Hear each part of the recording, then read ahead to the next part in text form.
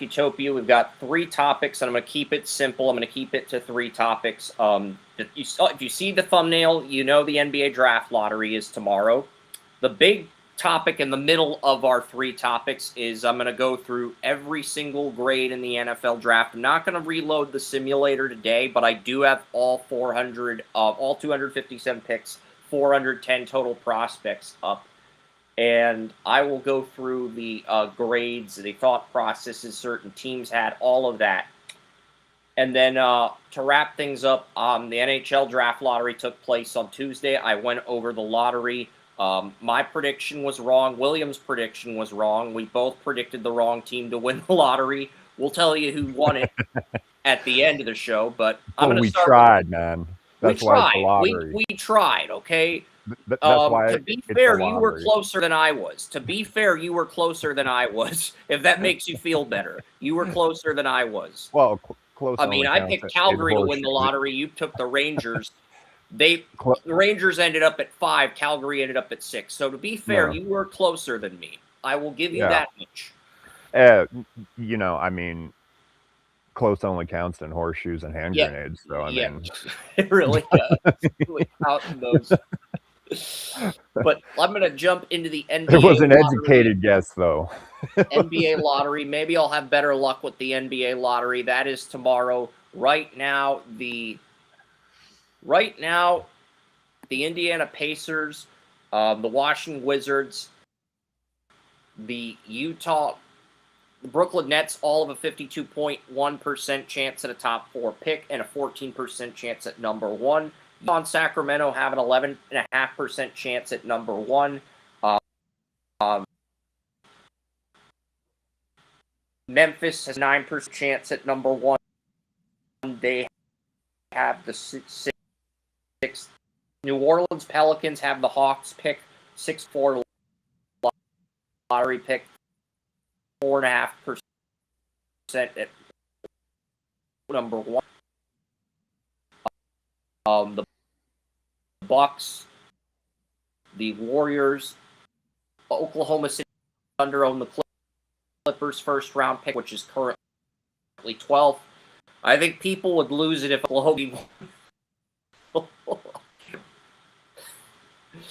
Hornets, who round just a 2.5% chance, 2.4% chance of top, and a 0.5% chance. I think Sacramento is going to win the lottery. And the reason why is there were 2 big trades last year in the NBA. There was the Luka Doncic trade to the Lakers, and the Mavericks got Cooper Flag with that. Sacramento had the other big trade. They moved De'Aaron Fox to the Spurs. They got like a lottery pick in the teens for that pick, but they really didn't get anything significant. And I don't think Sacramento's ever won the NBA lottery since its inception, Joey. I don't think the Kings have ever won the lottery, and they have a state-of-the-art arena now. They used to not have a great arena at Arco Arena, but now they have this new state-of-the-art arena. And A.J. Dibansa, the projected number 1 pick out of BYU, did move from Boston to Napa. So I think if Dibansa goes number 1, you're looking at Utah or Sacramento. If Boozer goes number 1, you're looking at Dallas or Chicago. Boozer's favorite player is Anthony Davis. His dad played for the Bulls, so I think Dibansa's going to go 1 and Boozer's going to go 2nd. So I think we're looking at Utah or Sacramento winning the number 1 pick, and I'm going to guess Dallas or Chicago ends up moving all the way up from 8 or 9 to 2. I don't know what will happen with 4th lottery draws. Just remember, when it comes to the lottery, it's best to keep speculation to a minimum until afterward because we don't know. And the lottery is a bit of a crapshoot. So yeah.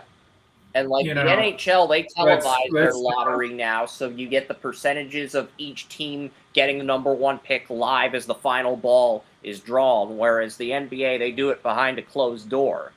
So They do their lottery behind a closed door. It's still the same system that the NHL does, where you get the 4 lottery balls, 1 through 14. You get a combination, and the team with that combination gets the pick. It's still the same system, same procedure. It's just the NBA still does theirs behind closed doors.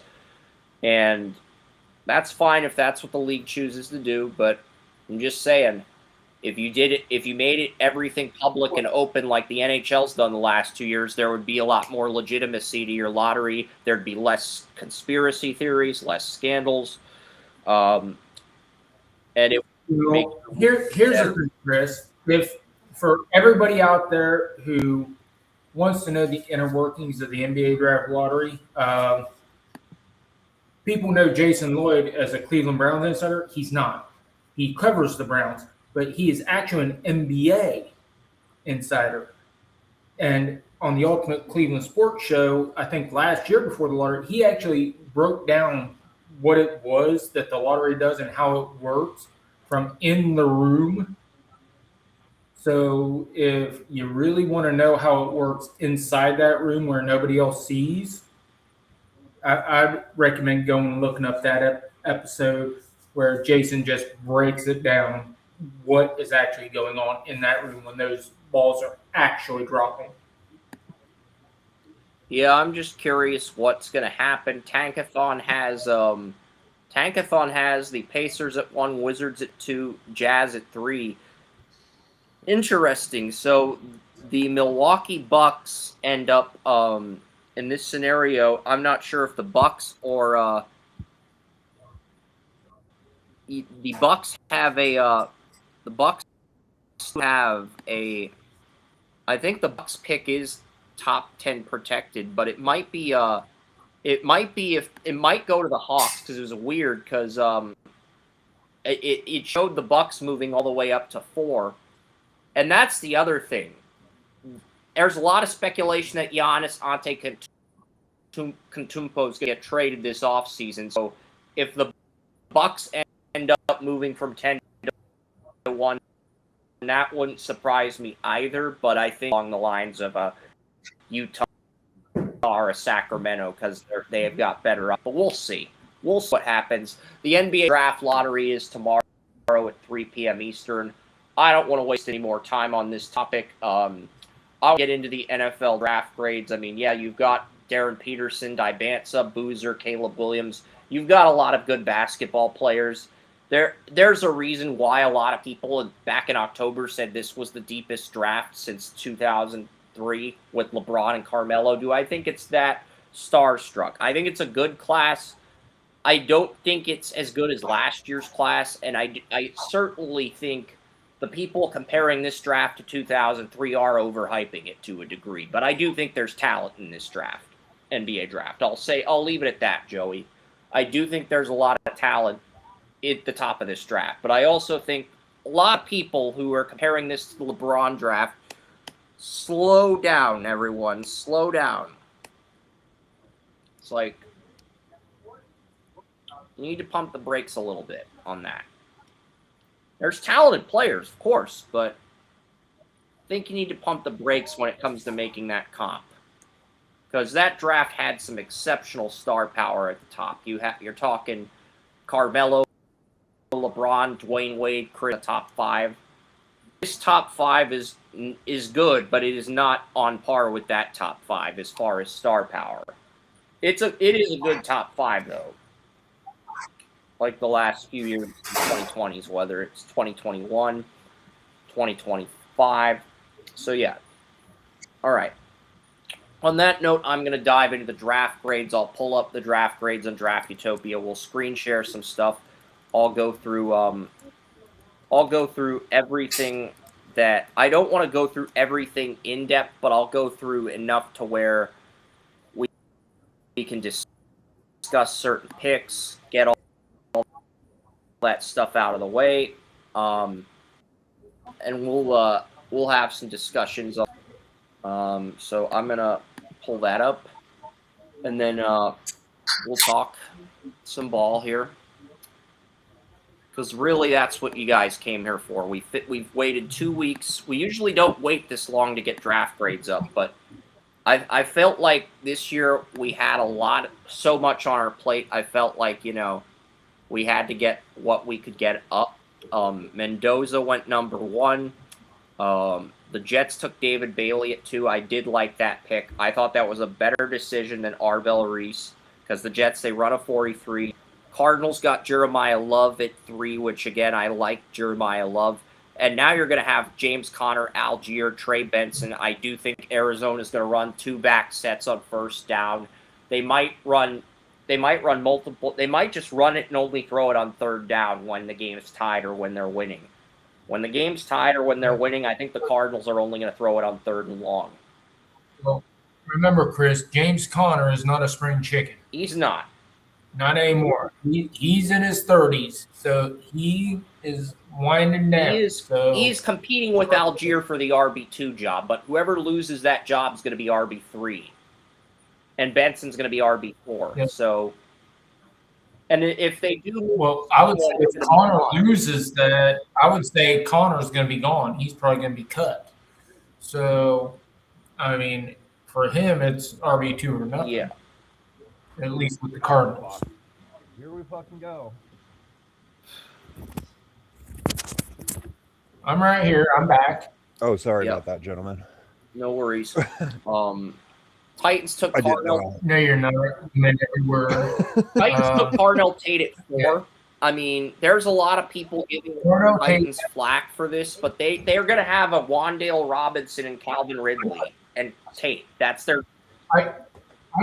I thought that was a great move because one of the reasons outside of the poor offensive line that Cam Robinson had a poor rookie year, like, look at what he was throwing to. Like, Carnell Tate did not drop a pass last year. Carnell Tate is great at the contested catch. He can get past people, and he doesn't need blazing speed to do it. He is very good at the very least. He is going to be a top-end number 2 receiver, low-end number 1 in the NFL. At the most, he's going to be somebody who comes in and is more like Could he be an Amari Cooper? Yes. Is he going to be in that same tier as guys like Calvin Johnson, Larry Fitzgerald? Absolutely not. And if that's what you're thinking you got, Titans, you need to get your head out of the gutter. Yeah, and that's one thing. If you get an Amari Cooper, though, I mean, are you going to be upset? I like Tyson and Lemon a little bit more than Tate, but I don't dislike this pick either. I still felt like, even though I had Tate at 16 on my board, I still felt like the worst grade I could give this is an A-. That's the very worst grade I could give this since he had no drops and he was so consistent all year. That should say something. Yeah. But there are Titans fans that were livid. This is one of the ticket for. Well, I mean, this was a safe pick for wide receiver in the first. I mean, that's like you guys are saying. Everybody in fantasy football, have written off this draft for something, that there weren't any real top end guys in the wide receiver class, but there are so many of those names could have been, called at the end of the first or, into the second round. I mean, about the whole class could have been everybody but Dejon Stribling. And I don't even want to get into that right now, but since we're talking about Tate. We will get into it, but just not to get into it right now. Arvell Reese, I do think this is a decent pick. He's going to start next to the Giants brought in a veteran linebacker in free agency. They did. I just forget who they brought in, but they did bring in a free agent. They brought in a free agent at middle linebacker. I believe they brought in Tremaine Edmonds from the Bears. So they have Edmonds and they have Reese inside, and then they've got Burns and Carter on the outside. So, and they signed DJ Reader this week. So DJ Reader's the starting nose tackle. Their situation does look a lot more favorable in terms of where they're at, because I think Edmonds and Reese, I think that can be an effective middle linebacker tandem. And I think I said this on draft night. I thought this was perfect situation for Reese because he is in the 34, which means there are two linebackers, which means they can do over, under, and in the over or under, he would be the 34 outside linebacker. But if they go straight, he doesn't have to rush the passer, but at the same time, he's going to have those big guys up front taking up the blockers, so they're not going to be able to get the hand in the chest, so he's going to be able to use his athleticism. Yep. So the 3-4, I think, really works for him well. Yeah, I gave this a B-, but I don't. I that's because I like Hill a little bit better, but he is a good player, and the Giants like him, and they get a day one starter. You can't really complain. Chiefs, I love the Mansour Delane pick. I gave him an A+ in man and press, an A in zone, but he's a very good corner. He was one of 15 players we had a blue chip grade on, and I thought Mansour Delane, the Chiefs got their number one corner. That was a great pick. The Commanders ended up getting Sonny Styles at number 7. He was 26th on my B board, but he was one of Joey's 3 blue chip grades. I gave Washington a C+. It's a solid pick. I don't think it's a great pick. I like Rodriguez a little bit more, but in terms of value, it's solid. The Saints got Jordan Tyson at 8, and I love Jordan Tyson. Jordan Tyson was my wide receiver 1, so getting him to pair with Olave is just fantastic value. And yeah, Jordan Tyson was my number 1 receiver. I think I had a 95 on Tyson. I had a 94 on Tate, and I had a 95 on I think I had a 97. No, I had a 97 on I did. I had a 97 on I did. I had a 90 I had a 96 on Tyson. I know I said 97. I had a 96 on Tyson, but there's autocorrect. And then the Browns, they were looking at Tyson as well, but I'm not sure. I'm willing to bet either Fano or Tyson was Barry's top choice of those 3, because when he traded down with the Chiefs, the 3 finalists for the Browns' first pick were Maui Goa, Fano, and Tyson. So I'm willing to bet that Maui Goa was the last resort, and that the top 2 choices were Tyson and Fano at that spot.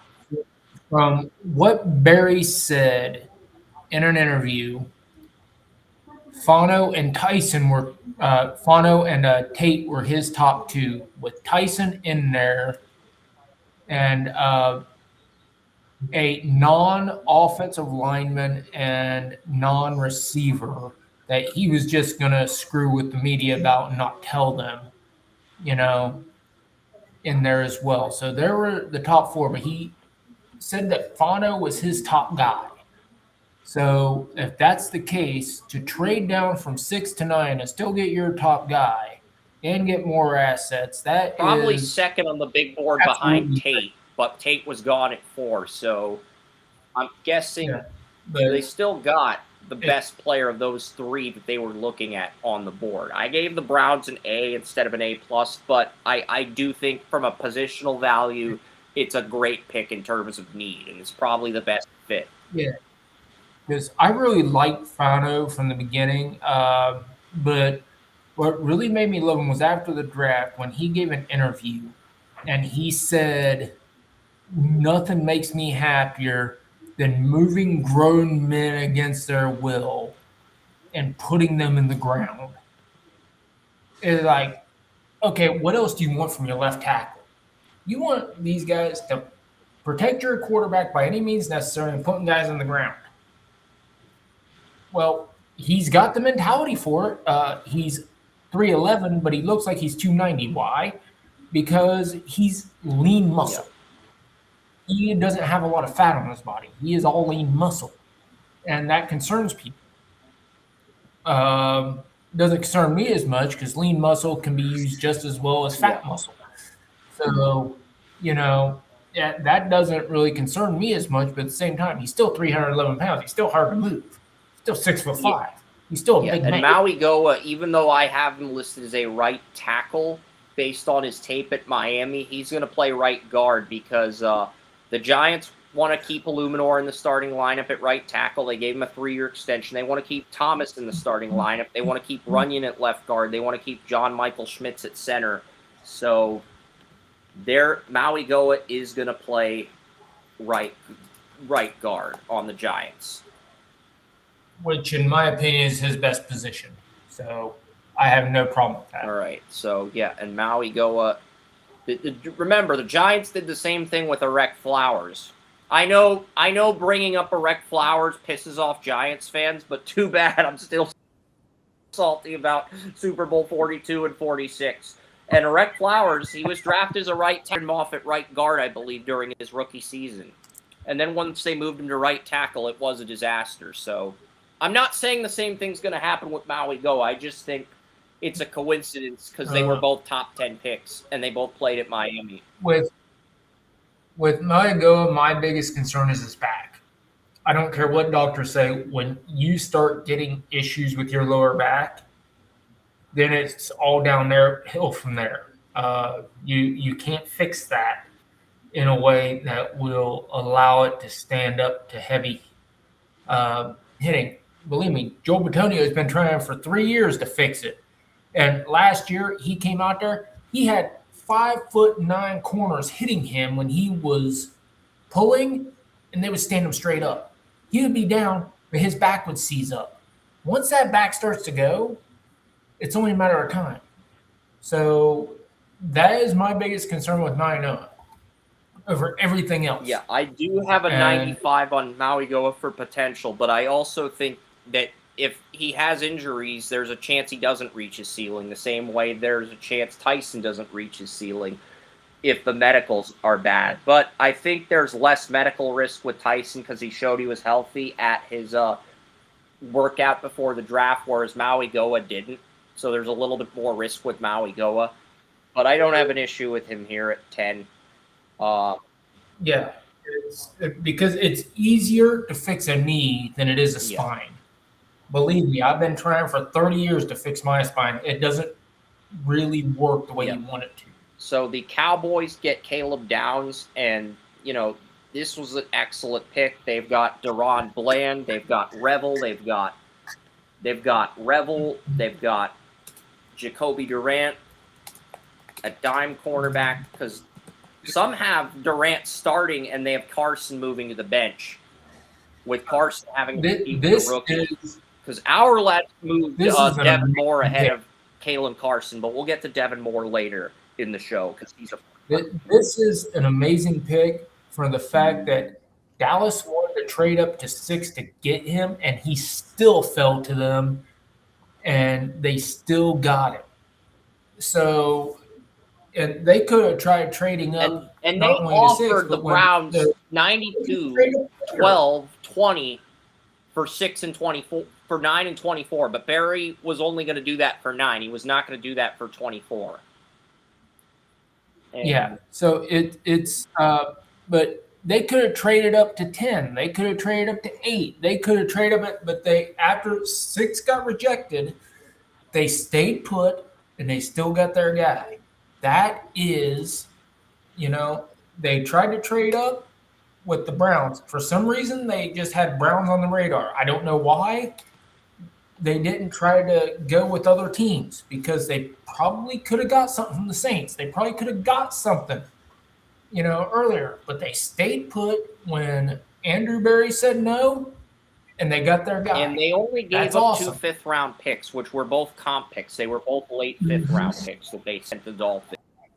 So that's all they had, 1 pick and 2 fifth-round comp picks, and they still got their guy.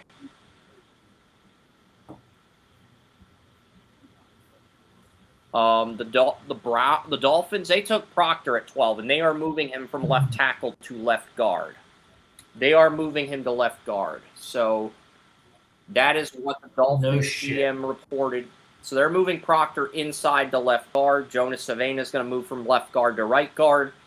They're going to keep Aaron Brewer at center, and Paul and Jackson are going to remain the tackles. And then Salyer, the former Chargers tackle / guard, is going to be the swing tackle for depth, as well as the swing guard. So that doesn't surprise me. Proctor's big problem was his foot speed, and that would have been outside of his weight. So that would have been exploited heavily. Yeah. Moving him into left guard, he doesn't have to move in space as much. He's got a small box to work in, and that negates a lot of that foot speed issue, which is once again brought on by the fact that he weighs anywhere from 350 to 390 pounds, depending on what mood he's in. Yep. So, I mean, putting him in a box is a great move Yep. for the Dolphins. And then the other Alabama player went to the Rams at 13, Ty Simpson. I gave the Patriots a C- for Mac Jones. I have to hold the Rams to the same standard since I think Simpson's ceiling's higher than Mac Jones, but at the same token, yeah, this is that big of a reach that I can't justify giving this anything above a C-. That's how big of a reach this was. So, congratulations, William. The Rams may have just doomed themselves in this one for this year because I'm pretty sure they did. Here's the thing. Yeah, because here's the thing. There was actually a joke by Benchwarmer Brand that said, "Oh, what happened to your head coach at the time? Oh, we handcuffed him to a radiator and then we made the pick." Well, there you go. That's how the Rams ended up with Ty Simpson. That's not. That's a politically correct exaggeration of what happened. Yeah. What happened is Les Snead, he paid Ricky Martin to trap Sean McVay in his bondage dungeon. That's what happened, folks. And I'm not getting into the details of that on this show because if I do, I will see legal action taken against me. The singer? Yeah. What? Kiki. Oh, wow. Anyway. Let's get to the Ravens. They took Ione. I had... How much Latina heat is he going to use in there? Mm-hmm. Yeah. But I had Ione in the second round, but he was my top guard in the entire draft, and the Ravens took him. So the Ravens, they didn't address center in this draft, but they did get their left guard in Ione. And if they, I think them, we'll see what happens with the Ravens at center, but I think Ione, they should have drafted a center. They wanted Jake Slaughter. Jake Slaughter was the Ravens' first choice in round 3. But I'll get to that later when we get to round 2. The Buccaneers, they took Reuben Bain Jr., 15, my number 2 player in the draft, and they got a steal. I mean, Tony Mario was pretty happy about this pick, and now they can move Yaya Diaby to left outside linebacker. But yeah, Reuben Bain Jr., that was easily the best pick, I think, outside of Caleb Downs. And then the Jets got Tanyan Sadiq, who's currently tight end 2 on the depth chart behind Mason Taylor, but is projected to be a day 1 starter with the Jets running a 2 tight end set. So, I mean, I'll give the Jets a C+, I guess. But yeah, that was the first 16 picks, and then we get to the back end of round 1. Blake Miller, I gave this an A+. I had a 99 potential. I also had 7 tackles ahead of him, but they needed a day 1 starter. They wanted a pure right tackle, and, you know, you got Sewell, Mahogany, Cade Mays, Tate Ratledge, and Blake Miller. That is your starting offensive line, and if Miller reaches his potential, Goff and Gibbs are going to have a lot of success. That's the bottom line. The Vikings took Carl Banks at 18. They drafted 2 nose tackles. I had mixed feelings about the Vikings draft, but, you know, Banks had a great Senior Bowl, even though he missed most of the season with an injury. Monroe Freeling was a player I had an 88 on for potential, but, you know, I felt like there were much better prospects in the draft on tape, but Ekwonu Torres Achilles versus the Rams, he wants $40 million, what Charles Cross got. The Panthers don't want to pay a player coming off a torn Achilles $40 million after paying the right tackle. They paid their right tackle, Taylor Moton, already, so they don't want to have to pay the left tackle. So they're just saying, you know what, we will bite the bullet here. We'll have Monroe Freeling learn under Rasheed Walker for a year, and then we'll make him Bryce Young's blindside in 2027. That's basically what the Panthers are doing. And it's a solid move, but it's not a great move. The only reason Monroe Freeling wasn't considered a top 10 pick like some of the media were saying he was, it's like if you watch the tape, I've said it before, he has excellent quick feet, but his hands are like Stan from Monkey Island, the ship salesman. It's like his hands are all over the place. It's like, dude, learn to use your hands. I mean, you can't, use one hand and the other hand up here or something like that, all your career. Learn how to use your hands. You fell not because of your physical ability. You fell because you don't know how to use your damn hands. Yeah. Okay?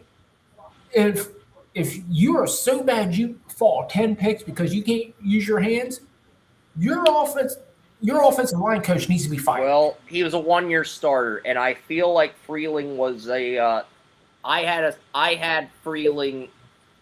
I felt like there were guys with higher ceilings, much higher ceilings than Freeling. So, but the worst grade I gave the Panthers here was a C grade. I didn't give him anything. Well, I would, when it comes to the one-year starter thing, I would agree with you if it was anybody but Georgia. But Georgia has been a rotating door of offensive tackles going to the NFL for a few years. So I can't really hold that as much against him as much as, say, if he went to USC, which is what we're talking about next. Yep, and Mekhi Lemon, the Eagles, they don't have to draft a receiver in a very stacked 2027 first round. I'm thinking it's going to be a 2028 first and a 2027 second, or a 2027 first and a 2028 third, because Roseman wants 2027 first and second for A.J. Brown. But here's the thing. You could offer the Saints 2 number ones for Chris Olave, or you could call Howie Roseman and you could tell him the Saints are willing to give us Olave for a first and second. He's 25. Lower your asking price and see if Roseman calls your bluff. That's one strategy. That's one strategy Wolf could employ to get A.J. Brown for less. Because if you employ that strategy, Roseman will probably lower his offer to make sure he gets that contract off his plate. Not because he wants to, but because he has to.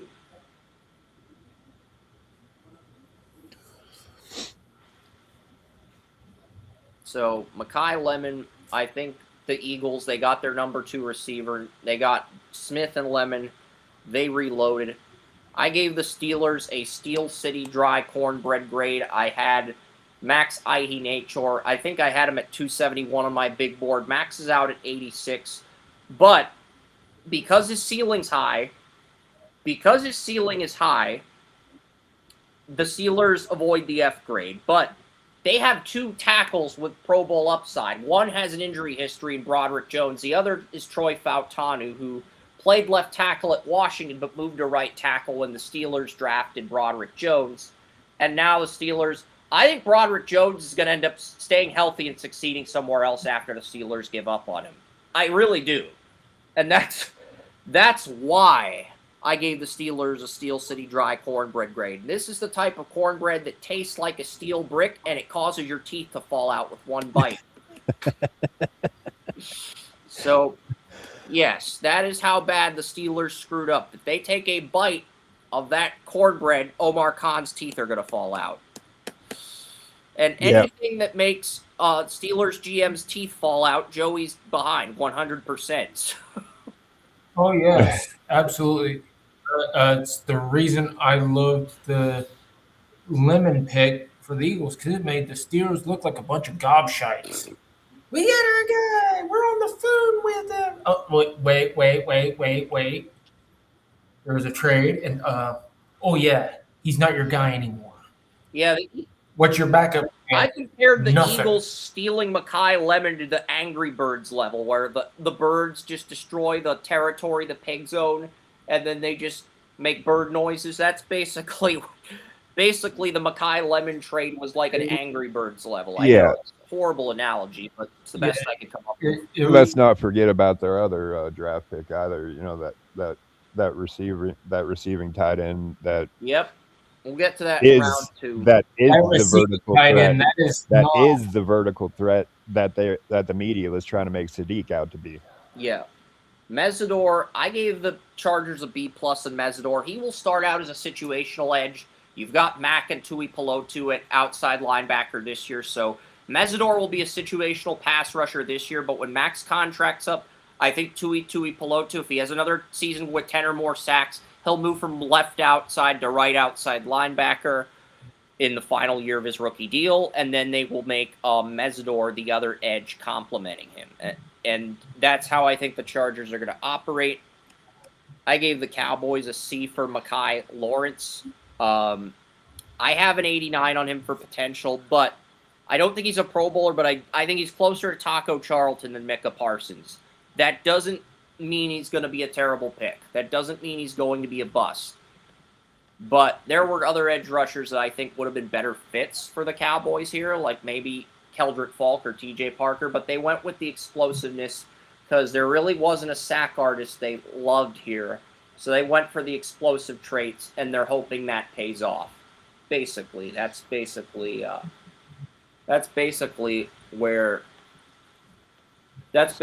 what the Cowboys did here. I'm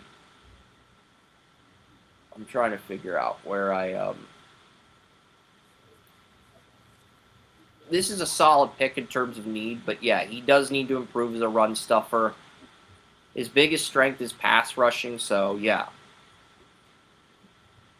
C in tackles, that was the typo. All right. Browns, I gave them a B+ for conception. You could argue it's an A-, A, or A+. You can argue that, but I had Elijah Surratt, Denzel Boston, and Chris Brazzell ahead of him on my board.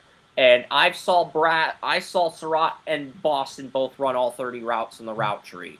I only saw Conception run 24. And he probably only runs 8 or 9 of those routes consistently. Of the 24 routes he can run, he probably only runs the basic 8 or 9 routes consistently at a high level, which is... And that's what we were talking about before we went live with Concepcion, was that he is a lot like Isaiah Bond in the fact that the problem with this route running is it's not that the routes he runs are bad. He is an excellent route runner with what he runs.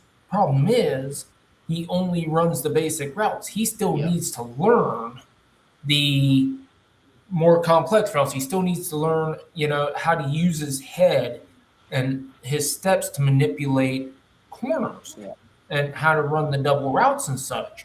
And that's going to come with time, but that's why the grade gets knocked down.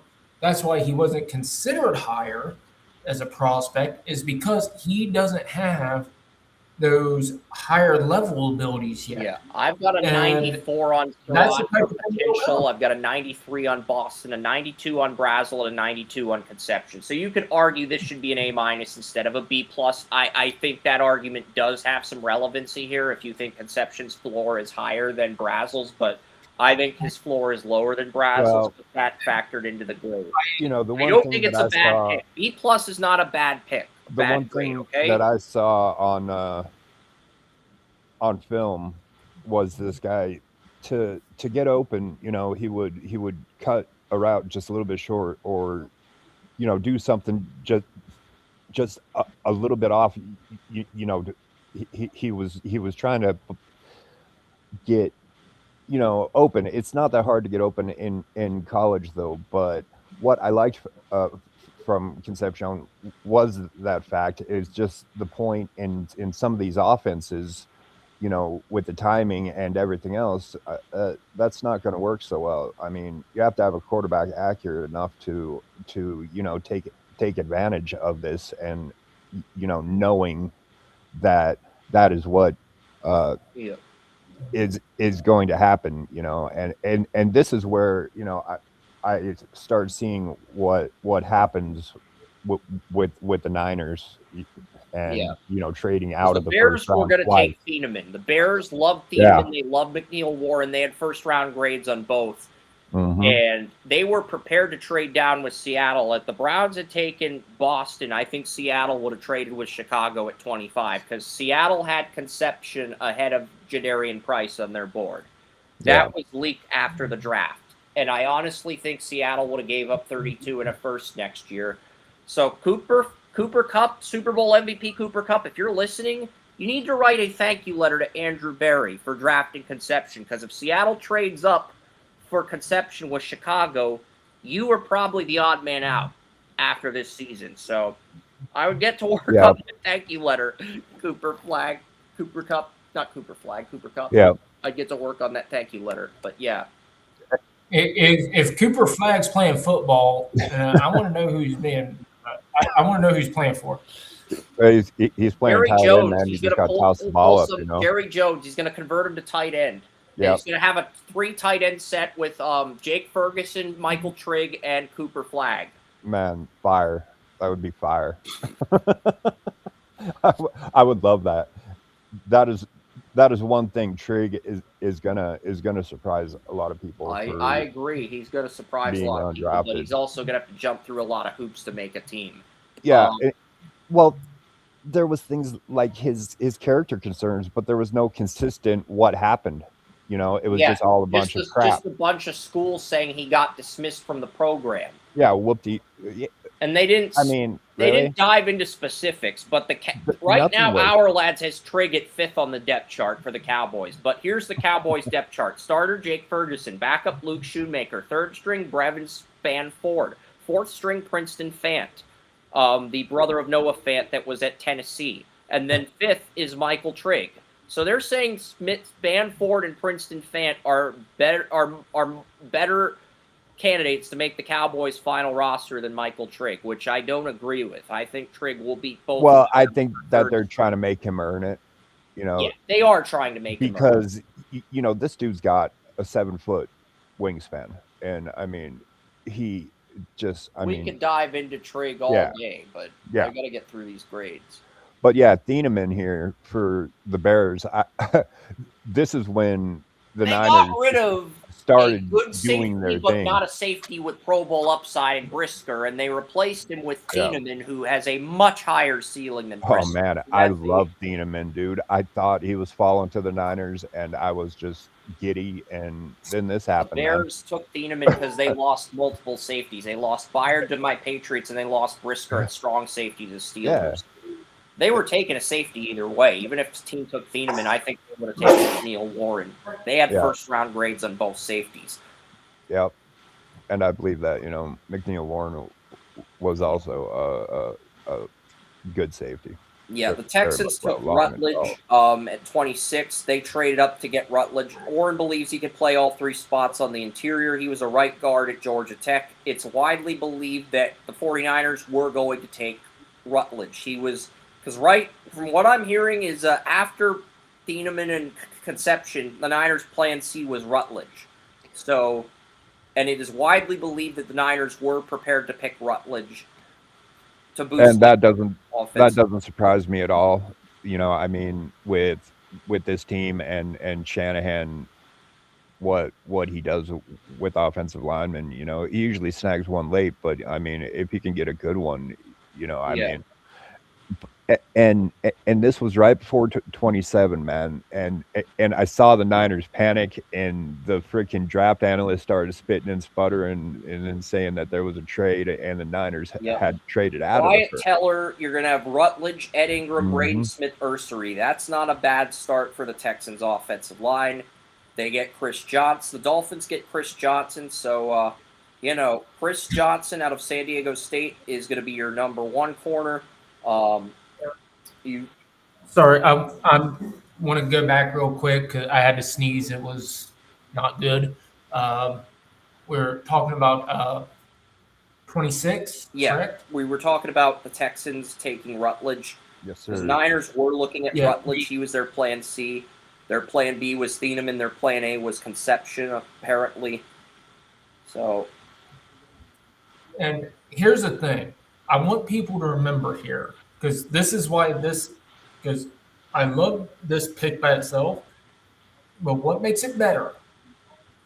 Before Kevin Stefanski got a burr up his ass last year, Wyatt Teller was the best offensive lineman on the Browns before he got benched because Kevin Stefanski wanted to try something, which we still haven't figured out what he was actually going for. And said it was some type of speaking of injury. Kevin Stefanski, you know who the right tackle at Tua Tagovailoa's blindside is in Atlanta with the Falcons' right tackle Caleb McGarry retiring? Jawan Taylor. Jawan Taylor, the former Chief Jawan Taylor, is Tua's blindside. That is, if you made a book how to get Tua a concussion, signing Jawan Taylor would be in the instruction manual. If you made a book called How to Get Tua Tagovailoa a Concussion for Dummies, signing Jawan Taylor would be in the instruction manual. So that is the. It would be right up there. Yes. It's so bad. It's got William sitting there muting himself, laughing, and smacking his table, and it's right up there with one of the dumbest things you ever want to do. It's Yeah. And when Bill Callahan is through with Jawan Taylor, he's going to be thankful he coached Jedrick Wills. That's how bad it's going to be. That would be horrific because, one of the best offensive line coaches in the history of the game is like, this motherfucker ain't got it. Get him away from me. It's like, that is your indictment. Jawan Taylor is technically the blind side to Tua in this situation. And Penix is also a lefty, I believe. So. Oh my God. Hey, are we looking at vegetative state after this year? Maybe. Just saying. I know it's horrible to say, but yeah. The Dolphins took Chris Johnson. So the Dolphins have Juju Brents, Chris Johnson, and Jason Marshall Jr.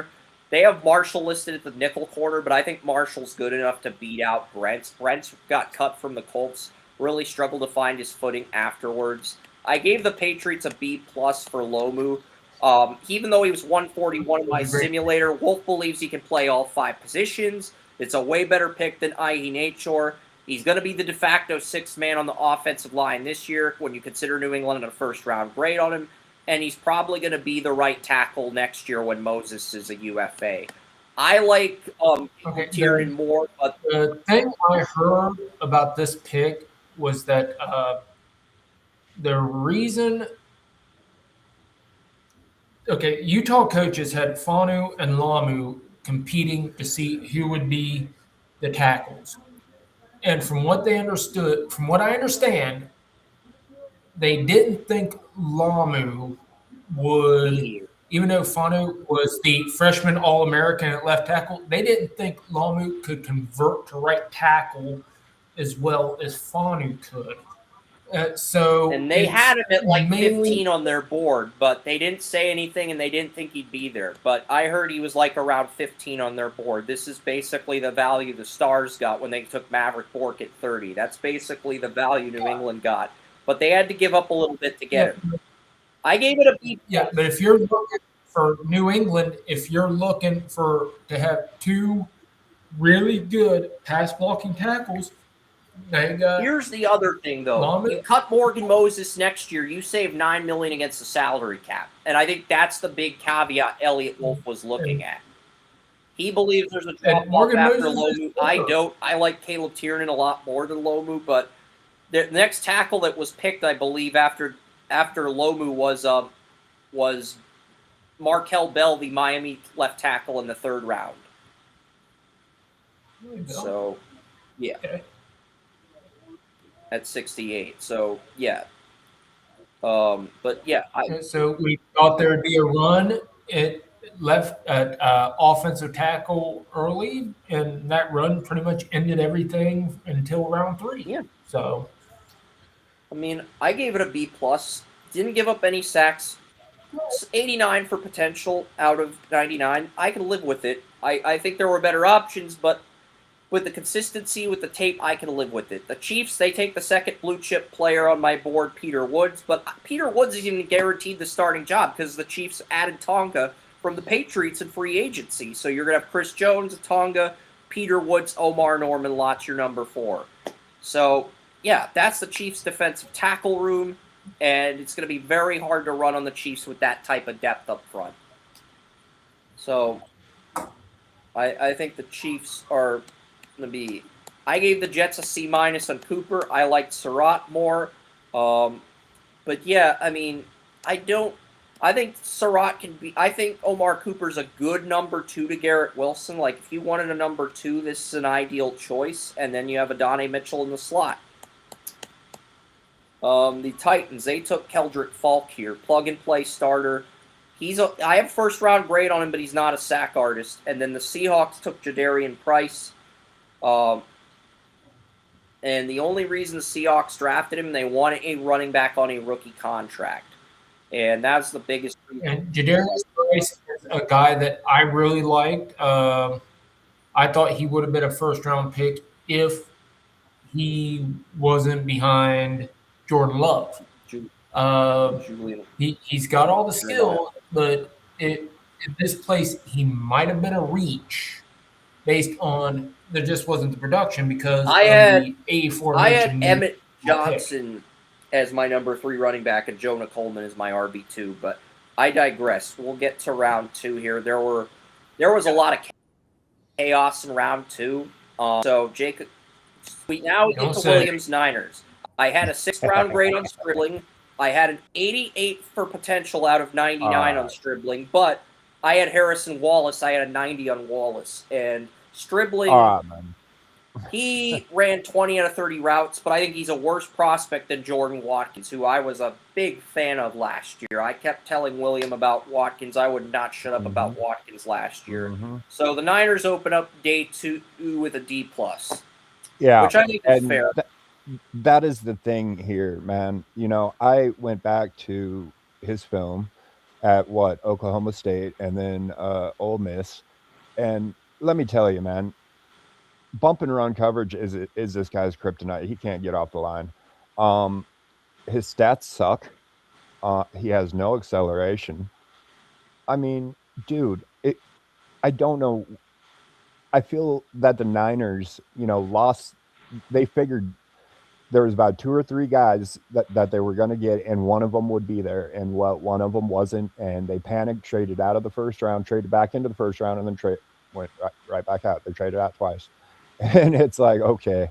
And, dude, this guy here is just terrible. I mean, there is a point when John Lynch needs to, start drafting some players because of some wide receivers, because of their wide receiving skills, not because of their blocking skills. I love wide receivers that block, but dude, this is ridiculous. We're getting to a tipping point where Williams going to take San Jose Sharks GM Mike Greer, who's had 3 good drafts in a row, and kidnap him and insert him into the Niners war room. That's where we're at. That's what I joked about last week. We're going to handcuff him. Because he's had 3 good drafts for the Sharks in a row, which is San Jose, exactly. Silicon Valley, and Lynch has had 3 bad drafts in a row. The last Pro Bowler he got with Brock Purdy. All right. So what else is happening here is Shanahan is dialed in on coaching. He doesn't watch film until February. And then, he literally said this. He starts by watching their highlight reel, and if their highlight reel doesn't impress him, then he just knocks them right off the table. He is putting too much trust in John Lynch, and John Lynch is screwing him. I mean, look what happened last year. I mean, we were playing wide receiver 4s and 5s, and still, made it to, the buzzsaw that was the Seahawks. But, week 1, when our starters were there, it was a whole different story. Yeah. And we won in Seattle. Yeah. But the thing is, man, I know Shanahan just wants to concentrate on coaching and trust that the right personnel gets put in front of him. But these day 2 picks on wide receivers and running backs have been terrible for John Lynch. Yep. I mean, it's been absolutely And bad. Here's the thing. You have to remember, not all defensive players are able to analyze the offense well. There are some of them some former players I know that can analyze offensive players sometimes better than the defensive players, and they played on the defensive side. With Lynch, you can kind of see where his deficiencies lie. Strong defensively, offensively, not there. That means Shanahan's got to step in. He has got to be that offensive guy that tells Lynch, hey, I know what I'm talking about. This guy's got it. This guy doesn't. If you want to take a receiver here, pick this guy with these traits over this guy with these traits because I know what I'm talking about where you don't. Yeah. So that's where Shanahan to counterbalance his general manager. Shanahan, for one, was a wide receiver. And for two, while he was saying all that, how he doesn't pick up the film until February when their draft board is already set, and he said it doesn't change much.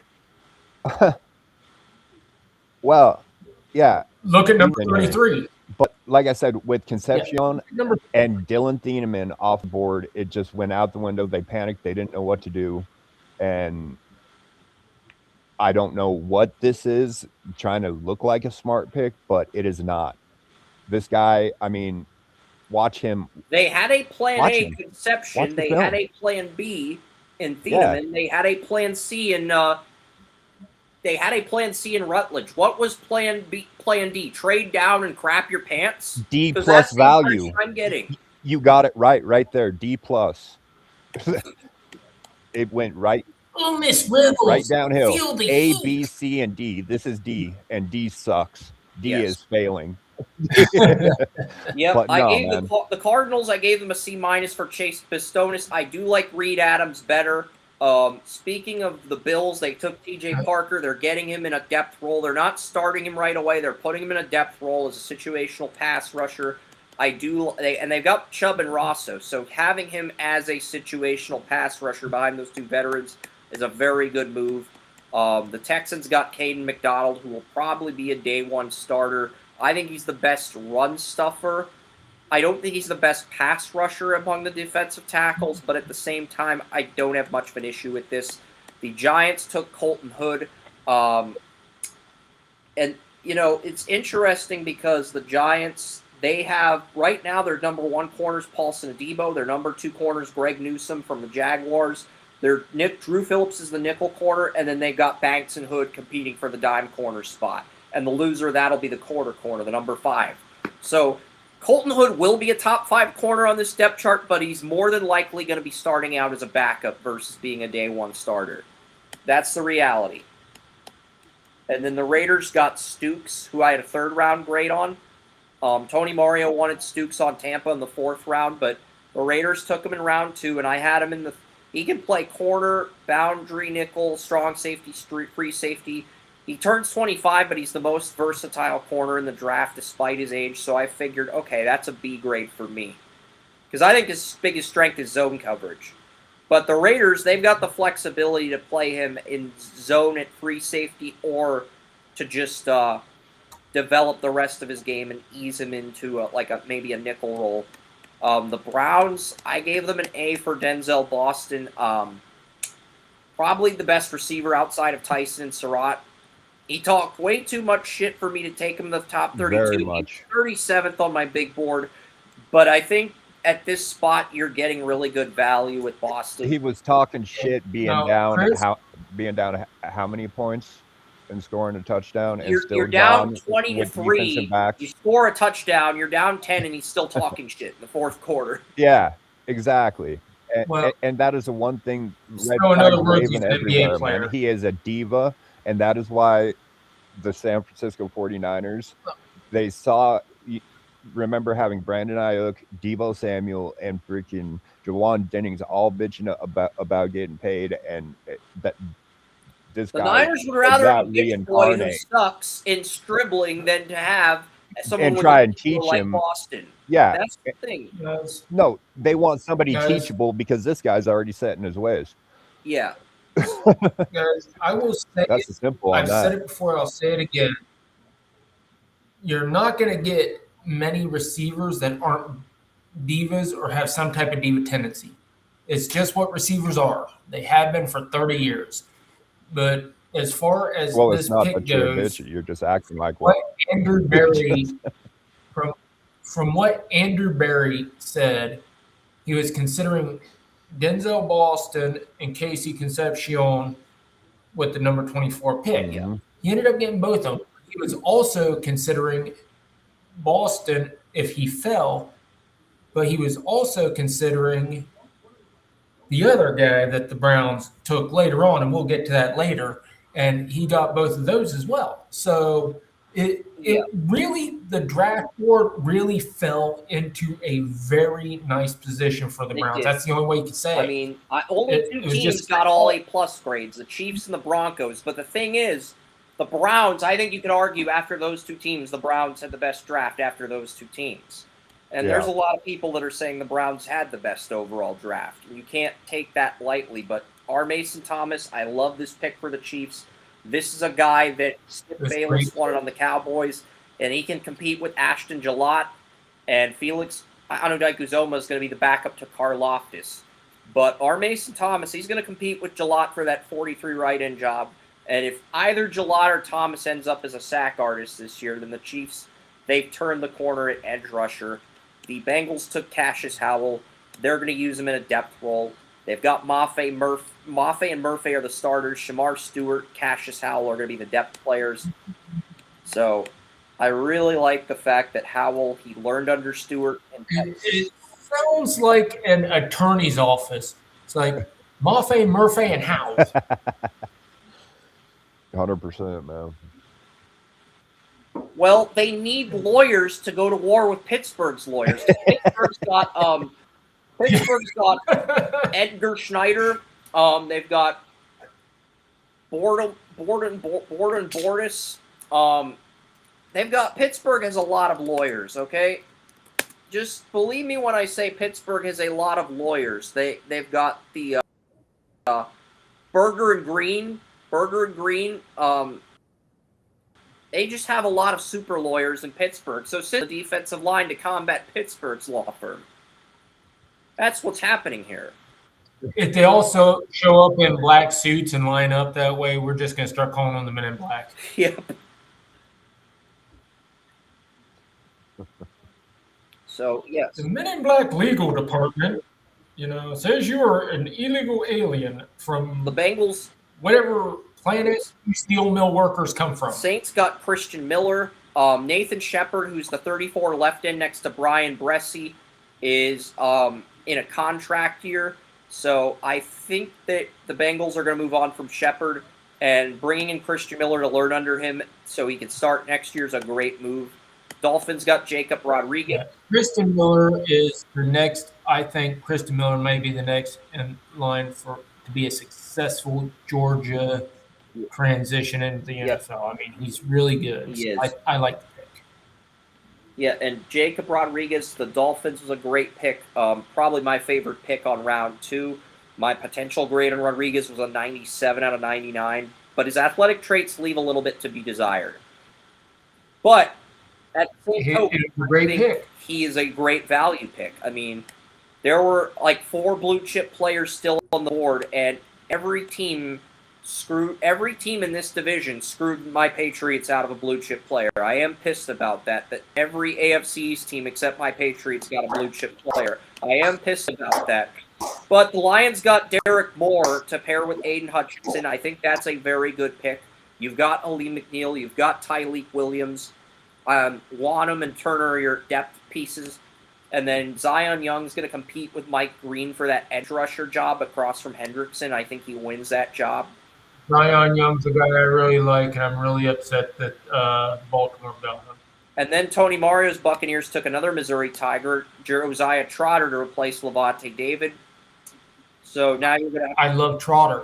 Anzalone, Trotter, Diaby, just really good I gave the Steelers a C- on Bernard because I had a 5th on Bernard, but he's a perfect slot receiver for as far as his role. He's perfect for the slot. So Yes, he is. I like this guy. Bernard, All right, holding. go ahead, William. Anyway, no, I really do like Jeremy Bernard. He's absolutely, I mean, perfect. Just plug and play in the slot. He's a good and he doesn't athlete. have to worry You know, about I doing mean, anything he else in runs this he role. runs clean. Yeah, he runs clean routes. You know, I mean, might not run all of them, but you know, I Metcalf mean, and Pittman can run on depending the on what happens, outside, and he can just play in the exactly. slot. And that's Yeah, where that's his bread and butter. That's where he'll have a lot. So this is a great fit. I think there were better very much. receivers on the William, board, but this is a very here's what I Bernard relayed reminds that me of, to William. Ron Mont. I relayed that to him, you know, telling yeah. him when they picked Bernard, man. But what was that, Joey? Hey, Hines Ward. That's a young Hines Ward. That's kind of who Bernard reminds me of. I see more Mike Wallace. I see Hines' body and size, but I see Mike Wallace with Bernard. The aggression. The speed of The Mike aggression Wallace. Bernard gets out. Yeah, is- for sure. I like think both he's of those. closer to Mike Wallace than Hines Ward.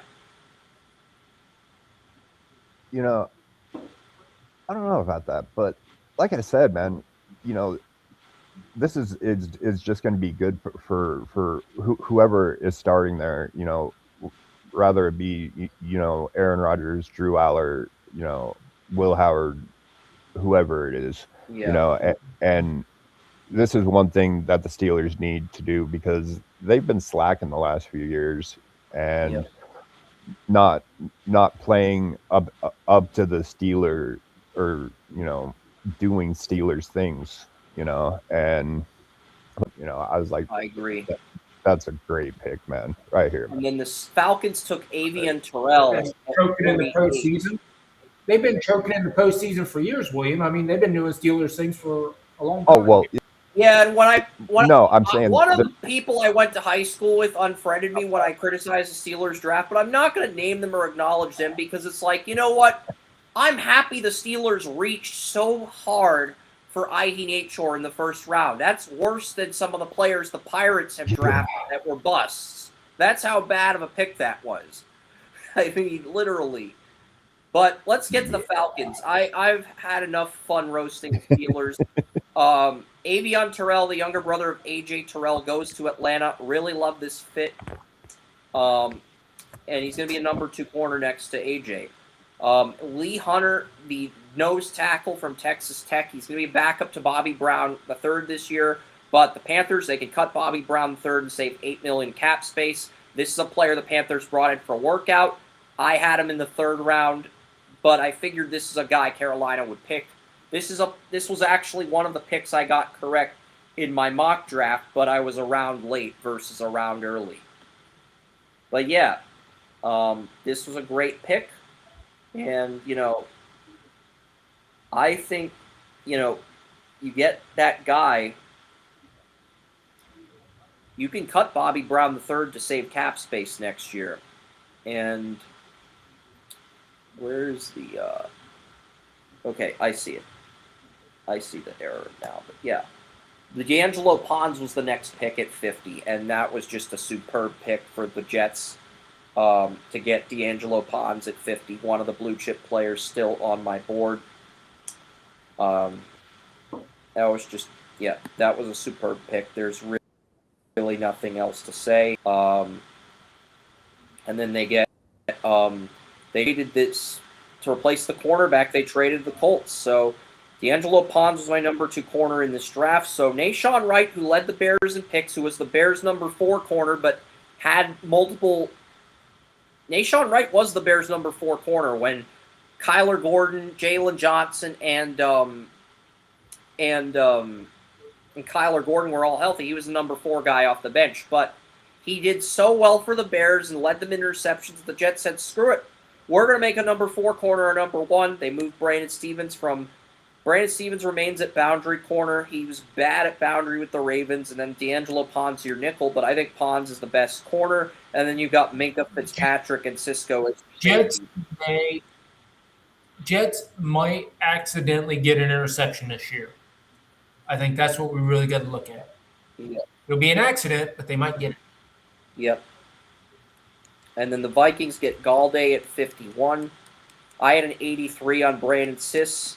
So the Packers were the first team to get an F grade. But hey, the Colts, they got C.J. Allen. I loved C.J. Allen. This was a great pick. Colts get a Mike linebacker that's a day one starter, and they move Akeem Davis-Gaither from Mike to weak side with this selection. So, and I had a day one grade on Allen, so this is a fantastic pick by the Colts at 53. Now here's something I heard from somebody that I was talking to about the Colts, that they may be playing more 34 this year. Not that they're going to change their base defense, but they may be playing more 34 this year, which would make more sense as to what they did in the draft, if they do. Yeah. We'll see. And then the Eagles just wanted to throw fair that out enough. there. The Eagles took Eli Stowers. Goddard only signed a one-year deal. Remember, when the Eagles won Super Bowl 52, they drafted Goddard, and Zach Ertz, who was the starter on the Eagles at the time, only signed a one-year extension with the Eagles. And Brent Selleck was the backup to Brent Selleck, I think, was the backup to Ertz when the Eagles won 52. But then they moved on from Selleck after that Super Bowl and reloaded. And now you're seeing history repeat itself with Howie Roseman reloading at tight end. Oh, yeah. Stowers could have gone in the first round, so this is a hell of a steal. Yeah, and this is, should I say, I just picked him at 1.04 at the fourth pick in my dynasty draft. I thought your dynasty draft, the Under the Bleachers League, was next Saturday at 4. This is just the other one that I was showing you because I had one this last weekend. And Eli Stowers, I mean, this is it, man. You know, they signed what's the name, Dallas for another year, and then it's going to be I this gave guy. William all of my picks except my fourth rounder in this draft, but I got all of his early picks in next year's draft, the Jeremiah Smith draft. So we'll see how that plays out. Well, I just traded 1.04. Well, the third and fourth, and a couple starters for Josh Allen. So you got Allen in the league we're running? Yes, sir. Awesome. I did that yesterday. You'll hear about my base thoughts about next year's draft coming up before too long, so don't worry about that. Yeah.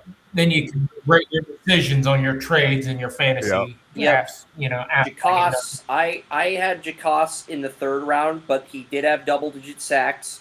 And, you know, the Patriots were looking at two guys here. They were looking at Stowers. They were looking at Jacasse. They were going to wait as long as possible until one got picked and then trade up for whoever fell. That was the plan. So you got robbed too. Well, technically, I like it. Technically, Jacasse is an edge rusher, and we needed to have an edge rusher, and we got a guy who got 10 sacks. So I don't consider that robbed.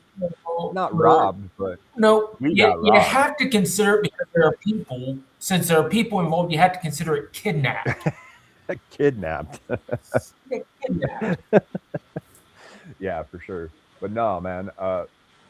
Like I said, man, Stowers to the Patriots, that would have been criminal, man. Talk about being kidnapped. Somebody, they would, you know, freaking Elliot Wolf would need to be arrested, man. You know, taken to like solitaries to like, you know. But Jacasse was the only player the Patriots start a dynasty this soon.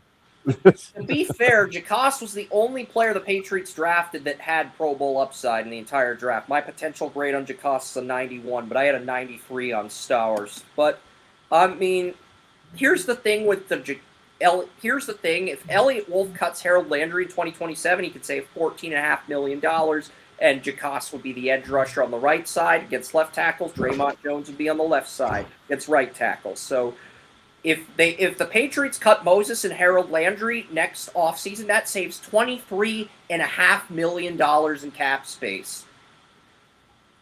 And you can use that to extend Drake May, Christian Gonzalez. And I basically said Wolf was doing his best Jordan Belfort Wolf of Wall Street impression through 2 rounds. Jaguars took my worst tight end in 2023. They took a tight end who's even worse. The best tight end that they took This was is on bad. 3. So yeah, they got right here, man.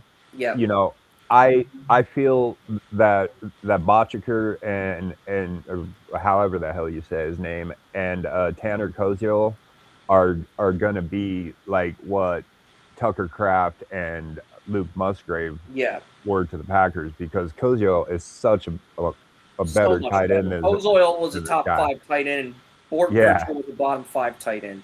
Yeah, very much, man. This guy here is pretty much for blocking. I mean, I saw him catch a few passes and run over a few people, but any 6'5" guy in the league that's 250 pounds can do that, you know. But like I said before the draft, the Jaguars needed a tight end. Well, they ended up drafting 2 of them. You know, Strange never really did anything. You know, He was strange.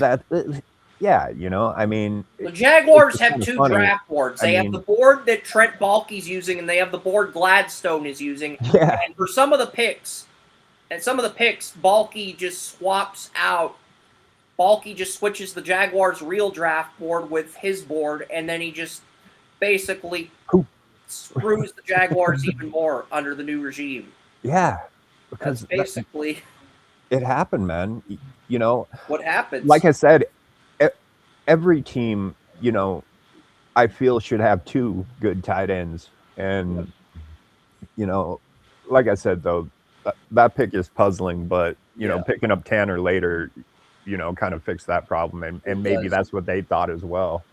Well, you know? with the Bears, they took Logan Jones in the 2nd round, and now the Bears, this year, they're going to have Braxton Jones, Thuney, Bradbury, Jonah Jackson, and Darnell Wright. Next year, the Bears will have Trapillo back from his season-ending injury at left tackle, Thuney at left guard, Logan Jones taking over for Bradbury at center, Jonah Jackson at right guard, and Darnell Wright at right tackle, with Thuney, Jackson, as well as Wright, all in contract years if Wright gets a 5th-year tender. So, I don't know if Wright did get a 5th-year tender, but yeah, really good value by the Bears. They got an A+ for that reason. And then the Browns got their first A+ here with McNeil Warren, who is a top 30 player on my board. So, I know Our Lads does have Hickman ahead of McNeil Warren on the depth chart, but I think McNeil Warren's going to be a day 1 starter at free safety for the Browns. And he's a good safety, man. This is the guy that everyone thought the Niners were drafting at 33. They're like, oh, it's a free safety, McNeil Warren. And I watched this guy, man. He is a long, tall prospect. I mean, and he plays well. I mean, at free safety, I would have taken him, you know, over what do we got, Jair Brown? And I would have taken him over him, you know, every day of the week and twice on Sunday, you know. But this is, you know, the Browns and the Bears are 2 teams that have been drafting good lately. And Marlon Klein ended up as the 3rd worst player in the final draft simulator. So the Texans, they get an F, and then to add insult to injury, the Titans take. It's just bad, dude. I mean, I and to don't add know what insult to happened injury, here. the Titans took Anthony Hill Jr. with the very next pick. Yeah, you know, and that was another questionable tight end thing. You know, they've had Schoonmaker come out of there. They've had Loveland come out of there lately. But, you know, both Loveland's just a great tight end. But, you know, Marlon Klein here is just another blocking tight end. And it's like, why are they taking tight ends in the 2nd round, dude? And that would have been a better selection, William. Let's be real.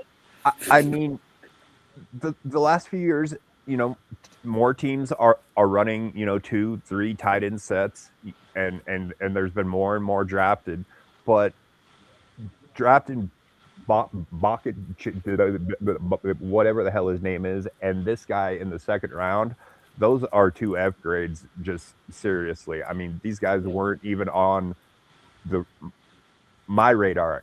I mean, this is what I do, and I hadn't even. I had turned on their film and just clicked it right back off because they were just, kind of average blocking tight ends that plain Jane, whatever can be had in the 5th round of every draft anywhere, so. And the Rams took the Titans took Anthony Hill Jr. They got their day 1 Mike linebacker. I think Hill, if the Titans make a play at the division, Hill could be a dark horse for D-Roy. I still think it's going to go to Reuben Bain, but I think Hill's going to be a finalist for D-Roy. I think he's going to have a really good rookie year. Now, Joey, when you said, talking about Ty Simpson in the 1st round, I would rather have the Rams not do this than, drafting Max Clare. The Rams are pulling the bait and switch. The Rams are pulling the classic bait and switch, William, and I'm going to explain to you in depth how the bait and switch works. The bait is they draft Ty Simpson to get your hopes up so that you roast him. And then they switch things up by drafting a player you want to piss you off. That is the bait and switch. It always happens with rivals, man. The Cardinals, the Seahawks. I mean, it always happens. And this right here, man, Max Clare, this is my tight end 1. And, I mean, watching this guy at Purdue, I mean, his film just sneaking underneath. He was like a ghost, man, freaking Casper. And he's 5th on the they Rams already have, but it's that's what I was just about to get into. They've got Colby Parkinson, 6'7" monster. Ferguson, Davis Allen. I think they took Clare should be ahead of Davis Allen personally, but right now he's 5th on the depth chart entering camp, and my guess is if they have that many tight ends, they are going to run a 2 tight end set. The fact that they might waited be as running long as 3 they tight did end to set. address slot receiver tells me they're more likely to run a 2 tight end set like the Bears than a 3 receiver set like they did last season. Yeah. But this right here, man, like I said, Max Clare to them, I don't know what they're going to do with him because Terrence Ferguson in the 2nd round last year and still having, Tyler Higbee. And it's like, what are these guys doing? I think they actually lined up in a 3 tight end set a couple times last season. And now they can do that in the red zone and just, get away with it. Here's the thing. If the Rams wanted to call a Hail Mary but line up 5 tight ends instead of 5 receivers, they could do that. Yeah, and it would be killer, man. Red zone. Oh my God, man! It would be a thing of beauty. If I'm the Rams, I take Nakua and I take Adams out of the game and I call a 5 tight end set, Hail Mary at like the 30-yard line, and just go there. Go with that. Make that a go-to situation, and then you can go back to the receipt. Then you can go back to putting Nakua in the game. That's the 49er killer right there, man. The 5 tight end set. Yeah, because in the Hail Mary, you can have 5 offensive linemen, your quarterback, and 5 wide receivers. So replace the wide receivers with 5 tight ends. It would be perfect, man. It would be a thing of beauty, man. And the Rams have the personnel to do this. They're the only team that has the personnel to do this. Yeah. The Texans might be getting up there. Anyway. Chris, Kevin Stefanski used 5 tight ends, and it didn't help him a damn bit. Because Kevin Stefanski is not Sean McVay. He does not have a ring. He does not have a Super Bowl ring. McVay does. That makes him more competent, whether you like to hear that or not. I'm not saying Stefanski is incompetent. I'm saying McVay is more competent. And you know that. Well, I'm just looking at the tight ends, and I'm saying you can throw as many tight ends out there as you want. Myles Garrett's still going to give him a shiv to the stomach. I mean, William knows that. I mean, he absolutely terrified Kittle in that one game. Yeah, the Rams have Alaric Jackson at left tackle, but let's move on to 62. We're talking about tight ends. We're talking about the tight ends. But the thing is, Max Clare is a good tight end. He's not a great tight end. And quite frankly, I would have liked it if they would have taken Max Clare at 13 because Simpson would have probably been there when they drafted down here. Yeah. And I'd rather get that 5th-year option to a guy that at least has enough potential to maybe. Actually, no. In that case, the Browns would have taken Simpson at 24. Yeah. It's they had Fano on the brain. And have you seen Fano's hair? I mean, that I can understand why they wanted Fano because that Troy Polamalu puff going on there, and it just looks good. Yeah, it does. Benford. I did not like D. Alford in free agency, but you get Davis and Igbinosun. I think he could win the nickel job down the road. But yeah, I had this guy getting picked in the third round, but I just love this fit. I mean, he could play man, zone, and press. He was number 2 corner to Denzel Burke last year. And, I had a second round grade on Denzel Burke but on the year before in 2024. So, we'll see what happens with Davis and Igbinosun.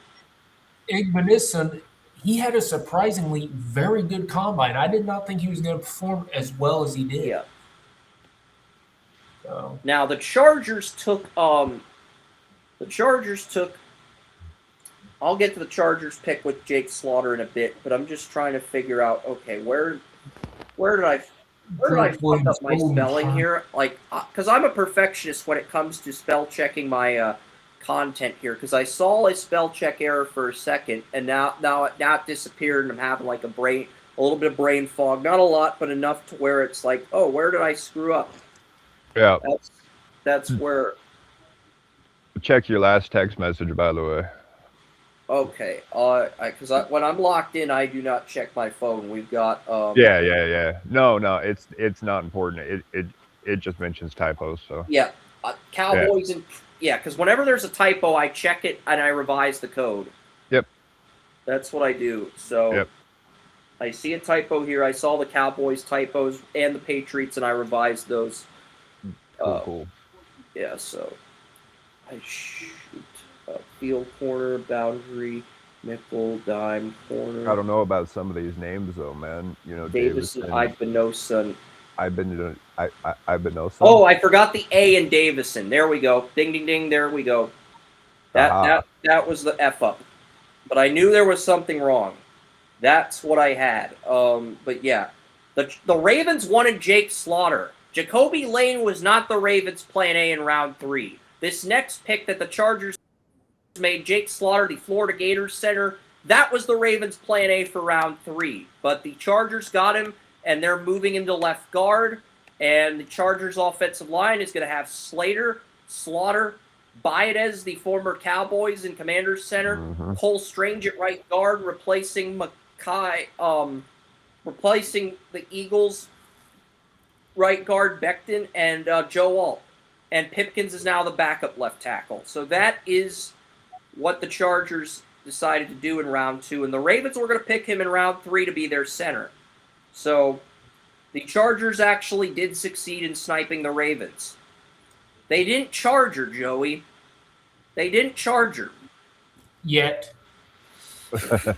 They didn't charge her. They didn't charge her. They didn't charge her.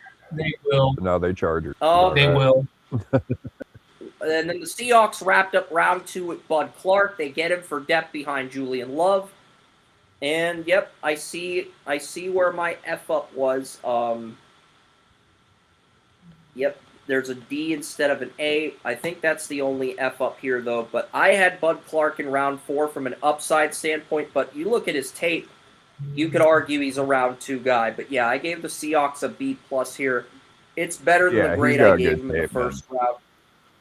Yeah. He's got good tape. He's good ball hawking, freaking free safety, man. All right. Round 3. Let's get into round 3 here. Started off round 3 with the QB, Carson Beck. And Caleb Tiernan was my headline player for round 3, but we started off with Carson Beck. I had one QB ahead of Beck. That was Pavia. So I gave the Cardinals A grade here, but not an A+. I gave the Broncos an A+ because, I mean, they needed a day 1 starter to replace John Franklin Myers, and they get Onyedim. So I think now you have Onyedim, Malcolm Roach, and Zach Allen. So that's your interior. That's a really good interior for Denver to have. Mm-hmm. And Carson Beck's going to be Carson Beck might start before Ty Simpson because his ceiling's higher than either Brissett or Minshew, but they don't want to throw him in the fire either. Yeah, Carson Beck is The going to be a Raiders- steal there. That supporting Raiders cast. took a guy I had a backup grade on in Crawford, so that is an F grade. Eagles took Markel Bell in the 3rd round, and then they traded their 3rd round comp pick and next year's 3rd round pick to get Jonathan Greenard from the Vikings. So Howie Roseman gets Greenard at edge rusher, and then he gets Markel Bell as a swing tackle behind Mailata at left tackle, Lane Johnson at right tackle. Best tape at the Senior Bowl was watching Green knock Markel Bell on his ass. He got up under him, freaking boom. I think Bell does have great. potential to develop into a starter, but he needs to do everything right in Philly. Just be yes, sir, learn under Mailata, learn under Johnson, and just process everything and take his time. Yeah, well, If he's rushed in, I don't think that was so much of a knock on Bell here. I mean, he is 6'9", and Derek Moore just got up under him and just lifted, And I mean, he can prevent things like that in the future, and that was probably a pretty good wake-up call with a rusher like that. What are you going to do? I mean, Derek Moore was like 6'1", 6'2", like 250, 260, somewhere in there, but yeah, anyway, it's still... Well, I'm going to get to the Bears pick here pretty that's soon. a very Sam Philadelphia Rouge, Eagles pick right there. So yeah. So just replacing Denver with Philadelphia. Now we'll get to the Bears here. I had an 86 on potential for Sam Rouge, but Rouge could argue that he's you could argue his floor is like 7th round warm body, and basically he's going to be a 3rd string tight end as long as Met and Loveland are on the roster, and basically he's a 3rd string tight end right now. If he develops, he could be a tight end too if the Bears decide to cut Cole Met or trade him for cap space down the road. Well, behind Sadiq, Roush here was the best blocking tight end in this group, and that's why they got him with Komet and Loveland but he is in front raw. of him. He is really raw, he can be a tight very end much. too, but he's very raw. Yes, 6'7", 255 pounds, somewhere along in there. I mean, he didn't show a whole lot. He's not overly athletic. Like I said, he can block, but he is another one of those tall guys that you can get under.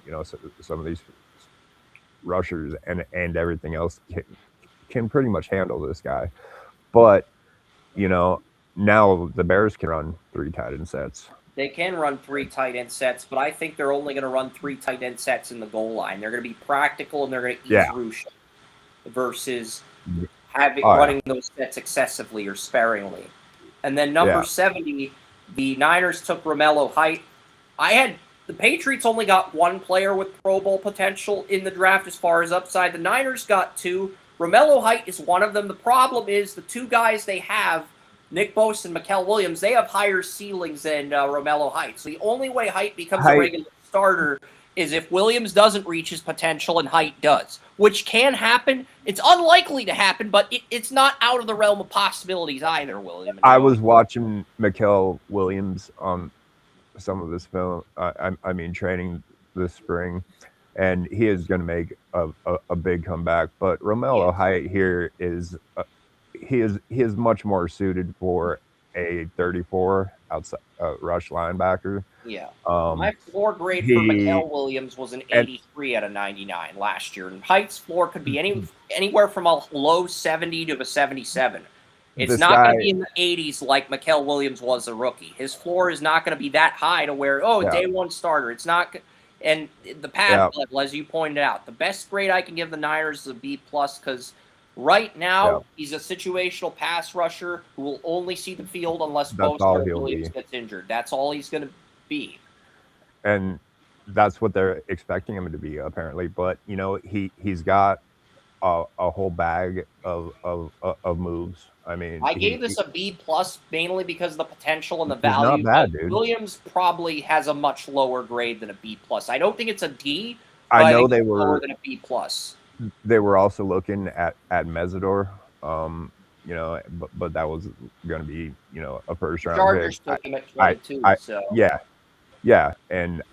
But I feel, this was their guy behind him, but like I said, depending on what Raheem Morris is doing, Raheem Morris is still a 4-3 coach, but he's got some 3-4 tendencies, and Yeah. And in some 3-4 whatever. packages, you could run Romello Height in some 34 packages. Yeah. They definitely are getting very versatile, and with these picks and that defensive line, one of our weaknesses last year, Yep. obviously down with the injuries and all. I mean, this is a good.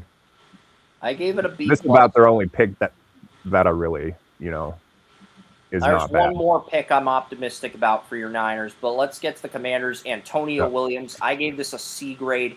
Right now, Treylon Burks, McLaurin, and McCaffrey are ahead of Williams on the depth chart, but there's some speculation that he's going to push Burks or McCaffrey for the slot receiver job. And I do have an 89 out of 99 potential on Williams. I think he can be a really good number 2 or number 3 at worst. But yeah, my player comp for him is Jacoby Myers. I gave this a C grade. There were other receivers I had ahead of him on my board, but I don't dislike this pick enough to give this anything lower than a C grade. So, solid pick.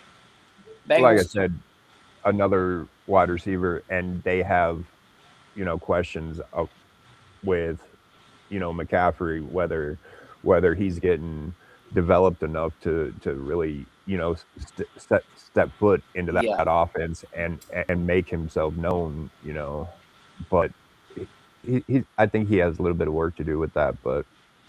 Yep. And the Bengals took Kecario Davis, the Washington corner, here at 72. I have a 92 on potential for Davis, but he's currently listed as the dime corner. Daxton Hill's the field corner. DJ Turner's the boundary, and Jalen Davis is the nickel. But all 3 of those corners are UFAs, so there is an outside chance Kecario Davis is the Bengals' number 1 corner next season. He'll be eased in this year, but if the Bengals decide they're not doing shit in free agency at cornerback and they don't pay anybody this summer, and they just let all their corners walk for nothing, in that situation, Davis is the number 1 corner next year. Not saying it'll turn out like that, but until someone gets extended at corner, Davis is the de facto number 1 corner starting in 2027. But that'll probably change in the summer. And Washington has been putting some DBs out lately, and obviously that one you're going to talk about here in a bit. But and then Oscar Delp, I had him at 251. I mocked him in the 6th round, but here's the thing.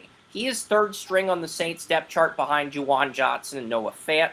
He probably won't develop into a Pro Bowler, but he can be a top-quality starter. I gave him the same grade I gave Freiermuth coming out of Penn State in 2021. And this is a guy that I think he has a very high floor. I think his floor is around 77. I think he's only going to need 2 years to develop. And here's the thing. Both Fant and Juwan Johnson are going to be UFAs in 2028. Well, Delp is definitely a tight end that should have been called, at some of those picks earlier. This is a guy who was blocking, while Brock Bowers was doing all the fun things at Georgia. I think he's a Pro Bowl tight end, no, but do I think he is very solid? He learned to block to get on the field. Yes, I think I'd say there's a 70% probability Delp reaches his ceiling. You take that in round 3. You take that in round 3. And I definitely like him. I mean, he's solid. He's been up against SEC competition for a minute now, and he has showed that he can absolutely play. He's one of the few true Ys in this draft, and I like him to the Saints because there's not much in front of him. Yeah, you've got Johnson and Fant, and the only tight end that I think has a higher ceiling of those 2 is Fant, but he's the backup, and Johnson's the starter, and both tight ends are UFAs in 2028. Yeah, and for sure. Now you don't have to pay either tight end, or you can buy, or if Delp surprises you as a rookie, you can buy out one or both of the tight ends, or trade one of the tight ends for draft capital next offseason as well. That's also on the table. For sure. So the Giants, there were better receivers on the board than Fields. Still, only one receiver with Pro Bowl upside in Malik Neighbors, who I had a blue chip grade on. I had a 90 for potential on Fields, but there were receivers such as Surratt, Brazel, Skylar Bell, Eric McAllister with higher ceilings and Fields. However, Darius Slayton and Mooney are quality starters, but neither of them is ever going to have the ceiling to develop into a borderline Pro Bowl receiver. Nope. Fields has that ceiling, but we said the same thing about Jalen Hyatt in 2023. Hyatt was a disaster for the Giants, but right now, Fields is the number 4 receiver on this depth chart, behind Slayton, behind Mooney. Austin's number 5, and then you've got Hodgins, Hyatt, Bo Collins, Gunnar Olszewski, and Gibson all competing for that 6th and final spot on the chart in camp. This guy had the best ball tracking skills of all. I saw him in wide person receivers in Pittsburgh. in He this was draft. phenomenal. The only reason he fell to round 3 is the 40 time. You can't convince me otherwise. I mean, yeah, and there's no one in front of him, dude. That Giants offense is outside is of Neighbors. getting up there. There's nobody else on the roster with a higher ceiling than Fields outside of Neighbors. So, but he's going to be in a situation where he's eased in the lineup. Yeah, for sure. But like I said, this is a good pick, and I love it. The Dolphins took Caleb Douglas. I'm a big fan of it. You guys know I love Malachi Fields. Yeah. So, I mean, I think this is an amazing pick. I gave it an A- because there were other receivers ahead of him on my board, but yeah, I could not give it anything lower than an A- at this point. Dolphins, I gave them a C- because I thought the 2 receivers they drafted later in Kevin Coleman Jr. and Chris Bell were better receivers than Douglas, but I do like this pick enough to where I will acknowledge they needed to draft a receiver. So I gave the Dolphins a C-. I think he could be a really good number 3 or number 2. He should be a day 1 starter, but we'll see. We'll see, because the Dolphins added some free agents at wide receiver. They did. They added some free agents. I'm not going to sugarcoat it. They added some receivers. The Dolphins added some receivers in free agency.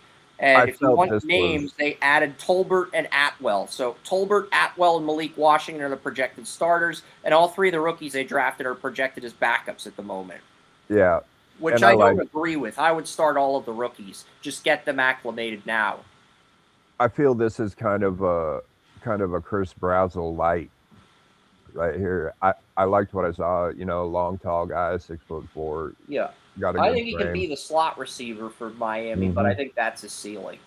But I do think he's a safe pick as well. And they need receivers too. So yeah, and then the Steelers got Allers, so they went from dry cornbread to a C- to a C with this 3rd pick. And this is not a bad pick. I just felt like there were better options. Funny as hell. It's funny as hell. Drew Aller and his entire family grew up in Northeast Ohio. They are Browns fans through and through. Could you imagine being a fly on the wall when you get the Steelers calls like, we're drafting you? Well, I guess that's what he gets for going to Penn State. Yeah. No, right. 88 potential on Aller. It's higher than the potential grades I gave both Rudolph and Will Howard. But here's the thing. Howard defeated Aller head-to-head, and the big question mark's Aller's floor. Aller's ceiling's higher than Rudolph and Howard, but what is his floor? Is his floor Dylan Gabriel? Is his floor Will Howard's floor last year? Is his floor, I'm going to blow the pants off of the scouting department and coaching staff and be the day 1 starter? What is Aller's floor? That is the big question mark. That's ultimately Drew Aller where he ends up. And I think here's the thing I've always said about Aller. He's got all the tools. But here's the thing. He never improved from his freshman year. And when it comes to that, I look at their coaching staff and say, hey, what quarterback under that coaching staff actually improved after their freshman year? He actually not a damn one I can remember. He redshirted his first year behind Sean Franklin, the QB the Packers drafted in 2023. He redshirted behind him, and then he started in 24. He started in 23 as a freshman redshirt. Then he was sophomore redshirt, and then this year he was a junior redshirt. Well, taking that next step is absolutely crucial in development. Actually, he didn't start full-time until his true sophomore season. So, So Aller started as a true But he's sophomore. a tough guy. He's been through adversity, going to Penn State. I agree. And then, and he's been up against the top competition from the beginning. You know, this isn't a guy like Fernando Mendoza going from California to Indiana. You know, I mean, I like Aller, but like you said, where is his floor? And I think his floor is bust out of the league. Yeah, and how can he develop? Because since his coaching staff sucked ass in college, we don't know how he develops. Yeah, and So Pittsburgh that's another hasn't been question developing anyone lately. Like I mentioned earlier, you know, they've been slack. They've been developing a losing mentality in the playoffs. That's what I mean. But they cultivated that really well. Of course, they've still been in the playoffs. So, Penguins have too. They won a playoff series since they won the since they lost the Capitals in the second round. That was the last time the Penguins won a playoff series. It's 2018 in the first round, and then they lost the Capitals in round 2. And the Penguins have not won a playoff series since 2018. The Steelers have not won a playoff series since 2017. So, yeah, both those teams are in a funk. But yes, Brian Angelicho is the new offensive coordinator. Tom Arth, that's the quarterback's coach. Tom Arth, I'm looking up Tom Arth right now. He's in his 3rd season as Steelers QB's coach in 2026. He worked with Aaron Rodgers last year, and then the year before that, he worked with the Steelers in 2024, and after being the Chargers pass game specialist. And he was also Akron's head coach from 2019 to 2021. So, yeah. Former Akron head coach is now the Steelers QB coach. So, him and Aller can bond over their Ohio ties, I guess. Well, I got to ask you this. We just heard that Aaron Rodgers is meeting with the Steelers again. What do you think Aaron Rodgers learned from whatever species he was hanging around with that was discovered by Captain? They are far apart on negotiations, Joey. Rodgers wants $30 million a year, and the Steelers only want to pay him $25 million a year. So this is what Rodgers gets for hanging out with Admiral Schramm. You know, those damn Andorians that just got them all messed up. Yeah, so Rodgers is going to have to choose. Do I want to bite the bullet and take $25 million, come back to a winning team, or do I want to take $30 million to go play for the Vikings or Steelers, or Vikings or Cardinals? Because those are the only teams that are going to offer Rodgers $30 million, what he wants on the dot. The Cardinals and the Vikings. So you're telling me Aaron Rodgers was hanging out with the Ferengi? All right, the Packers, they got Chris McClellan, and they are running a 34 since their new defensive coordinator is Jonathan Gannon, former Eagles defensive coordinator and former Cardinals head coach. So Jonathan Gannon's the new Packers defensive coordinator. So the Packers are running a 34 this year. That I can confirm. And so McClellan's going to be the backup 34 right into Devontae Wyatt, with Nazir Stackhouse being the backup to Javon Hargrave, and Warren Brinson being the backup to Carl Brooks. So regardless of whether the Packers, Gannon sticks with the 43 or moves to the 34, which he ran in Philly and Arizona, I'm guessing they run the 34. So, but I do have an 85 on potential for McClellan. I think he can develop into a starter. But yeah, you get him and you stash him in as a backup. It's a great pick. Colts, they got A.J. Halsey, the LSU free safety. And now they have a safety. Right now, the Colts, well, they cut Kenny Moore. So Kenny Moore is no longer on the Colts, so I guess I do need to edit this since the Colts did cut Kenny Moore earlier this week. But at the time, they had him on the roster. But now that he's no longer on the roster, I should probably fix that. Since now you're probably looking at Cam Taylor-Britt as your Taylor Britt is your nickel corner. You're going to have Bynum. You're going to have Halsey. And then you're going to have Blackman as your dime corner once again. Mekhi Blackman. Mekhi Blackman's your dime corner. And Justin Wally, the Minnesota corner you took in the 3rd round last year, is the cornerback. So, yeah. That's the Colts depth chart. Even after granting Colts had enough cornerback depth, they could give Kenny Moore what he wanted to cut him. They had enough depth to where they could do that. But now you pair Halsey with Bynum, and you have a really good safety tandem for the Colts. So another A-plus grade. I did give Halsey an A-plus in hard hitting. He does need to take better angles, though. Why'd I give the Falcons an A-plus for Branch?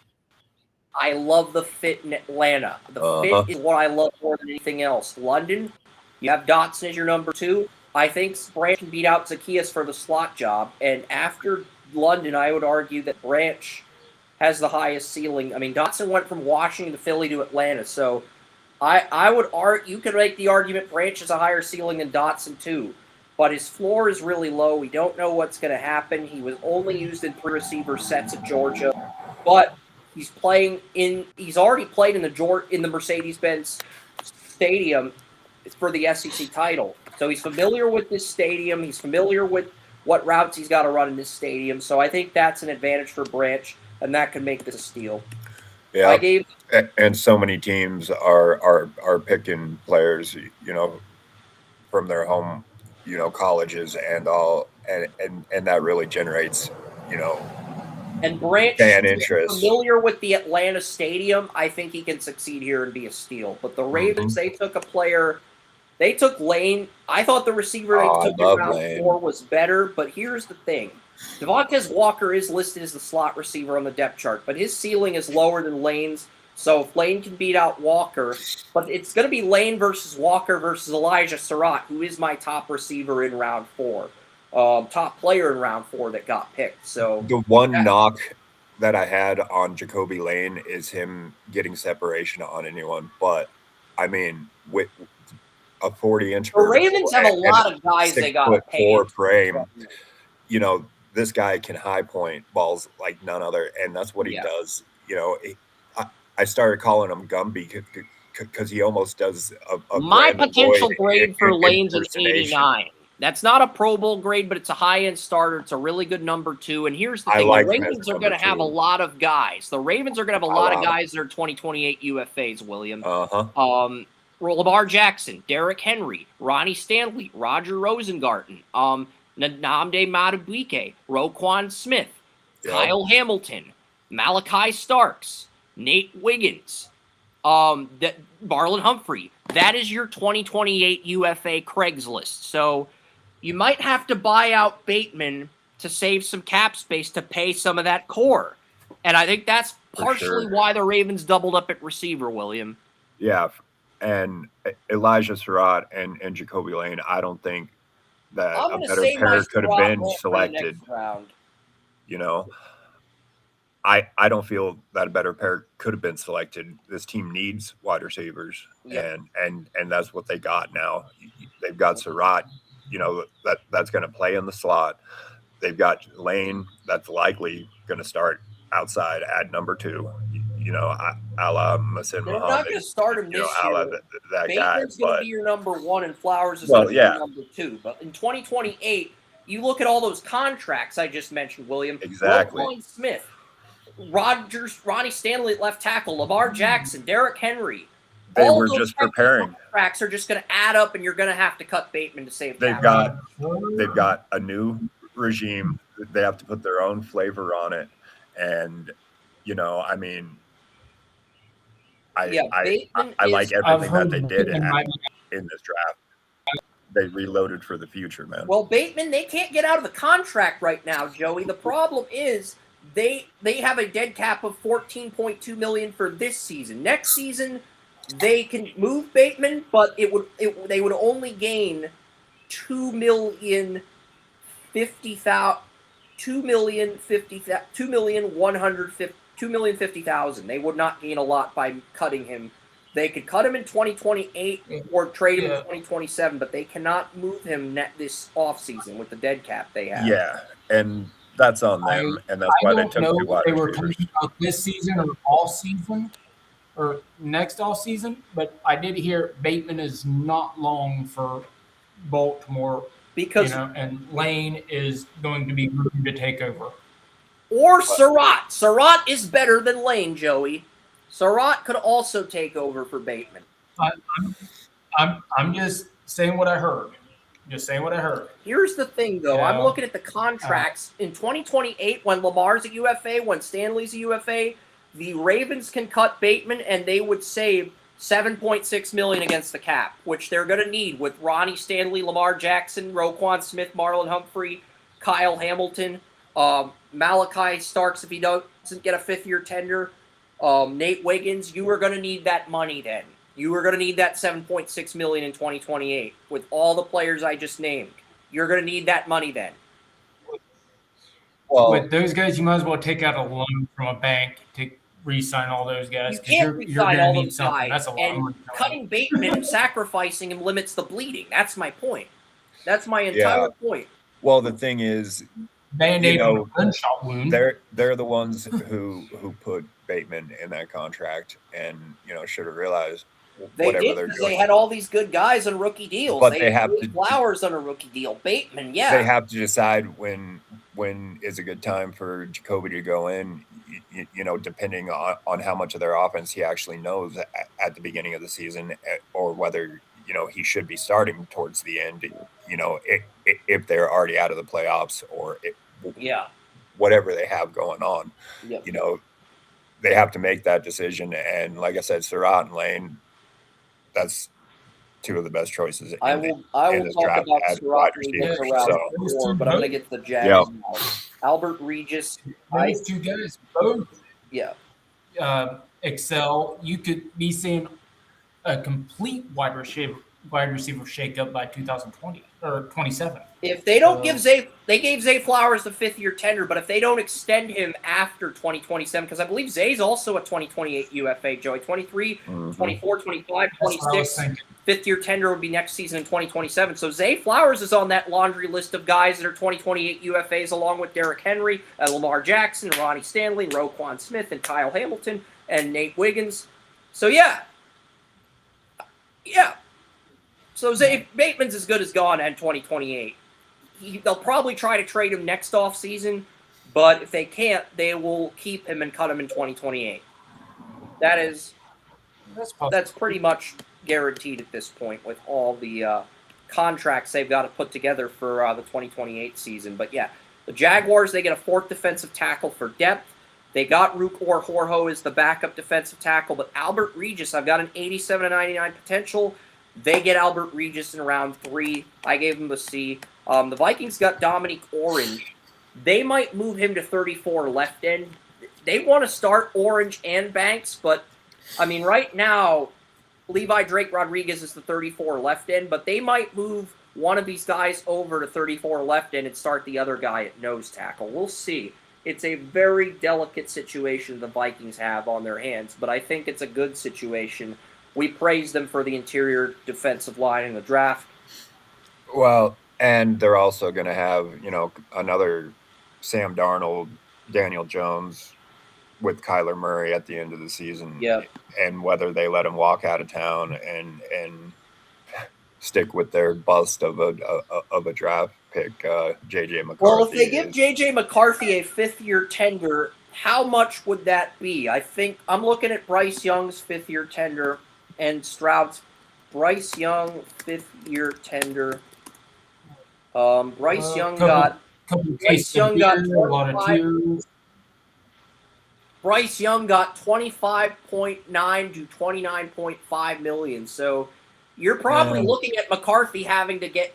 We're probably going to see quarterbacks get 30 million on their fifth-year tenders pretty soon.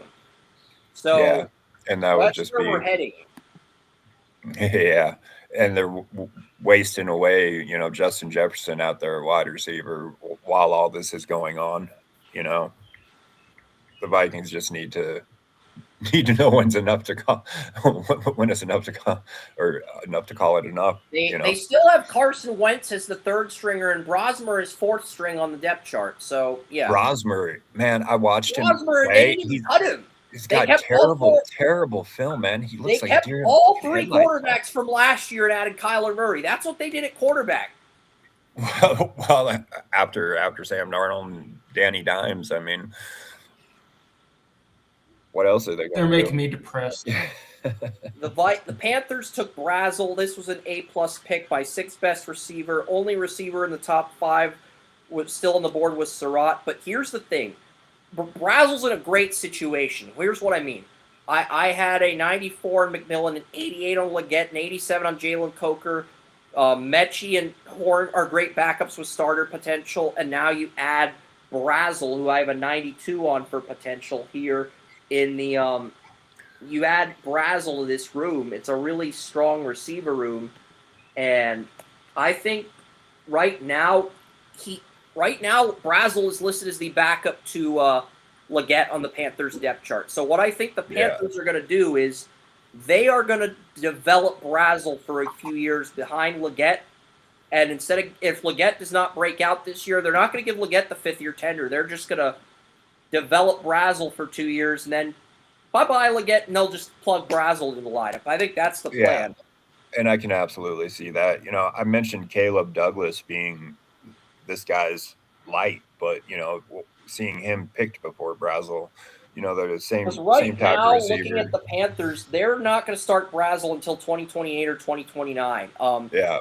He could be the number 2 receiver in 2028 if they don't give Leggett a 5th-year tender and if they move on from Jalen Coker. Because Jalen Coker was an ERFA this year. He will be an RFA next season at slot receiver and a UFA in 2028.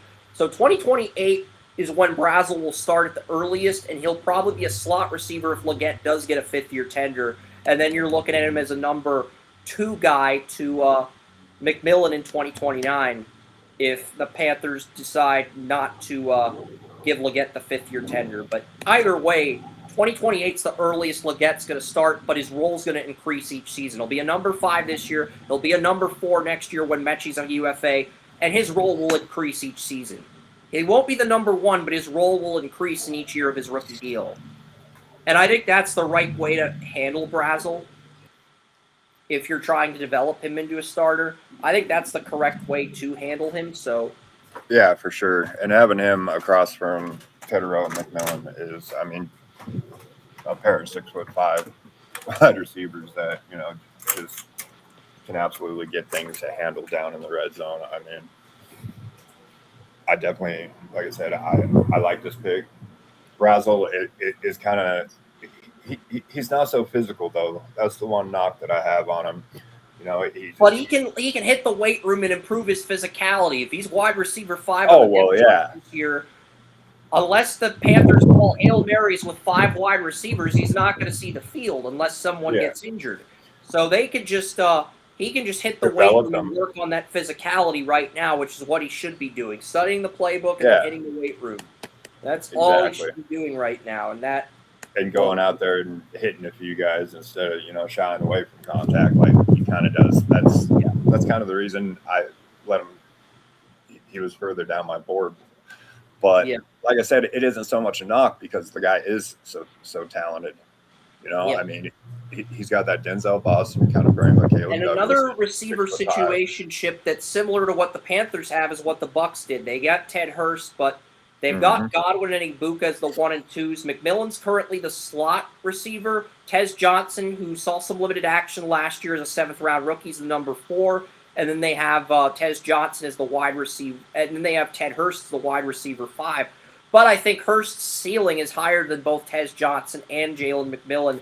This is a great problem to have for the Buccaneers to let these 3 compete. I think Hurst can win the slot receiver job, but at the same token, you can ease him in the same way you can ease because Godwin and McMillan are going to be 2028 UFAs. So he'll probably jump Tez Johnson in 2027. Even if he starts out as the number 5 as a rookie, he'll probably jump Tez Johnson next training camp if he doesn't this training camp. And then you're looking at him probably moving into a slot receiver or number 2 role in 2028 if you let both McMillan and Godwin walk, because you're also going to have to consider Egbuka's 5th-year option and paying Egbuka, which is and you know Godwin will be at the age Evans is at by the time you're in that position. So, but both Egbuka and Hurst are 2030 UFAs when taking Egbuka's 5th-year tender into account. Steelers, Jalen Everett, Georgia. I gave this a C+. The reasoning is very simple.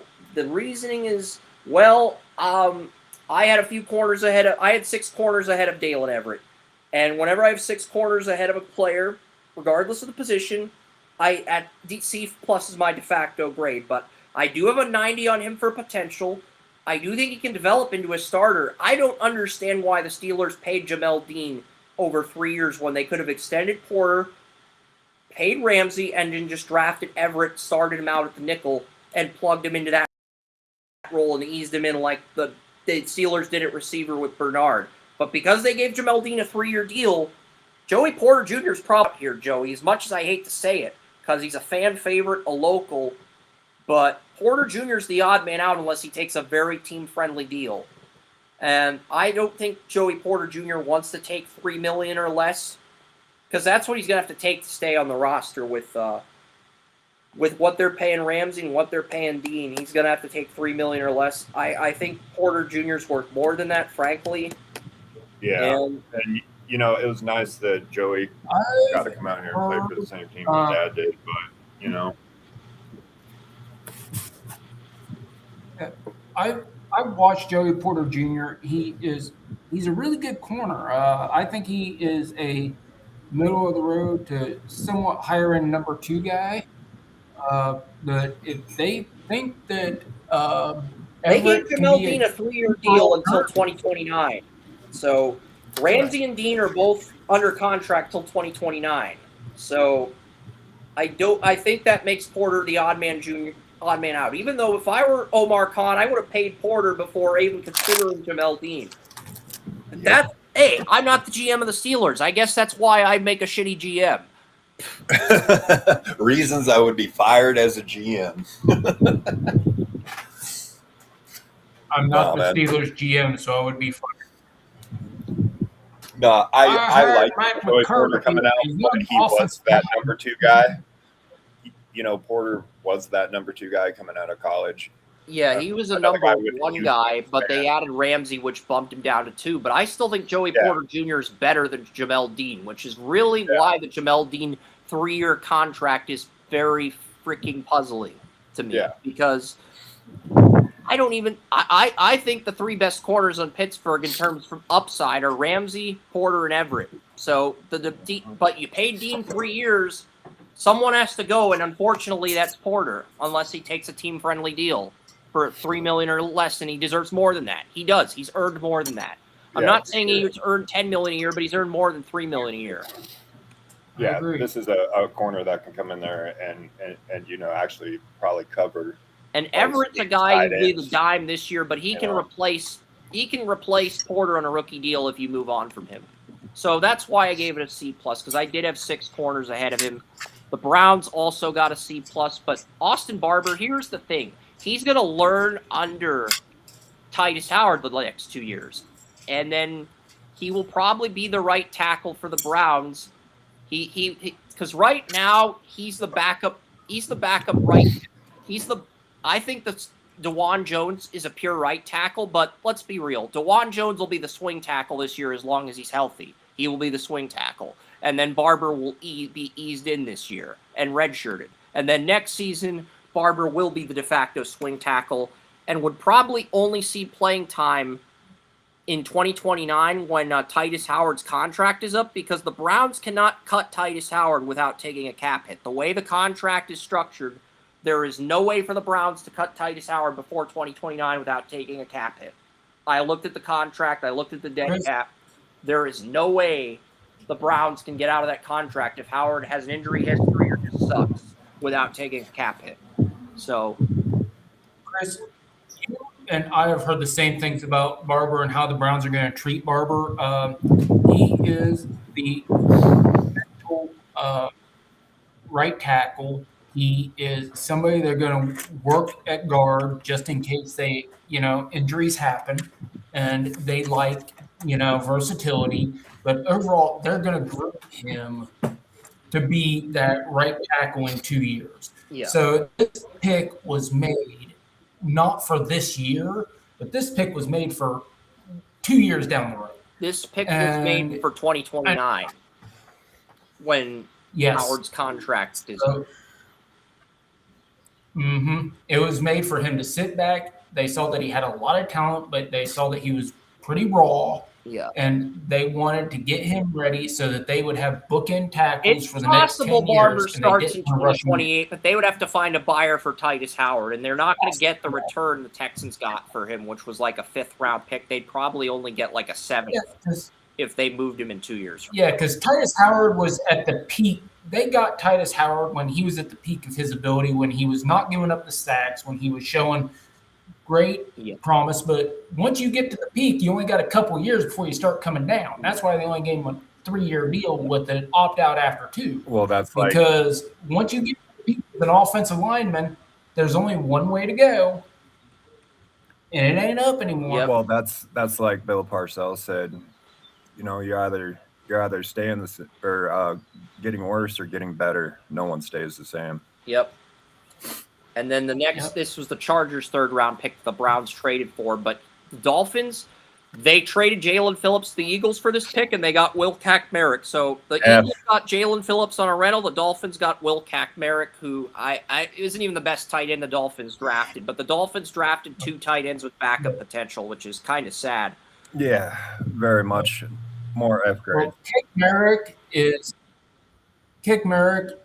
He is not a bad tight end, but the thing with him is his strength as a blocker. Yeah.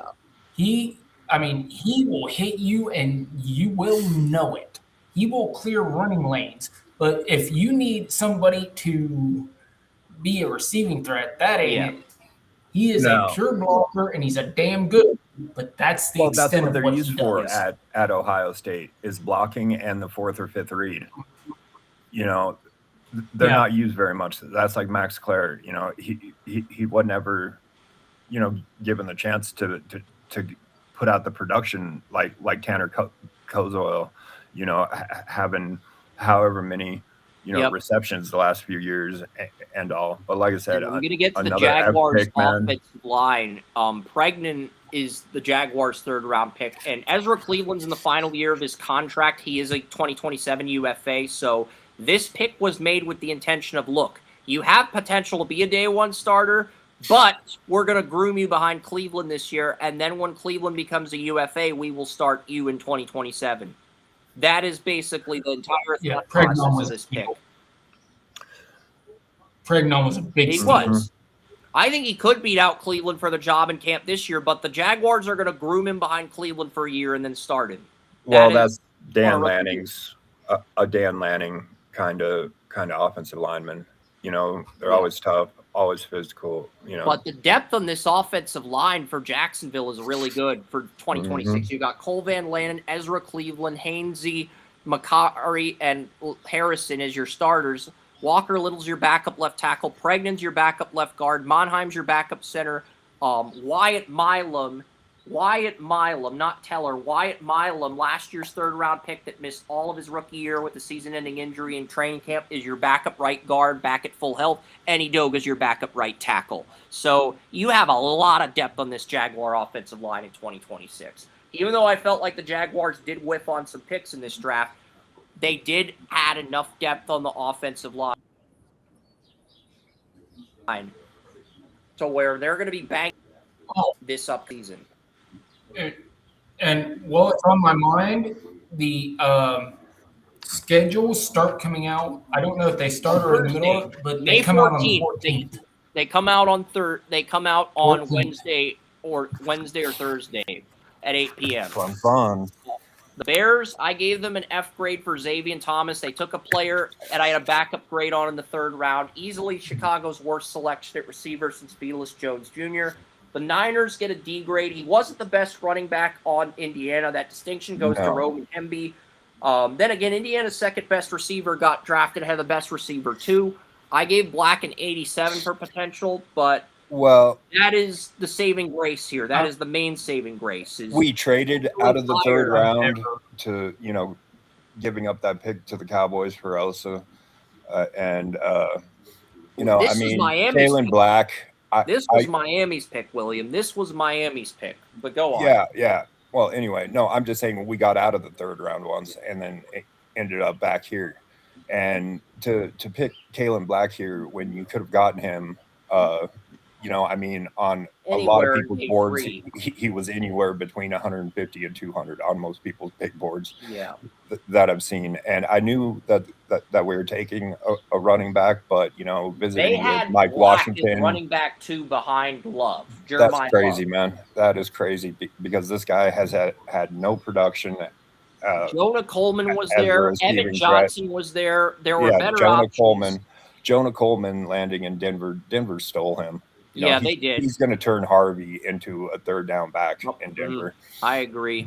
But yes, And they could have taken anyone, but I had a higher potential grade on Zune than I had on Proctor. So the Raiders getting Zune and developing behind Burford's a really good value pick since Burford's only on a 1-year deal. Cowboys got Barham. The Rams got Keegan Trost, who is 34th on my big board. I think he could win the starting right tackle job. I think he could. I think this is the Rams' best pick of the draft, if I'm being honest.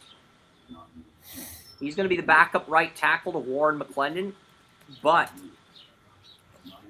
I think he could be the Rams' right tackle by 2027. But this was an excellent pick. Dunker and Tiernan are better value picks because I had Dunker and Tiernan in my top 32. I had Trost at 34, but I gave this. You could argue the worst grade you could give this is an A-, best grade's an A+.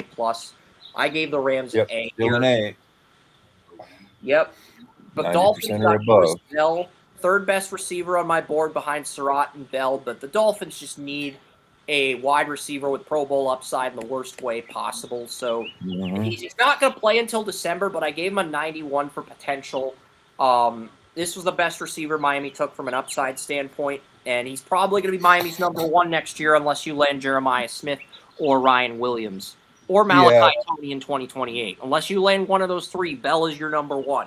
This is kind of a Debo Samuel kind of pick, 6 foot something, 220 pounds, 225 pounds. I mean, he obviously just another one of those receivers that could have heard his name called anywhere from the end of the first round on. Yep. And that is a good pick for a wide receiver needy team. Yep. So Patriots had Eli Raridon. Not only that, I did think that he was a steal because even though I didn't have the greatest opinion on him, I did think he was a round 2 prospect. Yeah. A very good round 2 I had him in the outside the top 70 from an upside standpoint, and I took the medicals into account. But I also looked at, okay, if this guy reaches his potential, he'll be a massive steal. Yeah, and we're all right in that same area with a grade on him, and I absolutely believe it. He was one of the safer picks at wide receiver. So. Yeah. Now, Raridon, I gave the Patriots a C+ here. I was originally going to give this a D+, but Elliott Wolf basically said this was the top player on the Patriots board once the 3rd round started because they had Stowers, Jacos, and Raridon all sort of sandwiched up when it came to the round 2 of their big board. So they waited until round 3 and took Raridon after missing out on Stowers. Raridon's another true wide tight end in this draft that was full of flex tight ends. And, I mean, I saw him at Notre Dame. Notre Dame has had a reputation going back. I gave the Patriots a C+, which I think is fair. Yeah. You can argue the pick deserves as low as a D+ if you got sour grapes for Raridon. William. You can. I don't mind this pick. I don't mind this pick because, for one, the landing spot. I mean, with the Patriots, if they pick you in the top 3 rounds, you can obviously play. Somehow. Yeah. And Raridon, he ran 21 out of 30 routes in the route tree, which was 3rd most among tight ends. That only trailed Trigg and Carson Ryan of BYU, who the Browns took in round 7. Combine day, he looked kind of average and kind of plain. I remember commenting when we were on air about it. But Elliott Wolf is betting on the athletic traits. He's betting on the size. He's betting on the athletic traits despite the lack of production. And he can definitely catch. So many tight ends learned to be blockers in college just so they could get on the field. And rarely catching traffic despite underwhelming production. He can, yeah. And I tend to like this pick a little bit more than I think you guys do. For one of the big reasons is Raridon is a guy who can really catch the ball, and he is a huge target, Exactly. 6'7", 252. And I think one of the reasons Drake May played so poorly in the AFC Championship and the Super Bowl was because he didn't have that big body to just, oh man, I'm in trouble. What do I do? He's like, he runs all over the place. But now he's got that big body that can catch the ball. So now it's like, oh my God, I'm in trouble. What do I do? Let's throw it up to Reardon. You know, it's like, let's throw it up to that guy. Hunter Henry, peaked and started falling back off, and now Well, I didn't have a starter grade on Hunter Henry coming out of Arkansas, but he ended up surprising me, and Reardon's got the opportunity to do the same thing with the Patriots. So we'll see how like this I said, plays out. Hunter Henry got so high and he plateaued. He hit his ceiling, Yeah, he did. and that was it. And now we have this right here, and another guy, talking about the Colby Parkinsons of the world, the Sam Roush of the world, 6'7", 252 pounds, line him up out there, got a 7-foot wingspan, just stick a hand up and catch the ball in the end zone. That's all he's got to do. Yep. And I believe him. I believe I saw him do that once or twice. Yeah. So, I mean, it's this is a good pick, with the Marlon Kleins and the Nate Botchkers. It's C plus is a fair grade, but let's get to the Steelers. This is the best pick the Steelers made. I had a 93 out of 99 for potential on Dunker. He replaces Isaac Sumalo. So right now, Broderick Jones is your left tackle. Jennings Dunker's your left guard. Frazier's your center. McCormick's your right guard, and Fautanu's your right tackle. Now, if Jones misses time, it's Fautanu at left tackle, Dunker at left guard, Frazier at center, McCormick at right guard, Ihinicho at right tackle.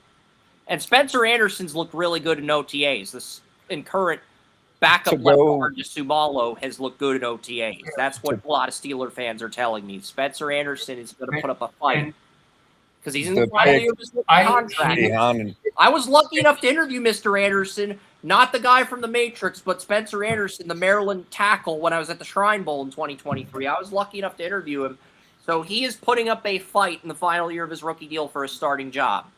So these rookies are going to have to outwork him, and they might not get that opportunity. Dunker might not get that opportunity to play right away with the fight that Anderson's putting up in his final year. I don't know how you can go from having a first-round pick like Ihinicho to, when Jennings Dunker could have easily been that pick. Yeah, you could have just taken Dunker, and it would have been a much better draft for Pittsburgh. But yeah. Yeah, you could pick someone else. Ron Mont agrees with us that this was the Steelers' best pick. So Ron and I are in agreement this was the Steelers' best pick in the entire draft. And this is that's why I hated this pick, because Jennings Dunker was one of my favorite linemen in this draft. And then he falls to who else? The freaking Steelers. See what I mean, dude? It happened to you too. And you. Yeah, I've been roasting the Steelers this entire draft, and now I'm like, I can't roast them for the entire draft anymore. Yeah, they got the one guy that is. They got the second best lineman on my board. The next guy that was picked was my number one player picked in round 3, and that is Caleb Tiernan, the Northwestern left tackle. He can play left tackle and right tackle. He dominated against Mateo Ugalele, the Oregon player that everyone had a first-round grade on. He made Ugalele his bitch. That's how dominant Tiernan was. But there are a lot of scouts that pointed out, oh, Tiernan sucked against Gabe Jacas in the Illinois tape. But here's the thing. I gave Darisaw a 97 for potential. I gave Brian O'Neill a 91. I gave Tiernan a 93 with a late first-round grade. Tiernan's going to be swing tackle this year. But Brian O'Neill, he turns 31 in September, and he is a UFA in 2027. He's the captain of the Vikings offensive line, is a UFA in 2027. So if the Vikings do not want to re-sign Brian O'Neill, reloading with a young right tackle on a rookie deal and Caleb Tiernan is the smartest thing you can do. And they're going to use him in a similar capacity as the Patriots are going to use Caleb Lomu. That is the reality with the Vikings here. Yeah, and now they just have to learn how to pick a quarterback. I mean, they've got the offensive line, they've got the receivers, they've got a few decent running backs, I mean, they've got TJ Hawkinson, and Tiernan, more of reloading for the future, what good teams do. And I definitely like it. He'll be ready to start, I think, at right tackle. And if they bring back O'Neill, they can just keep him as a swing. That works too. So the Vikings took Jacoby Thomas with the next pick that they got from the Eagles. I had a 5th-round grade on Thomas. That is why this is a C grade. And then the Seahawks took Julian Neal. I did have a backup grade on Julian Neal. I had an 81 on Neal for potential. Out of anything below an 85 is a backup. So I had an 81 on Neal for potential. So this is the first F grade I gave Seattle. And then the Jaguars got Jalen Husky, who I had in the 4th to 5th round. I think I had a 90 on him for potential, but I had him in the 4th round, and he's the main backup to Antonio Johnson and Eric Murphy. And they're going to have Husky and Ransom as the backups this year. And I think Husky, they could start Husky and Ransom in 2027, but I think Husky is more qualified to start than Ransom. But the Husky-Ransom, that's going to be a competition for safety 3 in camp, especially if Eric Murray gets injured like he did with the Texans last year. So I do like this pick. I gave it a B+. All right, halfway done. On to round 4. I will turn here. Jermod McCoy, this was a great pick to start round 4. Only reason he fell this far was the medicals. If you want an in-depth analysis of why he fell, go back to day 3 of the draft stream. Joey broke this down in depth as the Raiders made this pick. And here's the thing. The Raiders are going to have McCoy. They're going to have Traden Stukes. And they're going to have Eric Stokes as their top 3 corners in 2027. They're going to suck this year. They're going to have a really good corners in 2027 that can take pressure off of Mendoza. But they got to get more weapons for Mendoza. But they're going to have a really good secondary that's going to be able to take pressure off of Mendoza and get him the ball back quickly. Get that defense off the field and And then the Bills reached for Jude Bowery. That was the only reach the Bills made. But other than that, they had a good draft. The Jets took The Jets took Gerald Jackson. You've got Harrison Phillips in a contract year. Tavondre Sweat has 2 years left on his rookie deal. Gerald Jackson can take over for Phillips in 2027. Jackson was 337 at the start of the season. He lost 2 more pounds after Florida State beat Bama. He lost 7 pounds at the end of the regular season to get down to 328 by the time the Senior Bowl arrived. After the Senior Bowl to the Combine, he lost another 13 pounds. So you really have to give Jackson credit for getting his weight under control, Joey. He was 337 at the beginning of the year. He lost 22 pounds to get down to 315. So you really have to give this guy credit for getting his weight under control. And here's the thing that a lot of people don't realize. When people get their weight under control for the Combine and pro days and stuff, they are in a controlled environment, usually with trainers and people working for them to prepare for these things.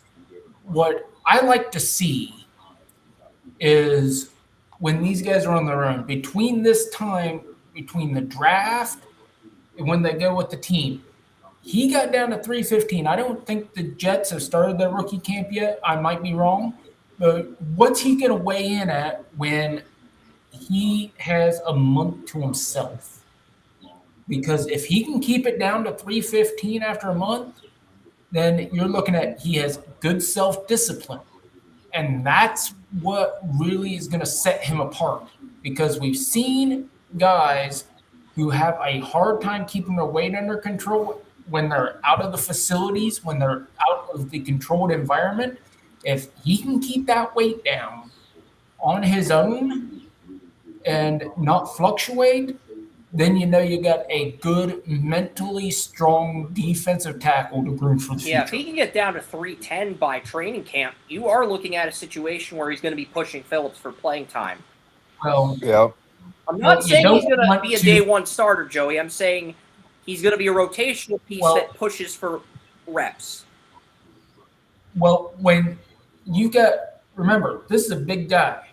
So you don't want him to lose so much weight so quickly that he might end up with low blood sugar or high blood sugar, or if he loses weight to the point that his body starts eating itself, So when you lose too much too quickly, that's when the questions start as health-wise. When does this become a verse?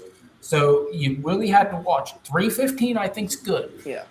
When he gets in the facility, if he loses 5 more under supervision of dietitians and the doctors, then we can talk about that, and that would be good for him. But we don't want You him don't to want to just rush it. do his If you own. lose the 5 pounds, lose it in training camp. Don't lose it right now. That's what we're saying.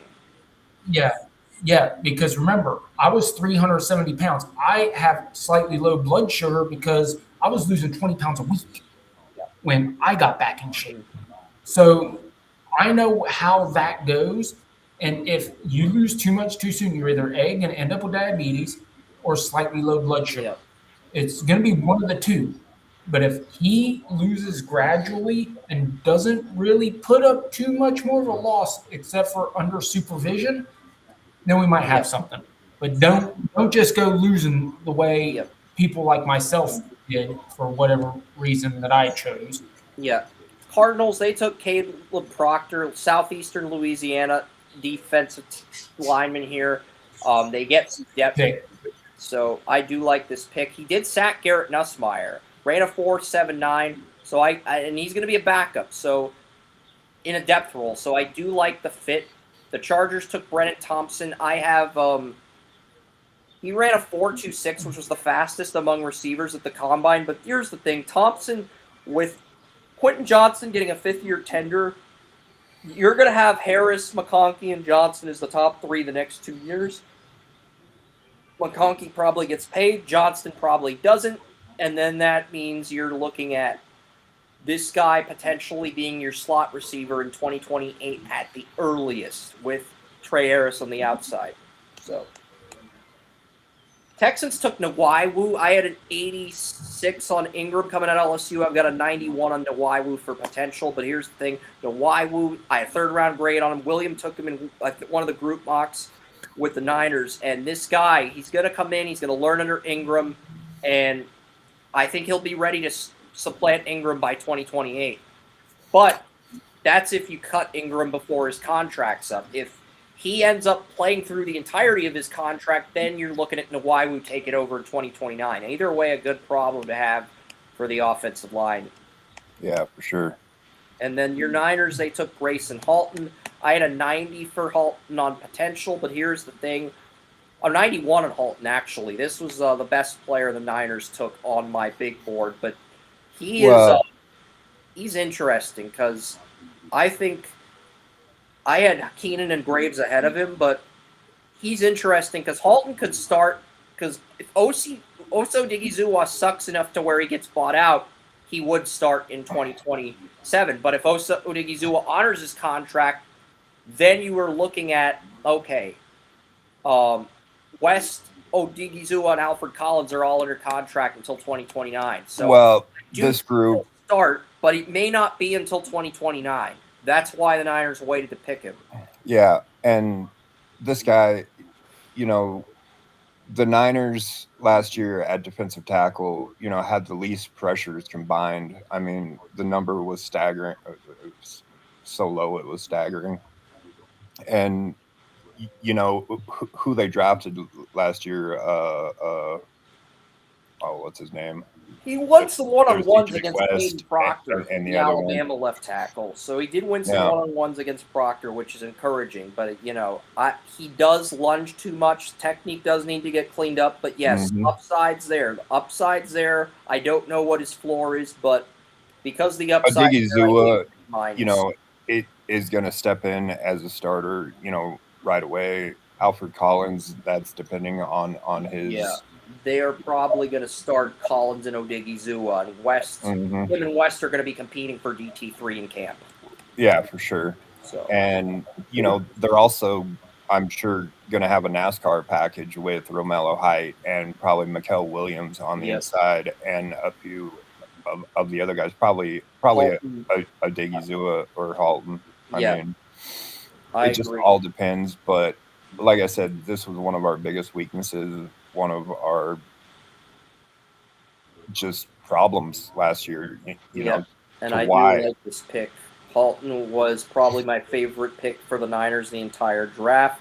And then the Broncos, they took Jonah Coleman. I had a 90 on Dobbins coming out of Ohio State. I had a 91 on Harvey and I had a 90 on Harvey in the 2025 draft. So, I mean, I have a 93 on Coleman. So, I think Coleman's upside is higher than both Harvey and Dobbins because I had a 91 on Harvey last year. I had a 95 on Dobbins. Yeah. Not a 95, a 90, just a flat 90 on Dobbins. And Harvey, he's going to be a third down back. He's fast, but his acceleration isn't all there. And, I mean, this guy right here is just bowling ball, 5'9", 220 pounds of jump over you. 0 fumbles over 4 seasons, excellent pass protection. That's why I gave this an A+. Joey was a little bit questionable. I know he's third string on the Broncos' current depth chart, but I think he's going to jump Harvey, and he'll probably jump Dobbins if he gets injured. So, Dobbins has been rather plain. They compared this guy to J.K. Dobbins, but Dobbins has never realized any of. He had one good season with over 1,000 yards. I think it was his rookie year, and then everything went downhill after that. Yep. And this is just another steal. Last year after the draft, they picked Harvey in the second or third round, and then all of a sudden, right after minicamp, they're signing J.K. Dobbins, and they brought in another running back at the same time. It was kind of obvious maybe he wasn't as advertised, but I love this pick, Coleman. Yeah, I had Coleman as my running back too behind Love. So yes, I absolutely love this pick. He's going to make Bo Nix's job and so life much just so much easier. Yeah. And it's not just that. All 3 running backs, if they improve, they're going to make Bo Nix's job easier. But Candidate, I had an 85 on Candidate for potential. I think he's small for a corner, but the versatility to play boundary, nickel, strong safety, free safety, that versatility, I think I gave him an A+ in zone press, run stuffing, and blocking. I gave him an A in man coverage, and he's only 5'11", 185. So you get him here in the 4th round. I really like the value. I think Candidate will probably start by 2027 once K.R. Kohu's contract with the Chiefs expires. Kohu's only on a 1-year deal. I wouldn't be surprised if he took the nickel job from Kohu in camp, but Kohu, he was the Dolphins' nickel corner. Then he suffered a season-ending injury in camp last year. He's healthy now. Chiefs brought him in for a 1-year deal, but I really love the Candidate pick. Noel Williams will probably be the number 2 corner on the outside next to Delane. And this guy will probably be the nickel the moment Kohu gets injured. Kennedy, and you have to remember, Kennedy, he is a playmaker. He gets hands on balls. That's his big thing. I think Joey's surprised I gave this an A+ grade because he probably figured I was going to give this a lower grade when I first saw this pick. But go on. Yeah, I didn't think you'd give it as high. I didn't think you'd give it as high a grade as you did. Yeah, but another playmaker for the Chiefs to continue to rebuild. They have had an excellent draft so far. Yeah. And then the Jets, I gave them a B for Klubnik, but Klubnik is number 2 on the depth chart. Right now, his competition is Brady Cook and Bailey Zappi. If you cannot beat out Brady Cook or Bailey Zappi, you do not deserve to be anything more than a third-string quarterback in 2027 when the Jets draft your replacement. I was scanning social media, yesterday, the day before, and I saw one of the Jets talking about Cade Klubnik and just the aura that he went in there with, and the type of leader that he is, and that teammates see him as. This is a very underrated pick for the Jets, obviously, because we joked so much about them tanking for next season, but Klubnik here can be a pretty good pick, and I feel he can develop into a starter. I mean, Yeah, I've got an 89 for potential in Klubnik. Not a Pro Bowler, but a high-end starter. I only Yeah. had 88 on Bo Nix when he was drafted, so I have And a his- higher upside on Klubnik. Do I think he reaches it right out of the gate like Nix did? No, I don't. But here's the thing. If I think right now, after Mendoza, the QB with the best chance of playing as a rookie isn't Ty Simpson. It isn't Carson Beck because he's third on the depth chart. It isn't Drew Aller. It's Klubnik. mhm. I think Klubnik right now, since he's the de facto backup to Geno Smith, he might be in a situation where he plays very frequently like Aiden O'Connell during his rookie season with the Raiders. Yeah, and that would be really interesting because where he is picked, there's not going to be any over expectations. Yeah. And he's just going to be able to go sit in there and chill and do what he's been doing. But he has been developing. He's been starter how many years in college? 4. He beat Drake May in the ACC championship as a true freshman.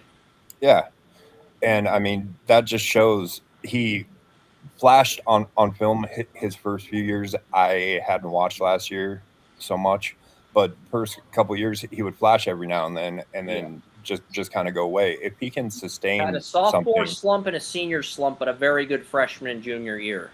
And I mean he can easily step in there and at least become a good backup. And we've already seen him play against Penn State. It was not good in the Pinstripe Bowl at Yankee Stadium. But go on, Joey. What do you want to add before? There is something I've always said about quarterbacks, and it always holds true. If you have a perfect rookie year, no mistakes, you have no problems, yeah, I'm going to give you credit for having a great rookie year, but the hammer's coming down on you hard. Whether it's year 2, year 3, it's going to happen. Okay? Klubnik is one of these guys. I think he learns as he goes. He learns as he plays. He's going to break your heart, both good and bad. But he's going to learn from all of it. So if he comes out and ends up playing 6-7 games with the Jets, doesn't have a great year, doesn't have a bad year, but he takes his hits, he takes his lumps. I think he would come back far better next year because of the way I think his makeup is. Yeah.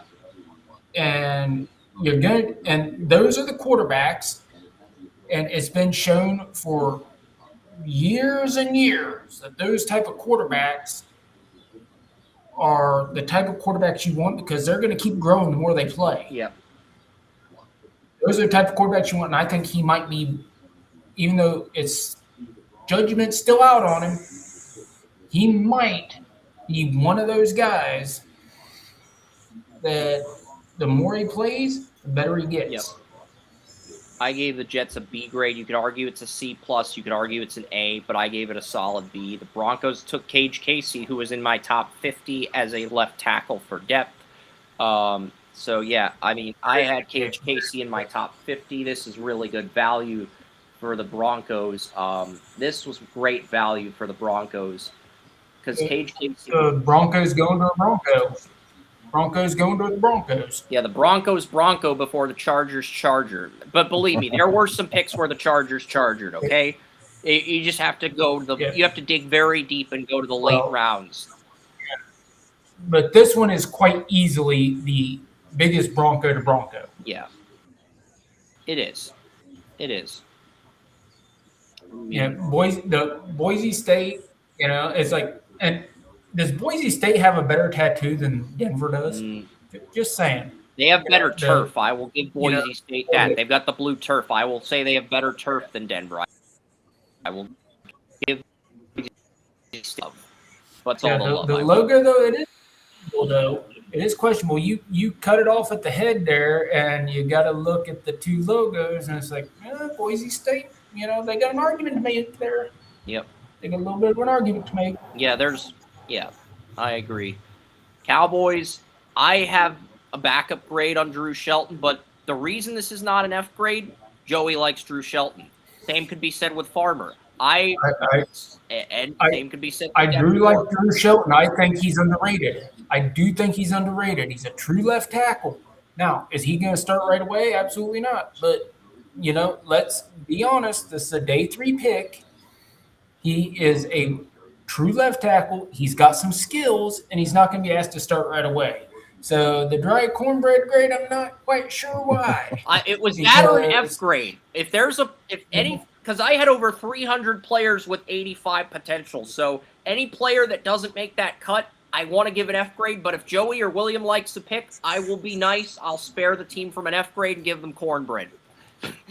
So that's the thing. So Jerry Jones has 2 pieces. Well, it should be cornbread. It should be cornbread with barbecue sauce. All right. So Jerry Jones gets cornbread with barbecue sauce. Okay. Because Jerry Jones has 2 pieces of cornbread. The Colts have 1 piece of cornbread. The Steelers have 1 piece of cornbread. And their cornbread's the type of cornbread that makes your teeth fall out with 1 bite. So like a brick. Devin Moore wasn't great, so he only gets 1 thing of barbecue sauce. Well, Devin Moore gets I agree. He doesn't get barbecue sauce. He just gets cornbread, no barbecue sauce. He just gets cornbread. I basically said I posted 3 consecutive dry cornbread grades. Jerry Jones needs to stop taking the dry cornbread and double dipping the dry cornbread in the Texas Roadhouse cinnamon butter. But this is basically the dry cornbread without the Texas Roadhouse cinnamon butter, or without the barbecue sauce, as Joey pointed out.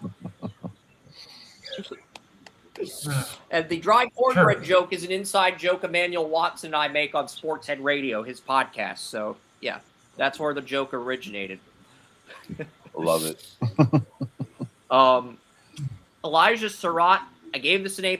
We already talked about Surratt, but I had a 95 on potential on Bateman coming out of Minnesota. I had a 94 on Surratt coming out of Indiana, and a 92 on Flowers coming out of Boston College. So I think if you have a 3-receiver set with Bateman, Surratt on the outside, and Flowers in the slot, I think that is how you get the most out of this offense. But others will digress. Others will disagree. But it's going to be the competition between Devontae Walker, Surratt, and Jacoby Lane. That is going to be a very fun competition because neither of those guys are guaranteed the job. And I think Lane or Surratt's going to beat out Walker, even though Walker's wide receiver 3 currently on our lads. I think Lane or Surratt's going to come in and beat out Walker because we both had a backup grade on Walker coming out of the draft in 2024. I mean, he did have some good moments in this. He did have the touchdown catch in Senior Bowl practice or the game, but he's very sloppy in the week leading up to the game. So, and I feel like both Surratt and Lane can bring more to the table than Walker. So that's where I will meet William halfway when I say Lane has a chance to win the job. For me, it's Surratt versus Lane. I think Walker's going to be wide receiver 5, even though he's currently wide receiver 3 on the Ravens depth chart. Yeah, for sure. And, Surratt's going to start out in the slot. And like I said, supposedly Lane's, going to be number 2. And I definitely like that lineup. But Bateman's in the lineup. Bateman and Flowers are 1 and 2. So basically, Surratt, Lane, and Walker are the only guys. Is the guy that I can see, getting beat out and getting put on the bench for the rest of Walker, I think, is going to be the guy who gets beat out. We agree on that much, William. Well, Chris, you're also assuming Bateman's not going to rip up his hamstring within the first 20 minutes of training camp again this year. That's a big assumption. Until a player gets injured, they get the benefit of the doubt if I like their tape in college. That's pretty much how I am. All right, I'll put on the alarm. Yep, the Ravens have not gotten injuries We yet. just said it. First 20 minutes of camp, Bateman gets injured, the alarm goes off, we text Chris.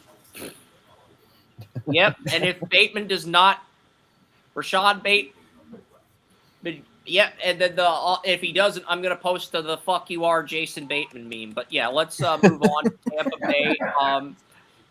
Elijah Surratt, he grew up in Baltimore, but Keontae Scott was the Buccaneers' 4th round pick I only had one corner above Scott on the board. That was Malik Muhammad. I had a 92 potential on both corners, but you drafted a dime corner that could push Jacob Parrish for the nickel job.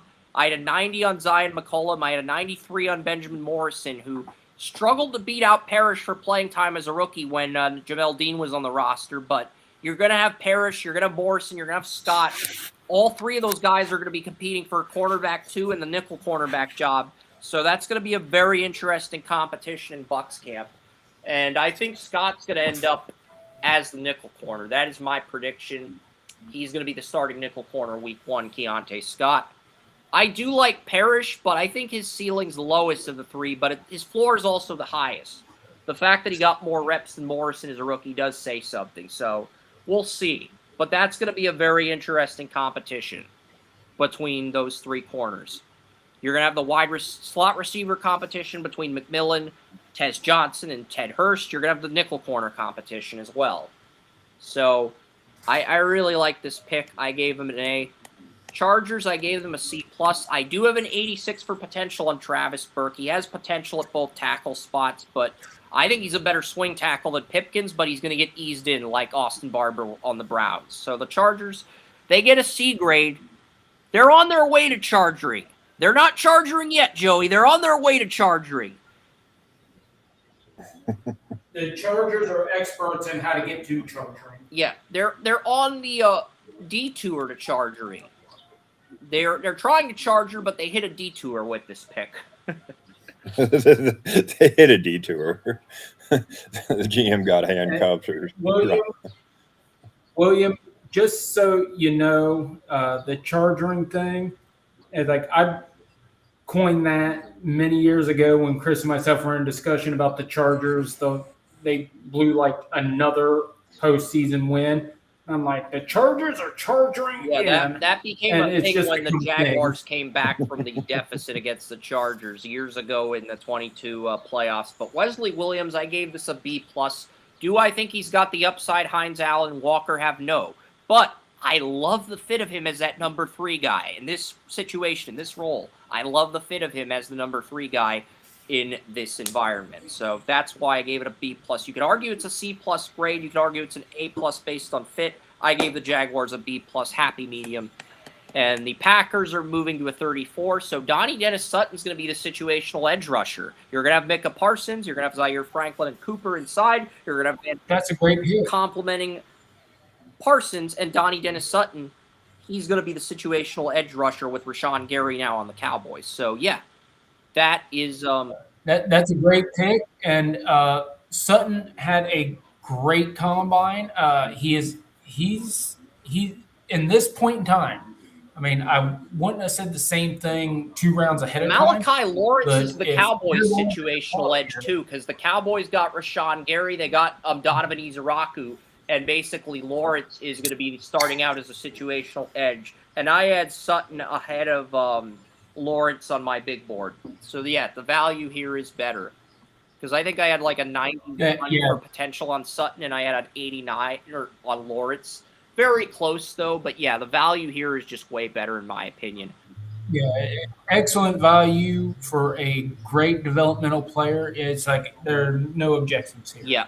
Steelers, Caden Wetchen. This is a rare exception where a player with a potential grade of below 85 does not get an F grade because he has a 99 potential as a 99 rating as a kick returner and a punt returner, but a 79 as a wide receiver. And the Steelers have him as wide receiver 6 on the depth chart, but they have him as the de facto kick returner and punt returner on the roster. And he was the back-to-back Jet Award winner, meaning he was the top return specialist in college football 2 years in a row.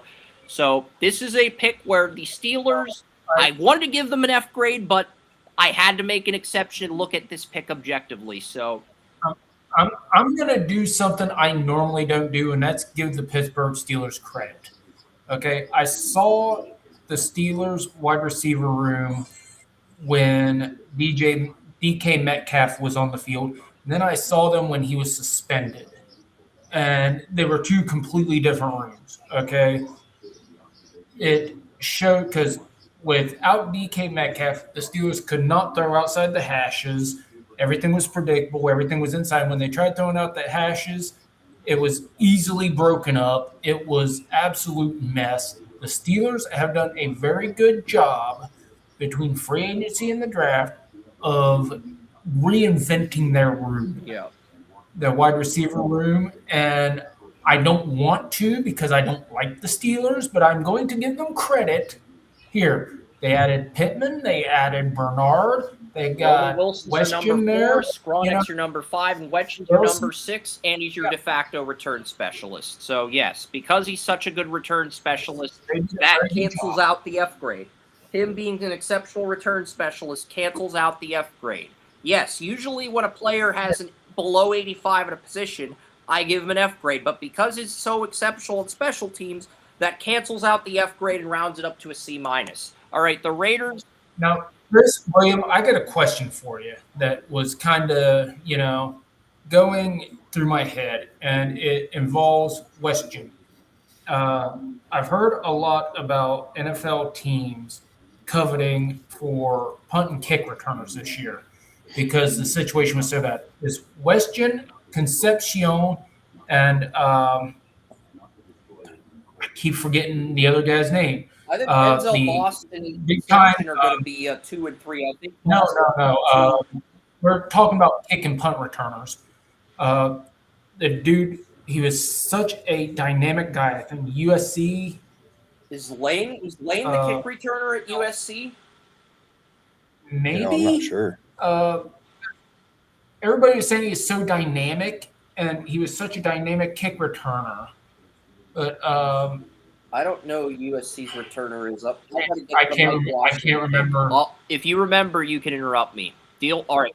Yeah, but does that make a difference? Yeah. Right now in how high you can pick, in your guys' opinion? Yeah. This guy right here he only Washington pretty much played William special teams. teams. The Niners, but yeah, he can play.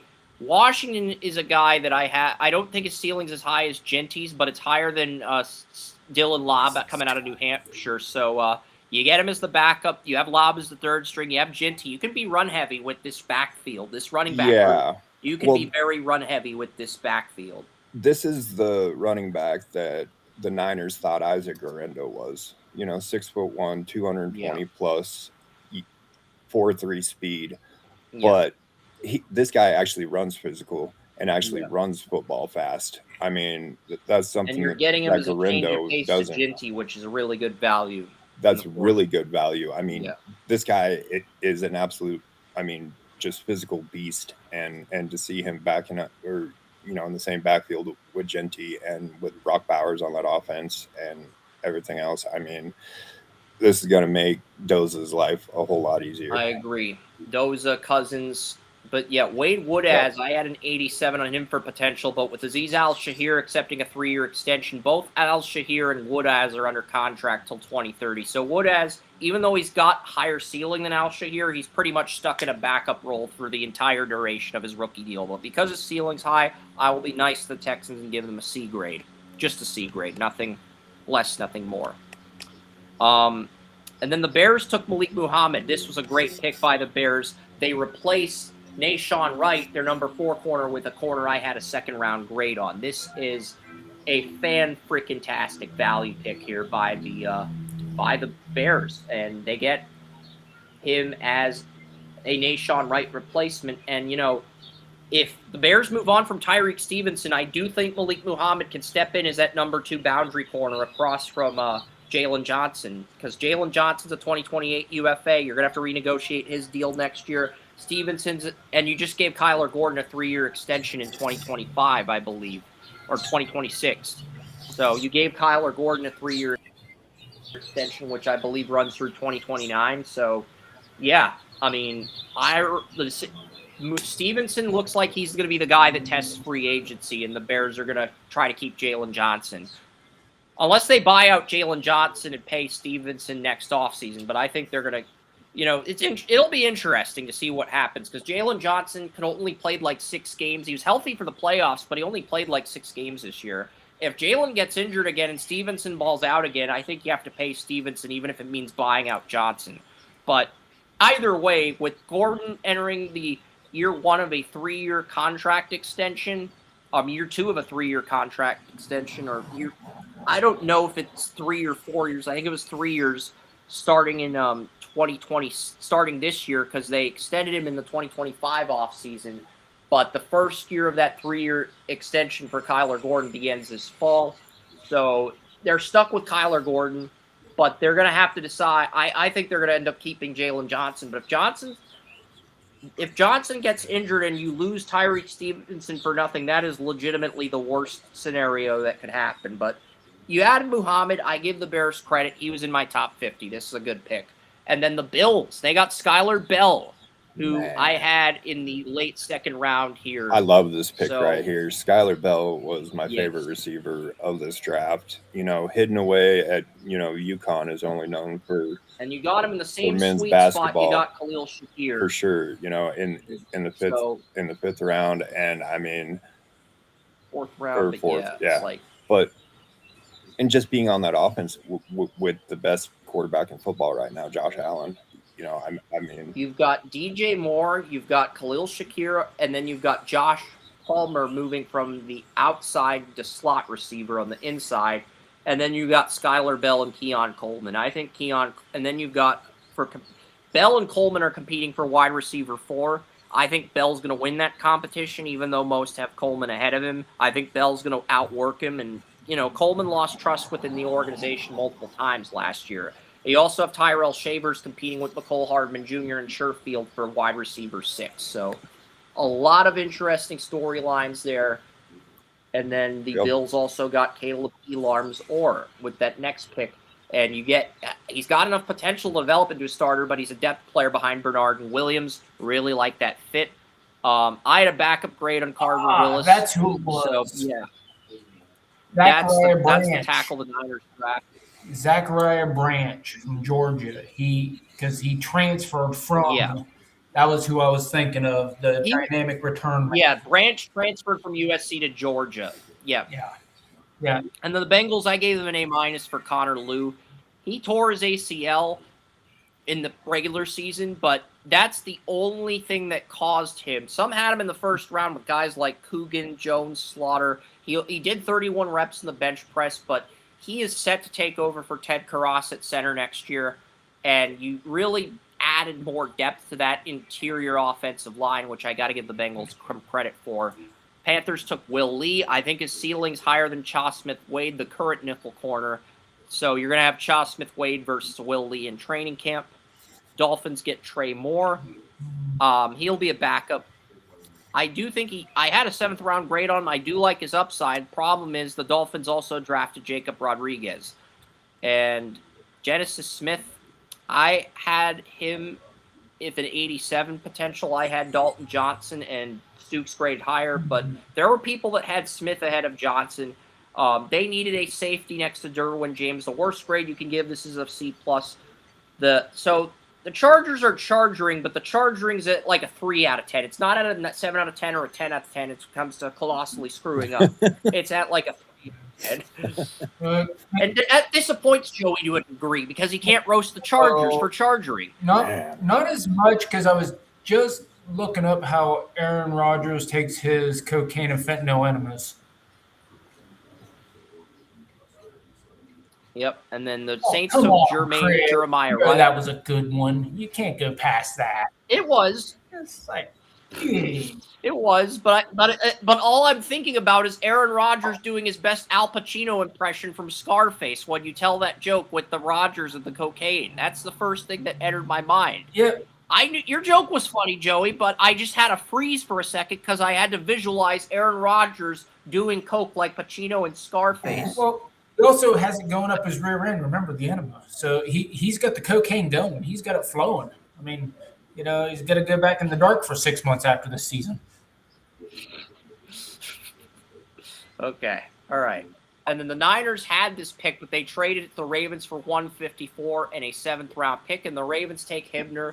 I had an 87 on R.J. Maryland and 85 on Hibner, but you get Hibner to be your Isaiah Likely replacement. It's not a bad pick. I would give this, because this guy has starter potential, but he's super raw, I'll give it a C-. But you could argue this if they didn't pick this guy, it would have been a D or an F. But Maryland went to Green Bay. So R.J. Maryland, if he makes the Packers' final roster and Kraft and Musgrave get injured, that is a situation to keep an eye on, William, because if Maryland's the third-string tight end on the Packers roster, if Kraft and Musgrave get injured, Maryland could very easily end up starting for Green Bay as an UDFA. For sure. So I'm not saying he will end up making the roster. I'm just saying keep an eye on that, and let's wait and see what happens in camp. Kendall Daniels, he's going to be the backup to Xavier Watts.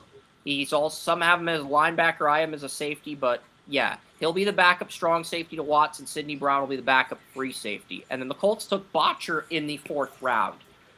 So if the Colts are moving to a 34, they could start Allen Botcher. If they stick with the 43, Botcher's going to be Allen's backup in a 4-2-5, and he's going to be a Sam linebacker when the Colts deploy 3 linebackers. That's really the reality. Yeah. But if you move to a 34, you can start him and Allen next to each other. Botcher is a good pick. He's a landing type linebacker, and I mean, his instincts are next to none in this draft.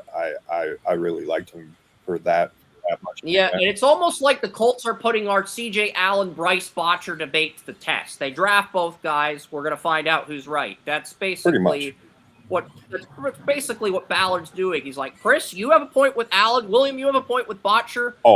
We're going to draft both these guys, and we're going to find out which one of you assholes is correct on your player evaluation. That's basically what Chris Ballard is saying without actually saying that.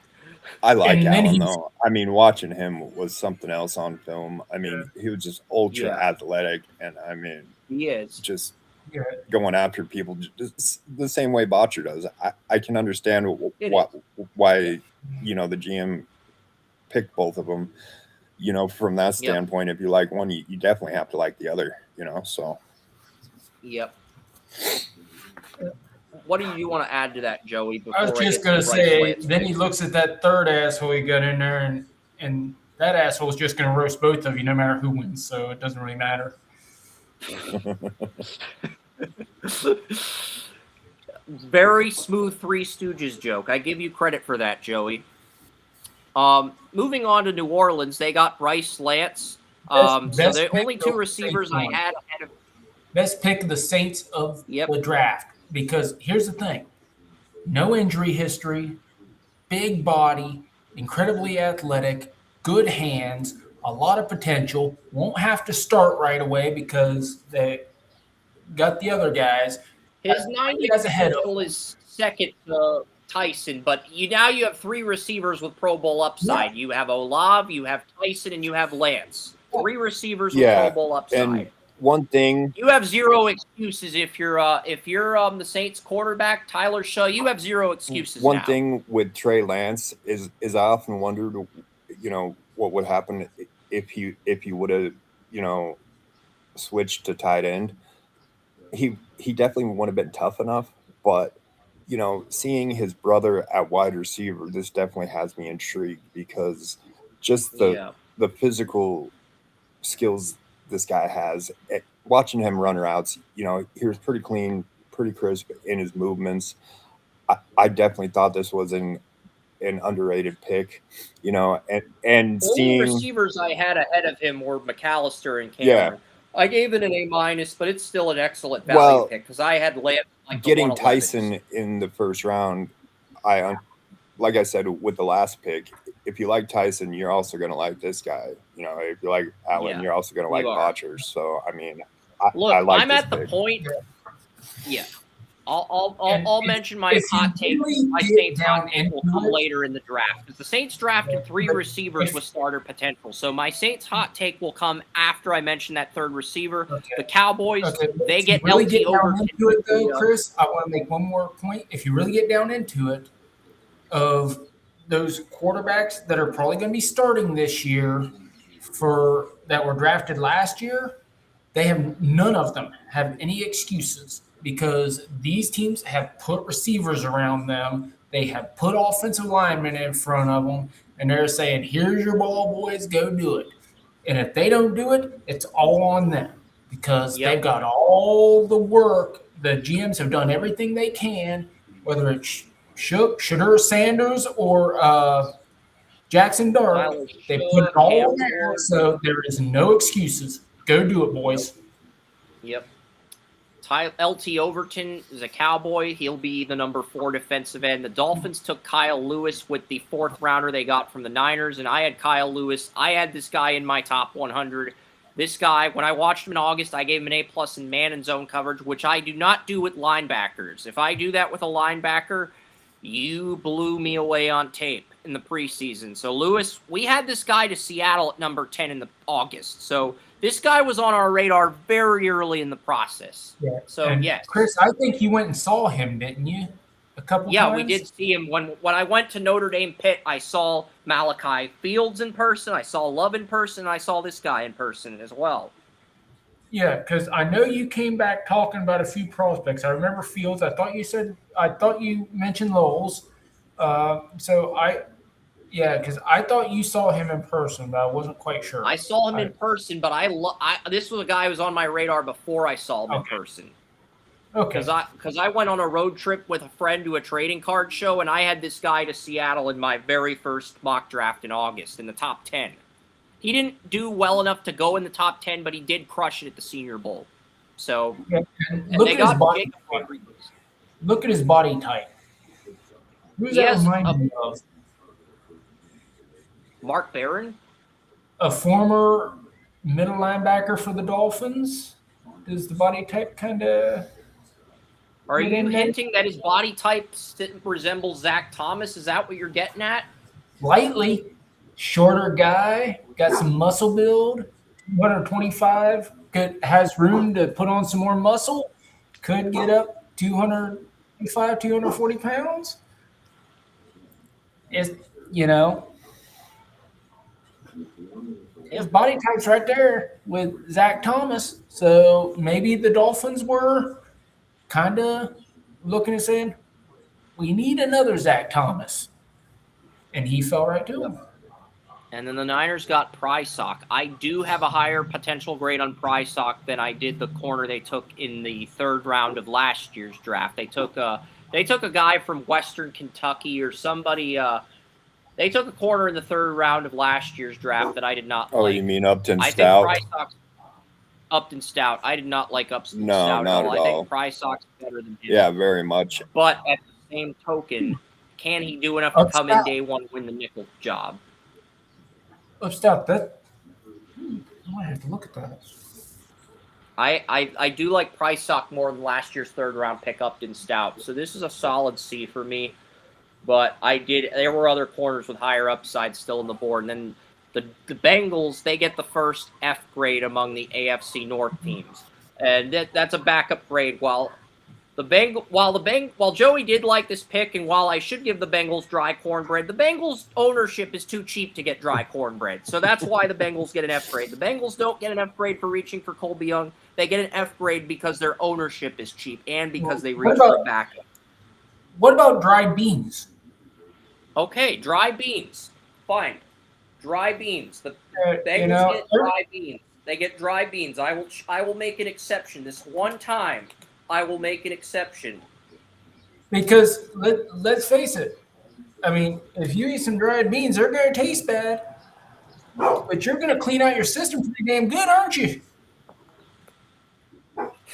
All right, this one time I will change the grade and make an exception for Joey. This one time, because I do like the dry bean suggestion. It's actually a good suggestion. So I'm actually going to take Joey's suggestion and run with it and give him credit for it. So I will, yeah. So beans.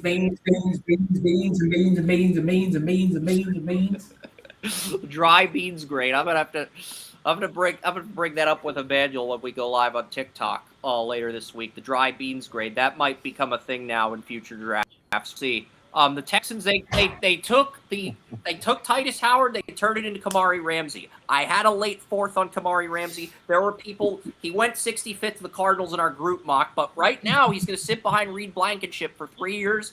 My potential grade for Kamari Ramsey was 90. And sitting behind Reed Blankenship for 3 years and learning under him is the best way he can reach that high ceiling. I gave him an A+ in zone coverage, but the rest of his game, man, press, run stuffing, pass rushing, speed. game speed, very raw, but he's got a great football IQ, even though he's unspectacular at everything outside of zone coverage. Is that so? I did have a 4th-round grade on him. He's got a lot of Ramsey fixes, is though, good. and he's going to a perfect situation where he gets to learn under Blankenship. And I think Ramsey is an amazing pick at this juncture. I think overall, if I look at the Texans and what they did overall, I'd have to say they had a really good draft. I can't argue with anything they've The done. reason I gave this a B- is because I had 5 safeties ahead of Ramsey, but you can argue this pick warrants a higher grade. You can certainly argue that. That argument has a ton of merit at this point in the draft. Absolutely.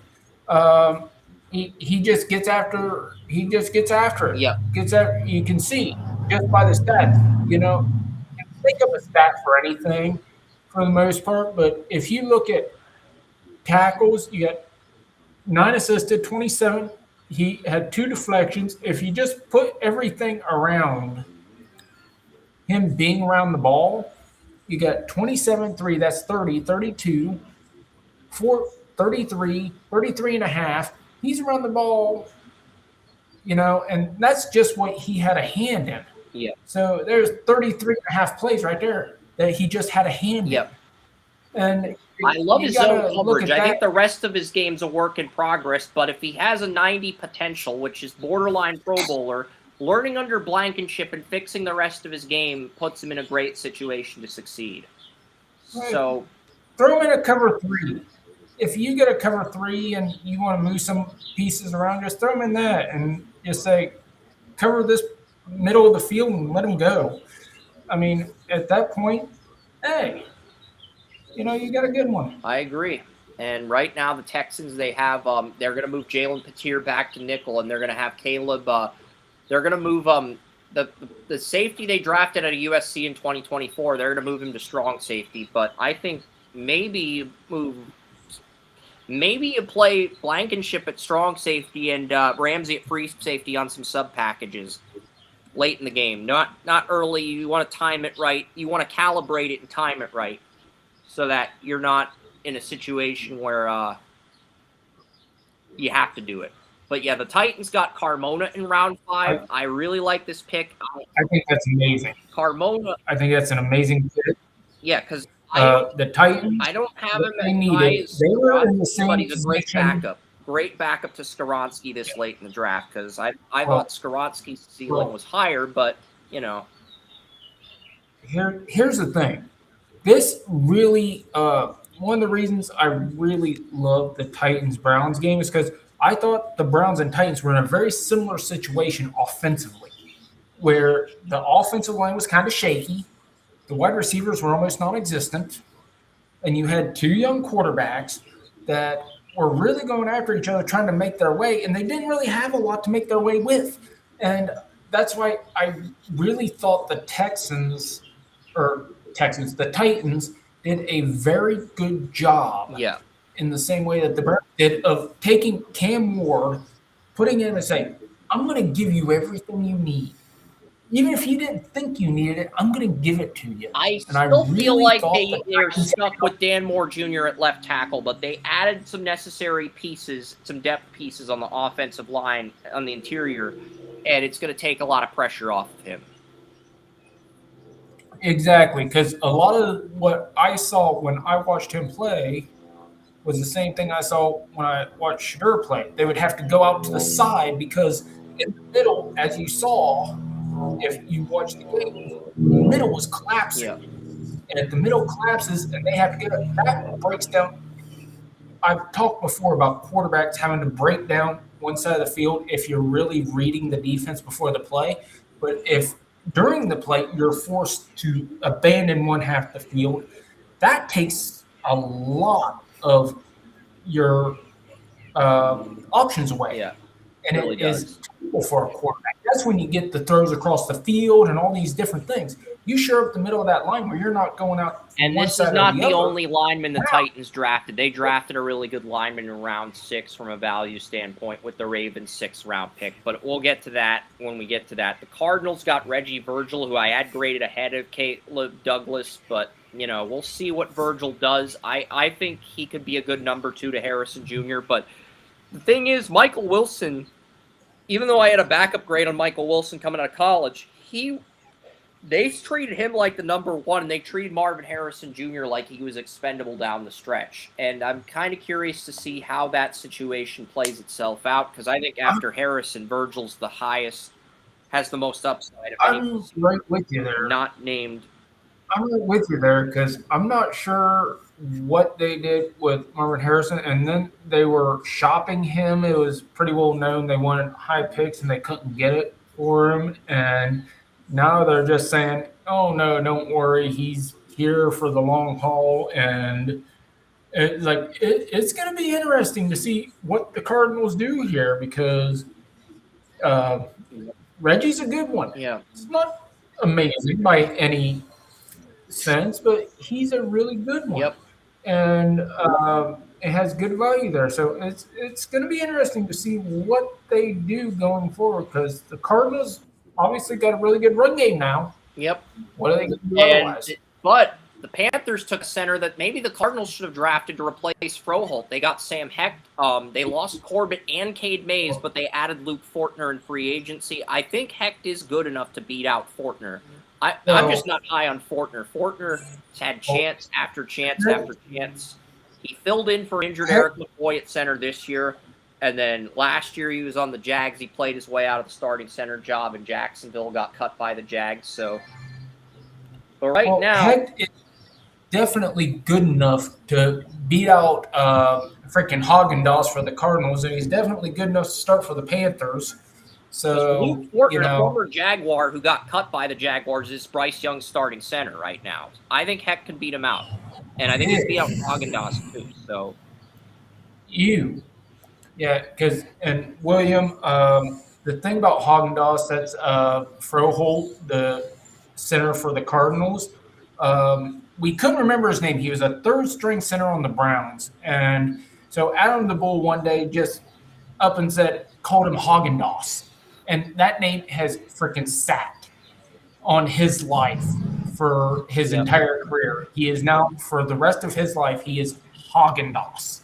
He is not Froholt. He is Haagen-Dazs. And here's what Joey was waiting for the Chargers to charger. Nick Barrett was ranked 410 out of 410 on our draft simulator after we added all the picks that were drafted. Nick Barrett was the single worst player on the entire draft simulator that I created. So, yeah, the Chargers did charger with this one pick alone. By that logic, they chargered. All they needed to do was pick Nick Barrett. That's all they needed to do to charger in this draft. I'm not against Nick Barrett overall, but I think you could have got him a round or two later because I think he is a good developmental nose tackle with some good traits, but for the love of crap, why are you picking him? You have so many other good defensive players, especially defensive linemen that are still on the board. Aaron Graves was still on the board. Dante Corleone was still on the board. There were other guys you could have picked and developed here behind Tomlinson. Dante Corleone could have started. I mean, there are, myself included, saying Dante Corleone is the best pure run stopper on the defensive line in this draft. Doesn't give you much in the way of pass rushing, but he can stop the damn run. Yeah. And you pick freaking Nick Barrett over that. Yeah, that's why this one pick is all the Chargers needed to do to charger in this draft. This is the only pick they needed to make to charger in the draft. They could still make excellent picks to make their fans happy, but they can also charger so they get roasted by Joey and have their cake and eat it too, like the founding fathers. So yeah. All right, Browns, Parker Brailsford. I had a 90 on him for potential, and he is going to be taking over for Luke Whippler as the backup center because he's going to be learning under Elgin Jenkins, who is my number 2 center.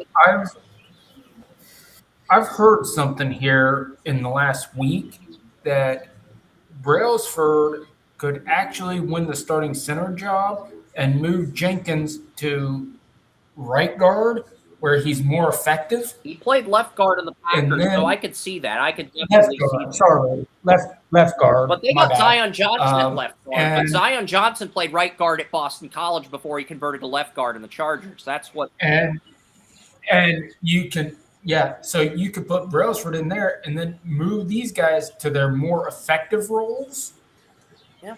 across the board and solidify that. And I've heard that this was a Todd Monken pick, from what I understand, because Brailsford kind of reminds him of his center with Baltimore that just signed a huge Linderbaum. contract. Yeah, so. Linderbaum. He reminds him of Linderbaum.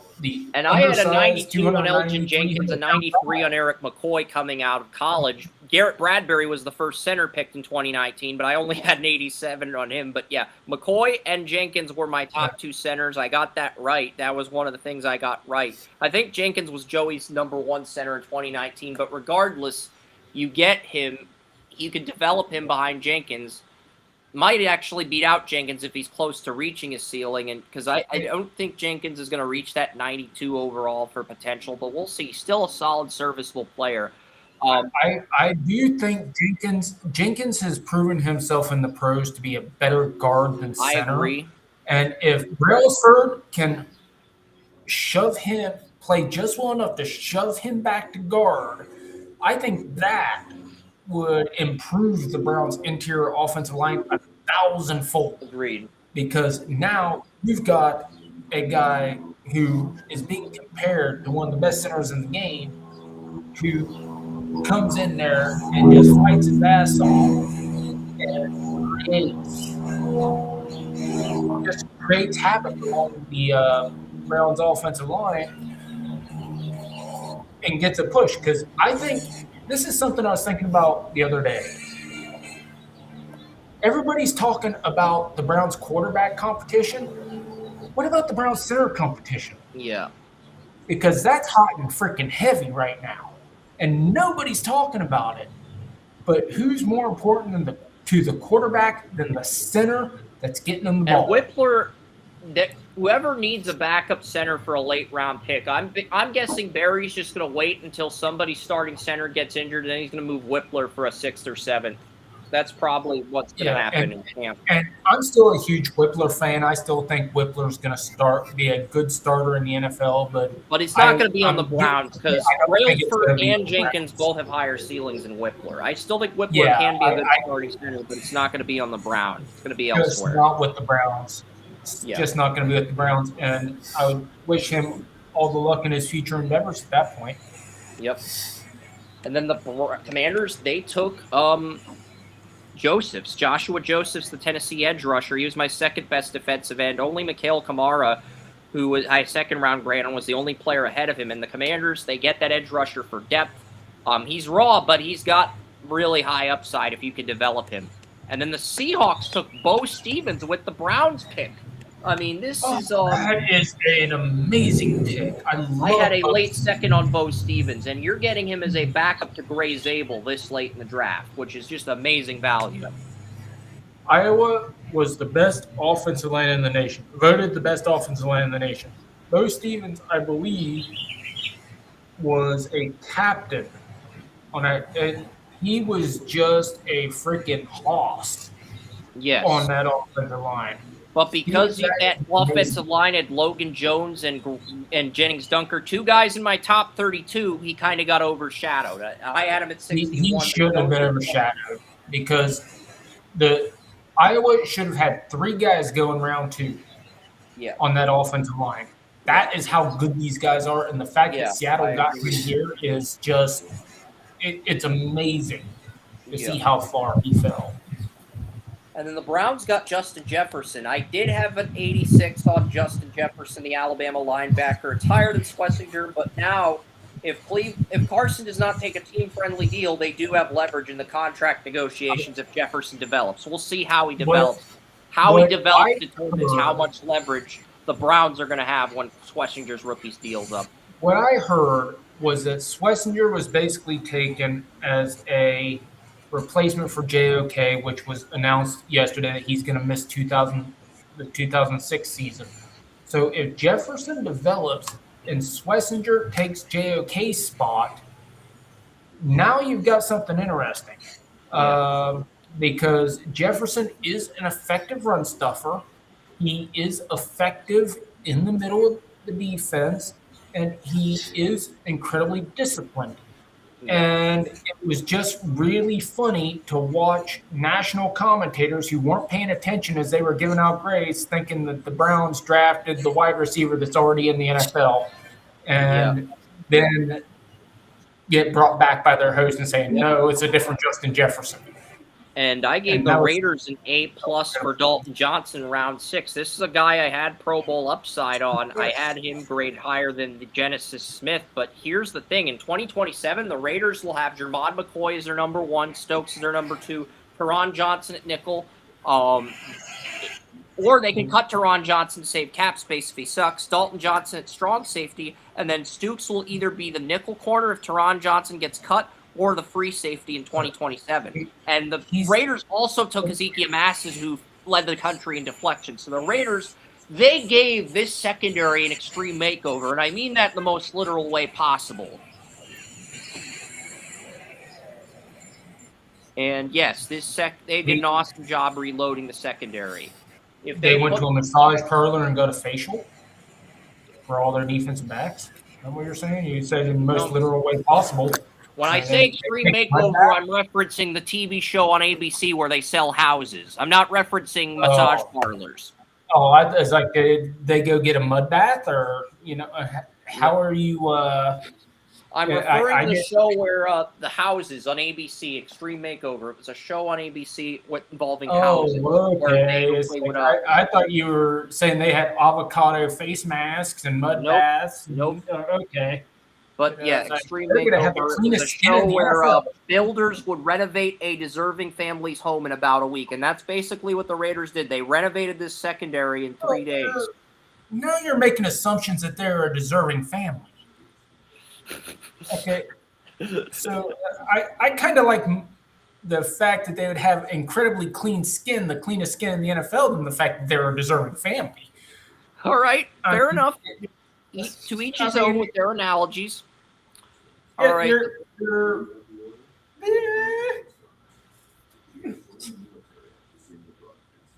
Panthers took Zakee Wheatley, so now you've got Lathan Ransom for depth behind Mo Rigg at strong safety, and now you've got depth behind Nick Scott at free safety, and Wheatley has the highest ceiling of any of those 4 safeties, followed by Mo Rigg or Ransom. You could take your pick between those two. But yeah. Having that type of depth pushing your starters is not something I'm going to fault the Panthers for. I haven't heard from William in a while. Is he still here? William, are you still here, Ben? No, he's not. I just checked. Let me check the chat room. I don't see William. I appreciate his contributions. I think his phone died. Who do you have winning the lottery? I'll go Nets. Nets Kingdom. Iron Torch is also saying Nets Kingdom. They better not reward the Pacers for blatantly tanking. Look, the Pacers are going to be a playoff team next year with healthy Tyrese Halliburton, regardless of whether they're picking at 1 or 5. Iron Torch, okay? I'm reading the comments right now. The Pacers are going to be a playoff team next season, regardless of whether they are at 1 or 5. Okay? That is the reality. Because they have Larry freaking Bird. They are going to be back next year. Doesn't matter where they end up in the lottery. The Pacers have done a very good job of rebuilding. But the thing is, in this NBA, you have to have a superstar to get anywhere. And the Pacers, their superstar 4 players.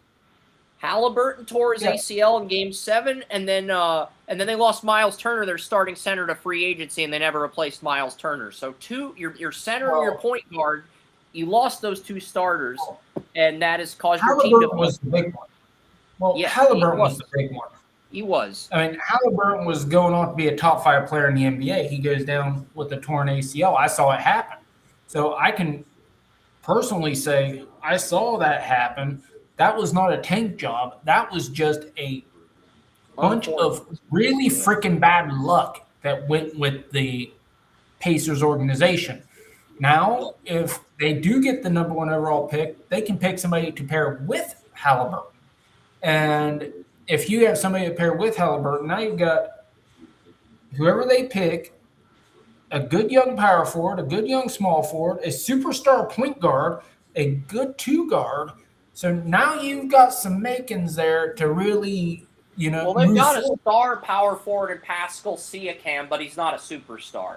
You've got Aaron Nesmith, who can average 10 points a game at small forward, and you got Like I said, Nembhard. a good.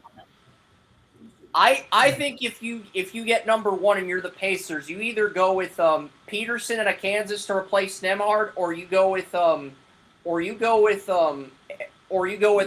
Dybantz at small forward to replace Nesmith. As much as I like Cameron Boozer, I think Siakam is too good to replace.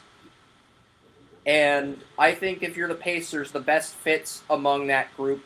And Caleb Wilson from North Carolina is another good fit. Nate Ament from Tennessee is another good fit. So there's going to be options for Larry Bird regardless of where they end up. They're going to get a good player. You want to give a mind like Larry Bird options at number one overall? That's just scary. I'm saying if the Pacers don't win the lottery and they drop to 5, Larry Bird will still have options. That's what I'm saying. Yeah, he's Larry Bird. For people who are too young to remember, go to YouTube. There are millions of videos about his trash talking, his mind games, his playing ability, everything he did and why and how. And then there are documentaries about his coaching and what he did as a coach, being the only coach to ever lead the Pacers to the NBA Finals, and the only coach to ever force Michael Jordan into a Game 7. Okay, so, and then winning Executive of the Year, 3-time MVP, 3 straight MVPs, Coach of the Year, and Executive of the Year. The only person in NBA history to do all 3. So you got to look at his history, and when you look at this draft, you say, you do not want to give that man options. You give that man options, he's going to hit a homer with them. Yep. Yep. And then the Broncos. And there's my draft rant for the day. That's a good draft rant. Justin Jolly, my number 3 tight end, goes to the Broncos at 152. So you have Trotman, you have Ingram, you have Jolly. Jolly's the highest ceiling of those 3 tight ends, but also the lowest floor. So you got to give Denver credit there for reloading. The Packers, they reach for Jagger Burton. The Niners get dry cornbread, Jaden Duggar. I'm sure William is real. Well, here's the thing with Duggar. He went to Penn Hills, same high school as Aaron Donald in Western Pennsylvania. 125 tackles, 13 tackles for a loss. He's consistent. Not a high ceiling guy.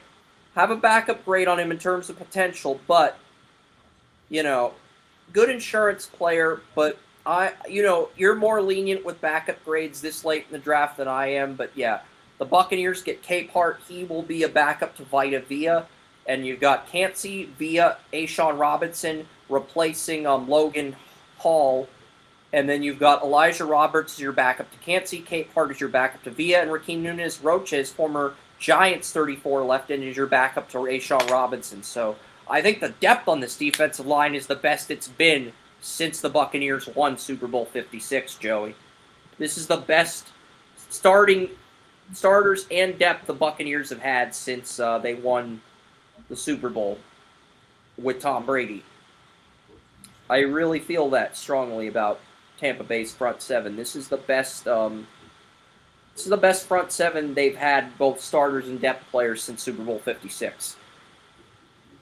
So I think they're in a great spot, and we'll see what they do.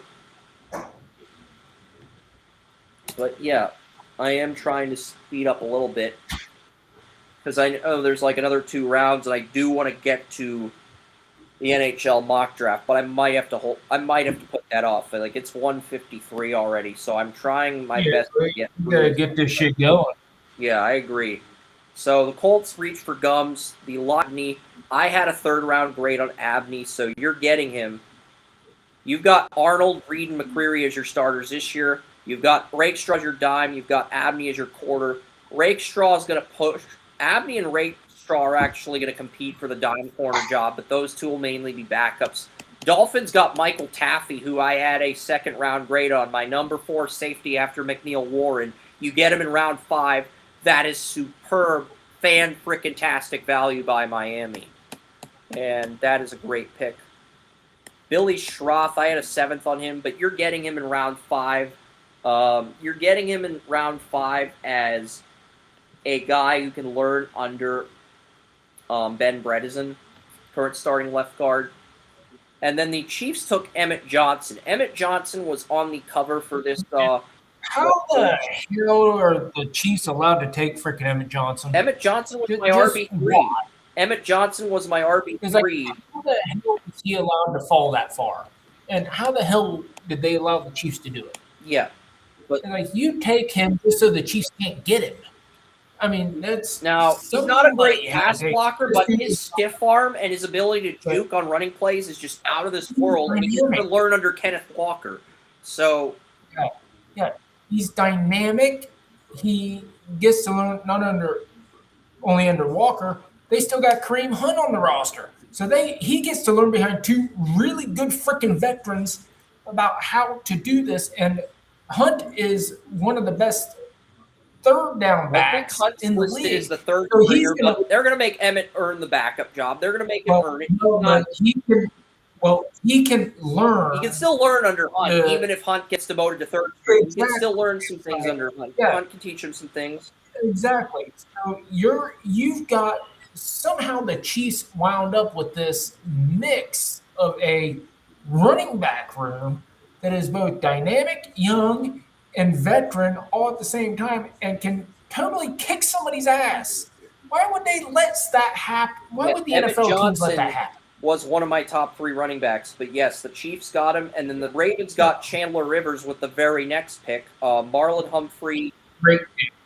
Marlon Humphrey. You're getting him as a dime corner in round 5, which I had a 3rd round grade on Rivers. I almost put him in the 1st round of my first mock, but you're getting him in round 5, which is excellent value this late in the draft. Excellent value. So, and the Vikings got Charles Demings. I love Demings. Demings might start for the Vikings day 1 because I just don't have any confidence in James Pierre or Isaiah Rodgers next to Murphy as day 1 starters. I think Demings is going to steal one of those 2 jobs, whether it's at the boundary or whether it's at nickel. I think he's going to steal one of those jobs and end up as a day 1 starter. The only reason Demings was not a day 2 pick was because he went to Stephen F. Austin. Yeah. That's it. Otherwise, he would have been a day 2 pick, hands down. Don't let anybody fool you on that. That is a pure steal based on where he went to school. Yep. And then the Jags got Tanner Kozoil with the next pick I loved. So, yeah, he goes to the Jaguars. He's my 4th best tight end. And then the Titans took Singleton. Singleton was my 2nd best running back in August, and now he goes to a situation where he's going to be learning under both Tony Pollard and Tyjae Spears. So now you've got 1, 2, 3 punch in the backfield for Cam Ward in addition to the weapons. The thing with Singleton is Singleton gives Tennessee something they didn't have last year. He gives them a pure power back that if you get in his way between the tackles, he's going to run your ass over. Yeah. That is where he shines, is when you give him the ball. And if Tyjae Spears takes that next step, Tony Pollard might have to be looking over his shoulder a little bit because I think Pollard's got a buyout option for after this season with a UFA deal in 2028, and Tyjae Spears is in the final year of that rookie deal. So I think Singleton, they're going to make him a 3rd stringer this year, ease him in, and then he'll be running back 2 in 2027. Because I don't think they're bringing back Tyjae Spears. He's in the final year of his rookie deal. Yeah, I'm not sure if they don't keep Spears and have him compete with Singleton and let the veteran go. Because they're building around youth. Yeah, they are. So if they can get Spears on a team-friendly deal, I think they'll keep him, though. And then the Bears took Elliott as that 3rd linebacker for depth. And I do like Elliott. I had him in the 6th to 7th round, so you get him here. And then the Bills took Kilgore. How the hell were the Bills allowed to take Kilgore? I had Kilgore in the 5th round. I had him in like the 140s, the 150s. This is about where I had him, but the Bills got him this late. Really good value. A huge ball hawk who can play free safety, strong safety. He can play in the nickel. I mean, of course, you have him as strong safety, probably his best Yeah, I think he's his a pure best strong position. safety, but yes. In there. That's his best position, but he is dynamic enough. He can play all over the Yeah. field. He's good enough. He's good in the run game. He's good against the pass. You know, he gets interceptions. Why did he fall? That's what I want to know, because he is too damn good to fall this far. Yeah. He is a second-round prospect that fell. I had In my Kilgore eye, in round to this- 5. I had the safety from Texas ahead of Kilgore on my board, but yeah, this is a good value pick in round 5. And then the Lions took Law. He's going to be this. I think he could push Tesla to be the slot receiver. Riley Nowakowski can play tight end or fullback. He's basically a Connor Hayward replacement. So after once we got to after the Broncos took Justin Jolly, the two best tight ends on the board were Joe Royer and Michael Trigg, who I had an 89 out of 99 potential on. Trigg went undrafted because he got dismissed from USC and Ole Miss.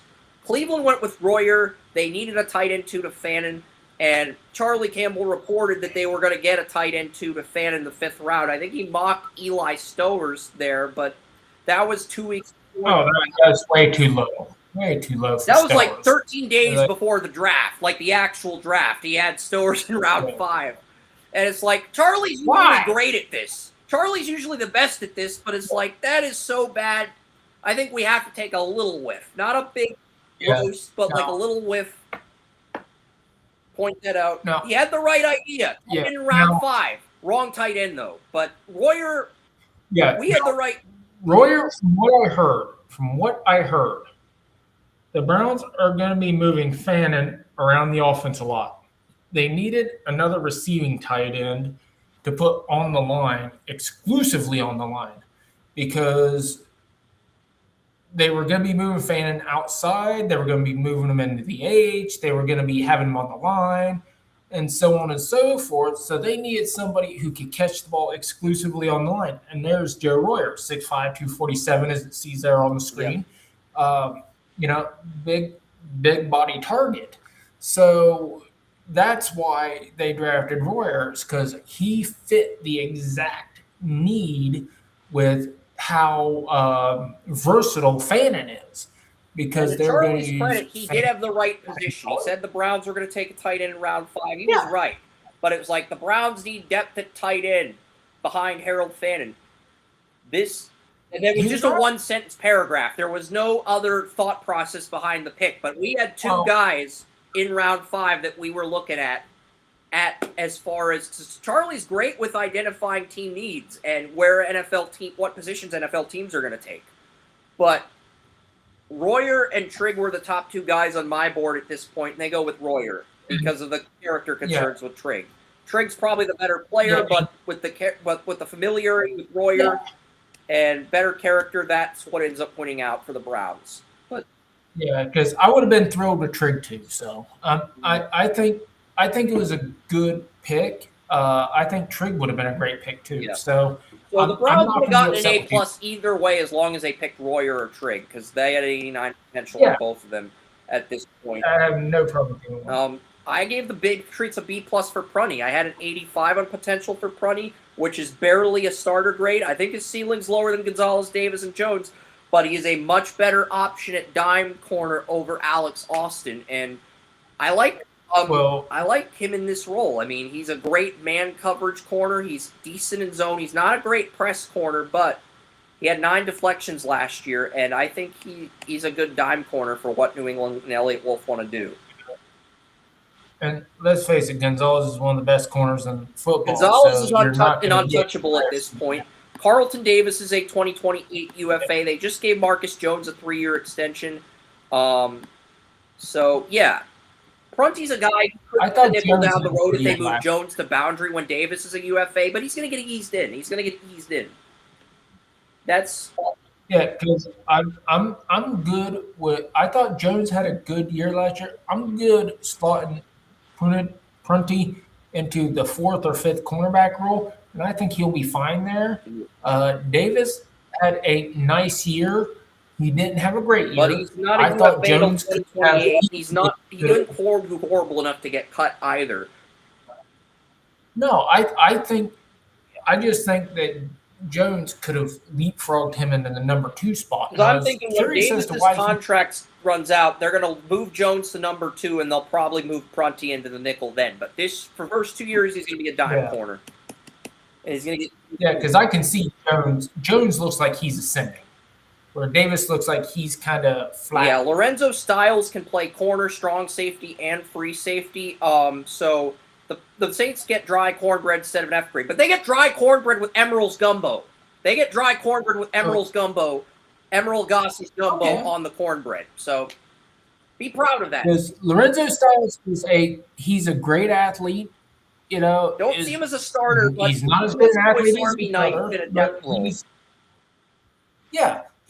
as good an athlete as his brother. He's not as dynamic, but he's very solid. Yeah. He is solid all the way around. He just does a lot of good things. And if nothing else, he can be a very, very, very good special teams contributor, maybe even a special teams piece. So I think at this point, that's what you're looking at. Yeah. Is which one of these guys can contribute to special teams. And then the Ravens took Josh Cuevas with their cop pick. And then the Ravens, they got this pick for losing Patrick McCarry. They had Adam Randall out of Clemson, who had a dominant pro day. Their Commanders loved what they saw from Randall at his pro day. 4.39 40 time at his pro day for Clemson. Didn't run at the combine. Didn't fumble the football. Very consistent. But yeah. I'm not looking at his pro day. I'm looking at the tape I saw of him in Clemson because I actually saw him. He caught my attention when I was watching Klubnik. Yeah. And this dude's underrated. He's a big body. He's fast. He's explosive. But the thing that caught me, he will be an immediate third down back. He can block out of the backfield and catch passes out of the backfield. That's what got my attention. And the rest, I just kind of looked further into it later. And I'm like, I didn't even know he was that big because he carries it really well. He does. So for me, it's like, okay, he can run the ball. He's big and he can block. And I mean, I'm looking at, it's almost like the reincarnation of Kareem Hunt at this point. Yeah. You know, that compact some bit that can, catch the ball out of the backfield and bulldoze his way through people. Yeah. The Ravens have they have Justice Hill. They've got all these other running backs on their roster. They got Rasheen Ali out of Marshall. So is Justice Hill going to stay healthy this year? If he doesn't, he's going to have some competition with these young backs coming up. He's not going to be out of a job, is what it is. Yeah, it's like you get he's going to have a job. Pretty much. I mean,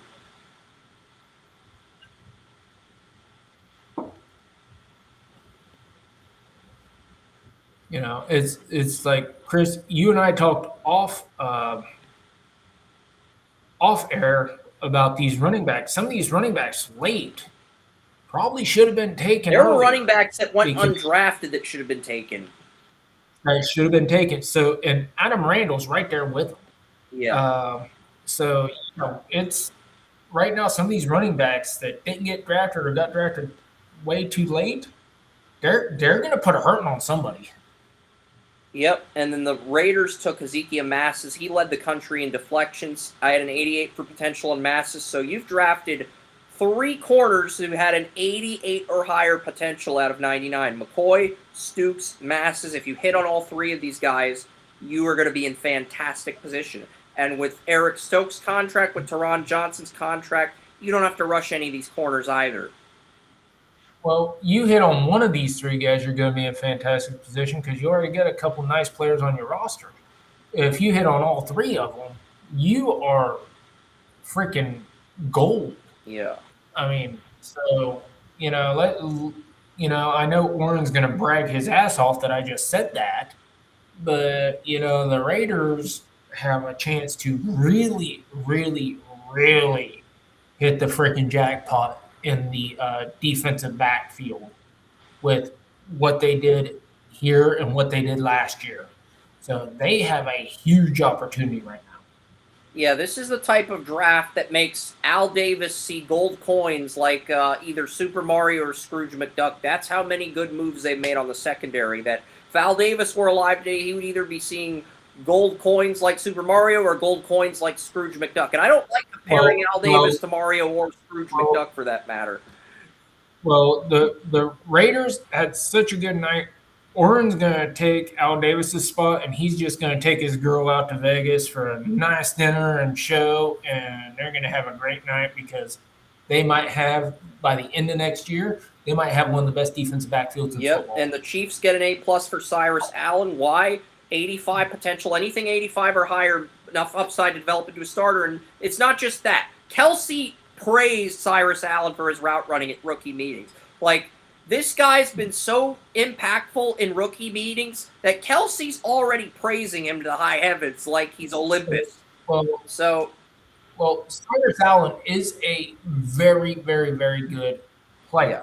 He was somebody that you and I talked about when Cincinnati made that big run a year or two ago. We were talking about him as one of the highest risers as a wide receiver in college football. But obviously things didn't work out at his quarterback position. I've been following that recently with the whole debacle that's going on there with Cincinnati and a couple of these other things that's been going on. He didn't have the best of luck after that magical season. Yeah.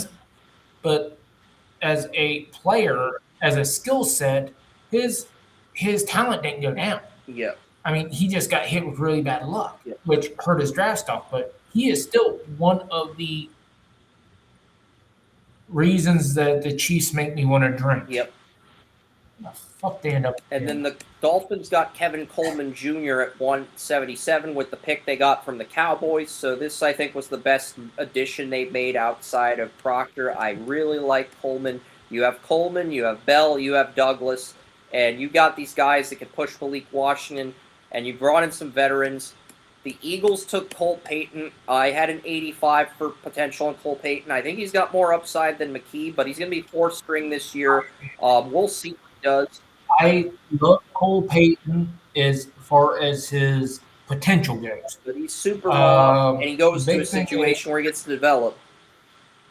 Well, yes, and not only that, but you're looking, when it comes to these small school quarterbacks, even as far back as Joe Flacco, if you can remember, they always take at least a year on the bench because they are not used to the speed of the game. When you try to shove them in like they did Trey Lance, that's when you get the failure. Flacco was the only FCS quarterback that started day one and had a lot of success. Took the Ravens to the AFC title as a rookie. So, yeah, and Cole Payton is a guy who has a lot of talent. He's really raw. He's got to get used to the speed of the game. And if he gets used to the speed of the game, something I've been hearing, Jalen Hurts, when his contract's up, he has descended to the point that he is an above-average quarterback. Jalen Hurts currently ranks 17th among the 32 quarterbacks in the league.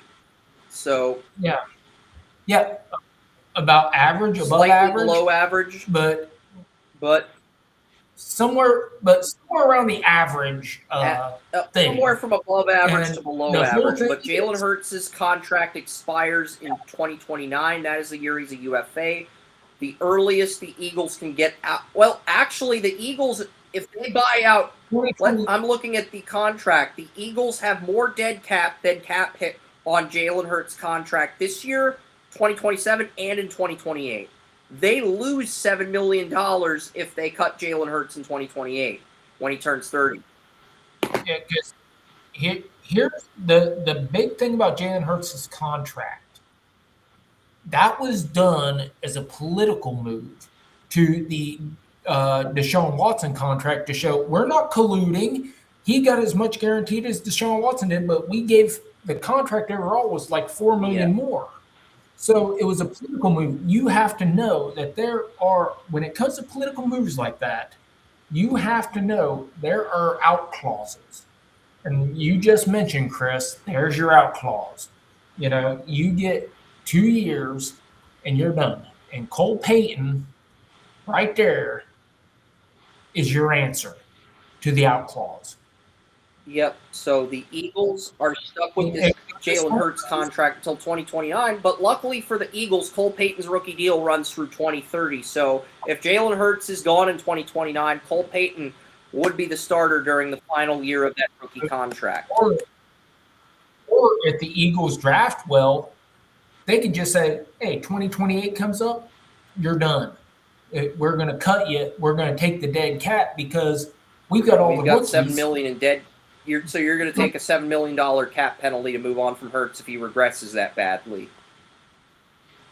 Yeah, it's like that is the dead man switch that they would have put in the contract. Right now, it's only $7 million. Right now, they would lose $138 million if they cut Hurts. They would lose around $65 million if they cut him in 2027. They'd only lose $7 million if they cut him in 2028. And the only way to not lose any dead cap is to play out the entirety of the contract. The Niners got Enrique Cruz Jr. The Dolphins reached for Traore, but Zane Durant, the Bills took Zane Durant at 181. Oh, it's assholes. I had a higher grade on Zane Durant than I did on TJ Sanders for potential, and he's stepping into depth. Zane Durant is nasty.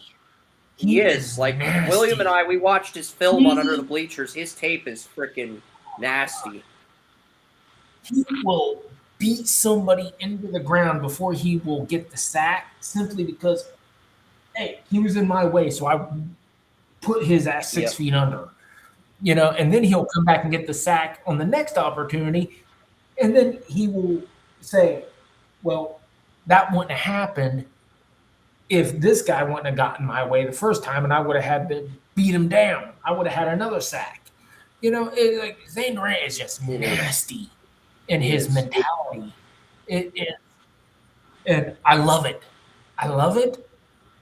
But I hate the fact that the Bills did it.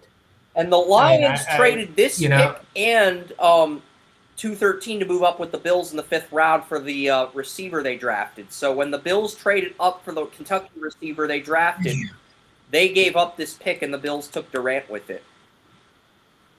And here's the thing. Durant doesn't have to be a 34 rush. He's aggressive enough. He can fit in a 43. Well, the Bills are switching from a 43 to a 34. Yeah, but the point is he's nasty enough. He can play anywhere he wants to. 43, 34, any position in the 34 defensive line. Round 6, the Browns kicked off round 6.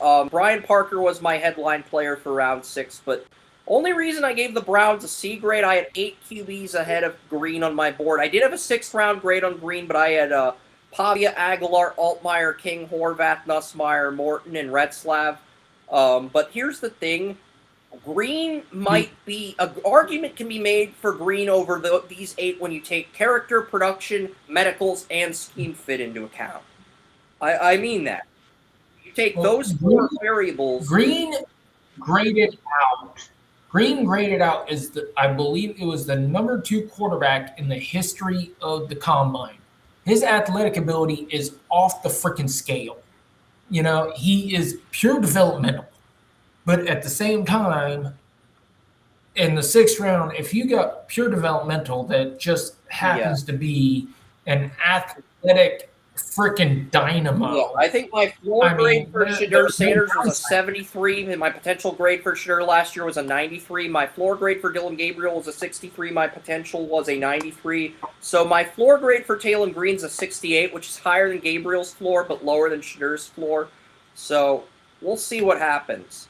I think there is an outside chance. Yeah, but you have to look at the potential. The potential grade, I would say, would be a 99. But the fact that there is almost 30-something in between that, 40 in between that, whatever it is. 40 would be a 59 for floor. If there's 40 development points in between his potential, then his floor for you would be a 59. Yeah, 32. 32 or whatever it is. 34 out of 99 would whatnot. be his floor. 99 would be his potential. Okay. All right. Now you're speaking my language. But We can go with that. regardless, it's just a big. There's just a big gap in between because his athleticism is so far off the charts. But at the same time, you have to look at what he is and why he's a developmental, which is, what he is right now. Yeah, he'll start out as a fourth stringer this year. I think they'll move Gabriel either in camp this year or next offseason, or they'll wait until they get out of the Watson contract. I gave this a solid C. I don't think I could say anything negative about the pick, but I had Taylon Green in the 6th round, so I'm not going to say anything negative about the pick at this point. There's really nothing negative to say, but at the same time, you can say everything positive except for that they really need it, and we will know that once we figure out what they do with Dylan Gabriel. Because I think Green's floor is higher than Gabriel's, but his ceiling's lower. You're on the opposite end where you think his ceiling's higher than everyone on the Browns, but his floor is so low that it just feels like in order for him to hit his potential, you have to roll a 20 on a 20-sided die in order for him to hit his potential. I think Taylon Green is going to end up somewhere in between. I think Shedeur Sanders is going to end up being the franchise quarterback. And I think Taylon Green is going to end up being the backup unless he hits his full potential. If he hits his full potential, I love Shedeur, but Taylon, if he hits his full potential, he's going to be an all-time. So you're basically saying his floor is Seneca Wallace and his ceiling's Tom Brady if he hits his ceiling, which is a long shot. I say Michael Vick. Because Michael Vick is fair enough. Prime Michael Vick with Atlanta. Okay, fair enough. All right. So Carson Sherrar, he's mainly a 43 weak side linebacker, but the Cardinals, they run a 34 defense. So yes, that was the only F grade I gave the Cardinals for the entirety of the draft. And then the Titans. Sherrar is pure potential, nothing else. And if he meets all his potential, you have him at 77. I'd put him in the 80s, not all the way up into the 80s. Not in the mid-80s where I have the minimum grade for a starter, but I'm guessing the low 80s, 82, 83. Yeah, it's like a solid backup. All right. And then then the Titans took Jackie Marshall. I don't see him as an NFL starter, but he could be a rotational piece. The Bucs took Bauer Sharp. Yeah, solid player. I mean, I like Bauer Sharp, but the Giants got DJ Reader, so now they don't have to worry about Jamison Travis playing because they got DJ Reader to replace Lawrence. Yeah, Bauer Sharp can be a strong contributor. He'll be eased in this year, and then he'll take over for Payne Durham and O'Keefe when they become UFAs. He'll be the de facto backup. I think he can be a 15, 20 catch guy as a rookie. A 30 catch guy as a 30, 35 catch guy as a veteran. Nothing huge or out of context, but he really did well during the Shrine Bowl. I think he can be a decent contributor during his rookie deal. And then the Commanders, they got Katron Allen, who I had a second-round grade on round 6, and now they have Krosky Merritt, they have Rashad White, and they have Katron Allen. That's their backfield. I know Eckler has interest in returning to Washington Chargers on a league minimum, but with Washington's running back room, I just don't think there's room for Eckler. With White, with Krosky Merritt, who dominated some games last year, with Allen, with those 3 running backs, I just don't see a spot for Eckler. As much as I like Eckler, Joey, I don't see a spot for him on Washington. With Eckler, he is the dynamic part of that backfield. So to get rid of Eckler, you would have to find somebody else that can signed him. Anybody can claim him. The Browns can claim Eckler. Oh, I thought he had 1 year left on his deal. No, he is nobody's claimed him. He was a UFA in 2026, so anybody can claim him. Okay, that's my bad. I thought he had 1 year left on his deal. But he's willing to come back on a league minimum with Washington or the Chargers. So do you bring him back if he's willing to take a league minimum instead of $5 to $10 million? Oh yeah, absolutely. He's an electric player. It's like you can stop him 4 times in a row for 2 or fewer yards, but then you get that play action where he comes over the middle. You just toss it to him, and there he goes for 40 yards. I mean, his whole thing is how electric he can be. I mean, how dynamic he is. And if he's willing to come That's back what for the makes- league minimum, not $1 million, but the league minimum. So if he's willing to come back for that little, I feel like you have nothing to lose by bringing him back. Absolutely not. You know, it's like you can do whatever you want to with a guy like that. You know, bring him back if he wants to Yeah. leave minimum. So Inez Cooper, I gave this a B grade. I had he'll be groomed behind Joe Tittman because Tittman moved from center at Wisconsin to right guard last year. I thought he's better at center. I think Inez Cooper, if the Jets don't want to start Tittman or if Tittman wants to go to another team and be a center, Jets can just make Cooper their right guard next year and reload the interior. So I do like this pick. Was it the best pick? Inez Cooper is one of those guys. He will dominate you with his Yeah, size he and will. strength. And he's raw as hell. But if he gets his clubs on you, you Yeah. ain't getting away.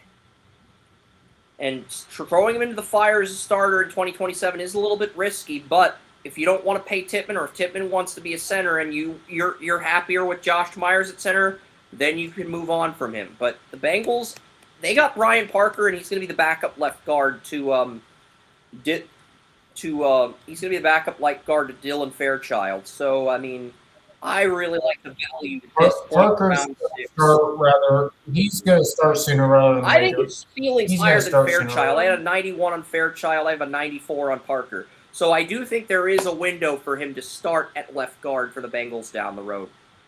And if Connor Lew, the Auburn center, can't stay healthy, there is a window for Parker to be the starting center on the Bengals as well. So yes, Yeah. his floor is lower than Fairchild, but his ceiling is higher. So we'll see how he develops. Because I think this is, right now, you've got Brown, Fairchild, Karras, Risner, and Mims as your starters. Cody Ford's your swing tackle. If Mims or Brown goes down, Parker's your left guard. Lou is your center, and Jalen Rivers from last year's draft's your backup right guard. I just think the depth on that interior offensive line is very, very good, Joey. And I think that's going to be a problem for teams next year in the AFC North. The depth the Bengals have on the interior offensive line. It's going to be a big problem.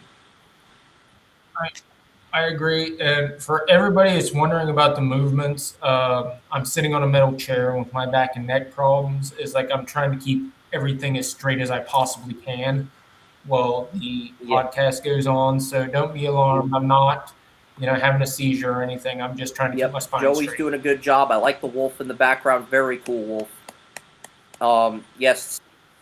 That is actually that picture. That is actually the logo for the pub, which will be starting here probably within the next couple of weeks once I get a few different things ironed out.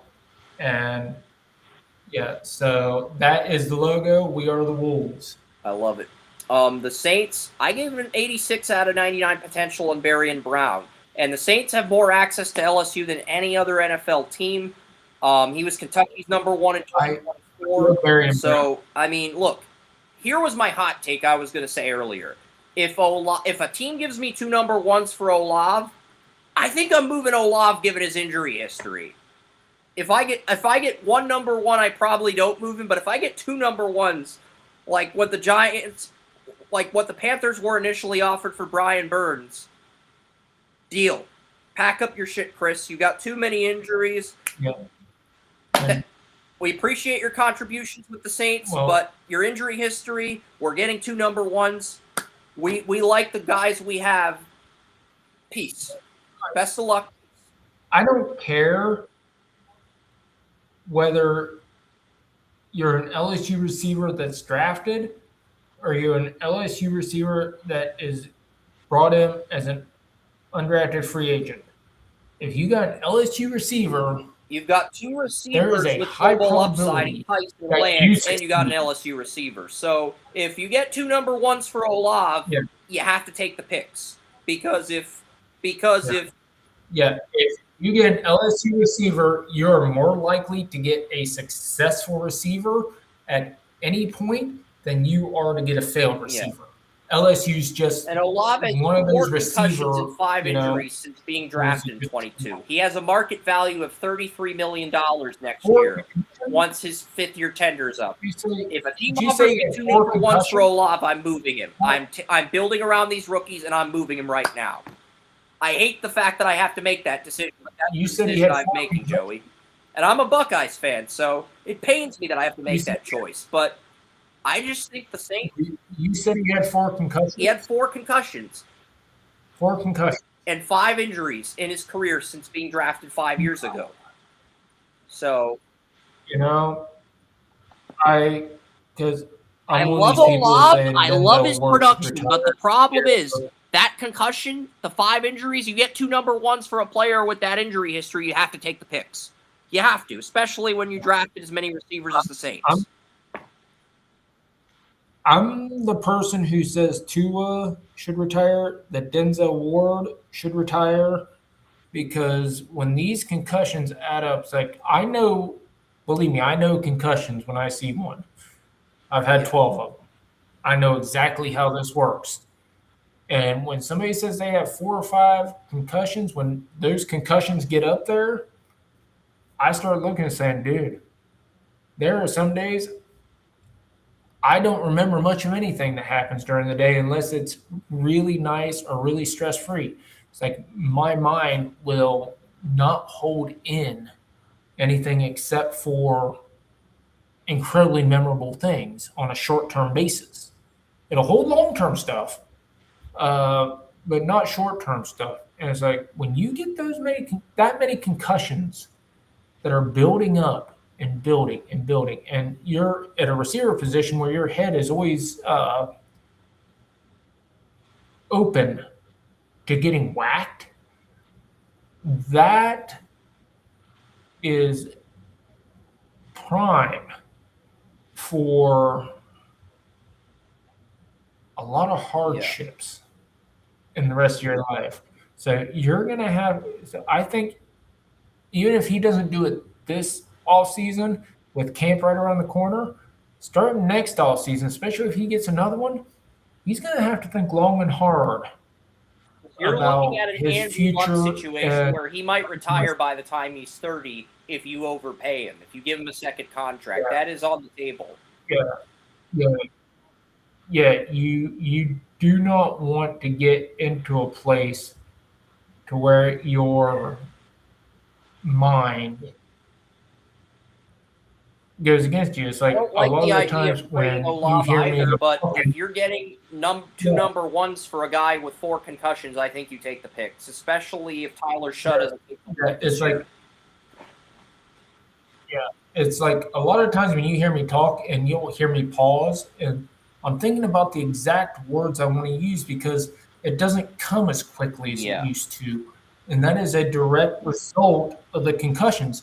Do you really want, as a football player of any type, to be sitting here and having to make a point, but having to pause because you need the exact word you're looking for, and you know the exact words in there, but it's just not coming the way right you now, want to. Olave's market value is $33 million per year with 4 concussions and 5 career injuries. I wouldn't pay him more than $20 million. So I'm at the point to where if I'm getting an offer, I want to see what my offers are for Olave on the trade market. I don't want to trade him. I just want to see what the offers are if we put him on the block. I want to see what the return on investment is because he's 25, and I would think there's a team willing to give up more for Olave than A.J. Brown. I think you have to entertain the idea of moving him, and it's a very tough decision. If there's a team, especially with an established number one, where they're not going to get, he's not going to get all the attention, maybe that would be the best for his career. Now, whether it's best for the team depends on the offer. But best for his career and for his life, not to have that attention on him every single play. Hey, maybe it's something that I learned a long time ago. Sometimes you gotta do what's best for you. I didn't always Yeah. think that, but it's like I'm not afraid to give it. Sometimes you gotta do what's best for you, Yep. Yep. and what's best for you Agreed. might go to a situation where you're the number 2 receiver. Yep. And I think Tyson has a ceiling to where he could supplant Olav as number 1, especially if he gets injured again. But I think entering camp Olav's the number 1 as long as he's healthy. But yeah, we'll see what happens with Olav and these other weapons that they've drafted. And then the Jags also took a receiver. They took Baylor's Josh Cameron, who I had. He's one of the handful of players that stayed loyal to his college without entering the portal. You got Thomas, you got Myers, you got Parker Washington. Hunter's your number 4. If you want to keep Hunter at the number 4 and you don't want to pay Parker Washington, Josh Cameron is a really good solution. And he's a guy. I heard that there were teams looking at Cameron on day 2. So for the Jags Oren took him in day 2 of the group mock. I mocked him in the 4th round, and Jags got him at 191 in round 6. So by any measure, whether it's teams consider him on day 2, whether it's Oren taking him on day 2, whether it's you mock him on day 4, round 6 is still, hell of a place to get this guy. Yeah. And the Giants also took J.C. Davis, the Illinois left tackle, at a 3rd-round grade on, and he's going to learn under Andrew Thomas, which is a perfect situation for him. With Andrew Thomas's injury history, this is literally the perfect situation for Davis to end up in. Yeah, because I was not as high on Davis as you were, but at the same time, I recognize if he's going to learn behind Andrew Thomas, that is a great situation for him. Yeah, exactly. And you got Lucas Andrenson, he's the backup left guard. Lucas Patrick, the center. Falele's the backup right guard, and Marcus Mabeau, last year's draft pick out of Purdue's your backup right tackle. And Evan Neal's competing with Falele for the backup right guard job. But they did bring him back on a team-friendly deal. Instead of giving him a 5th-year tender, they gave him like $1.9 million or some very low number instead of $17 million. We'll have to pay $19 million, I think most tackles make under the 5th-year tender. So Evan Neal only got $1.9 million instead of $19 million. Not a cap error, legitimate. That's legitimately. And then the Giants also took Jack Kelly, the BYU outside linebacker that can also play inside. And 2-year captain at BYU, diagnosis plays quickly, dominated the Senior Bowl. Jack Kelly, I had a late 3rd on Jack Kelly. So to get him at 193 here, this is another excellent pick by the Giants. I think he can play inside or outside. So this is great value at 193. And you get him. I got a 91 on potential for Jack Kelly. He's listed as a 3rd stringer. Even if he doesn't end up starting, I think he's going to end up as a backup on the 2nd string. Is he going to beat out Golston, or is he going to beat out Muasu? That's the big question. Is he going to beat out Muasu, or that's the big question I have. So, and it's a legitimate question to have, it's a legitimate question to have with Darius Muasu. So, is he going to beat out Darius Muasu for middle linebacker, or is he going to beat out Golston? Because he has the upside to beat out both of those guys in camp. But right now, he's going to be the de facto 3rd-string linebacker, whether it's inside or outside. But I think he's good enough to beat out Muasu and Zaire Barnes for that other spot across from Micah McFadden. I do. I think he's that good. So I'm not saying he'll be a day 1 starter. He fell to the 6th round for a reason, but I think he's too good to be a 3rd stringer. And then the Titans, they took Pat Coogan, my number 2 center in this entire draft in round 6. They're only paying Austin Schlottman $3 million this year and $4 million in 2027. Austin Schlottman was an overpay because he only had a market value of $2.3 million. The Titans overpaid him by $700,000, and then they get Pat Coogan, my number 2 center in this draft, on a rookie deal. So it's not a matter of if Pat Coogan's going to supplant Austin Schlottman as a starting center. It's going to be a matter of when. Because you're looking at, as early as this year, if Coogan wins that center job, you can keep Schlottman as the backup. You could cut Schlottman too, but you'd only save $10,000 in cap space. Whereas if you cut Schlottman in 2027, you save $3.5 million with $4 million and a dead cap of $500,000. So you're looking at Coogan either starting in 2027 or 2028. And I think Coogan, if Schlottman tears his Achilles, I think Coogan takes the center job and he doesn't give it back. And then the Titans get out of Schlottman's contract and create a little bit more cap space. So, and I think the Titans are going to ease Coogan in because they're moving into a new stadium next year. So the plan will be to have Schlottman teach Coogan this year, and then when the Titans move into the new stadium, Coogan will be the center next year. I think that's the plan. But regardless of how the Titans... Coogan's going to be the starting center by 2028, regardless of what approach the Titans take, whether it's rushing Coogan, whether it's easing him in, whether it's him learning this year and then starting in the new stadium. Regardless of which approach they take, I think Coogan's going to be Cam Ward's center in due time. He's the Rose Bowl MVP for a reason. Benson, I had a starter grade on Benson. This is the highest potential grade I have on any receiver on the Raiders roster. So that's a B grade because it's not a number one, but it's progress. And Crownover, this is a guy I had a backup grade on. Oren likes him. Oren thinks he can be a starter. But with Lomu, Will Campbell, Moses, there's just not room for him here. I gave the Patriots dry cornbread, but the fact that Oren likes him is the only reason Elliott Wolf's getting a piece of cornbread. CJ Daniels, I had Daniels with an 87 potential grade. I think he's better than Whittington, so the Rams get him. The Vikings get Claiborne. I had a 90 for potential on Claiborne, but this guy, he had 7 fumbles, 4 fumbles lost, smaller than advertised. He does have experience as a kick returner. You have Jones, Mason, and Claiborne, with Claiborne as the third string running back on the depth chart. Minnesota can be run heavy with Kyler Murray and McCarthy with all the running back depth they have. And they added Jawan Jennings to be their new slot receiver. Seahawks got Emmanuel Henderson Jr. The Dolphins got DJ Campbell from the Texas right guard at 200. That is a really good value pick. He's going to learn under Savannah.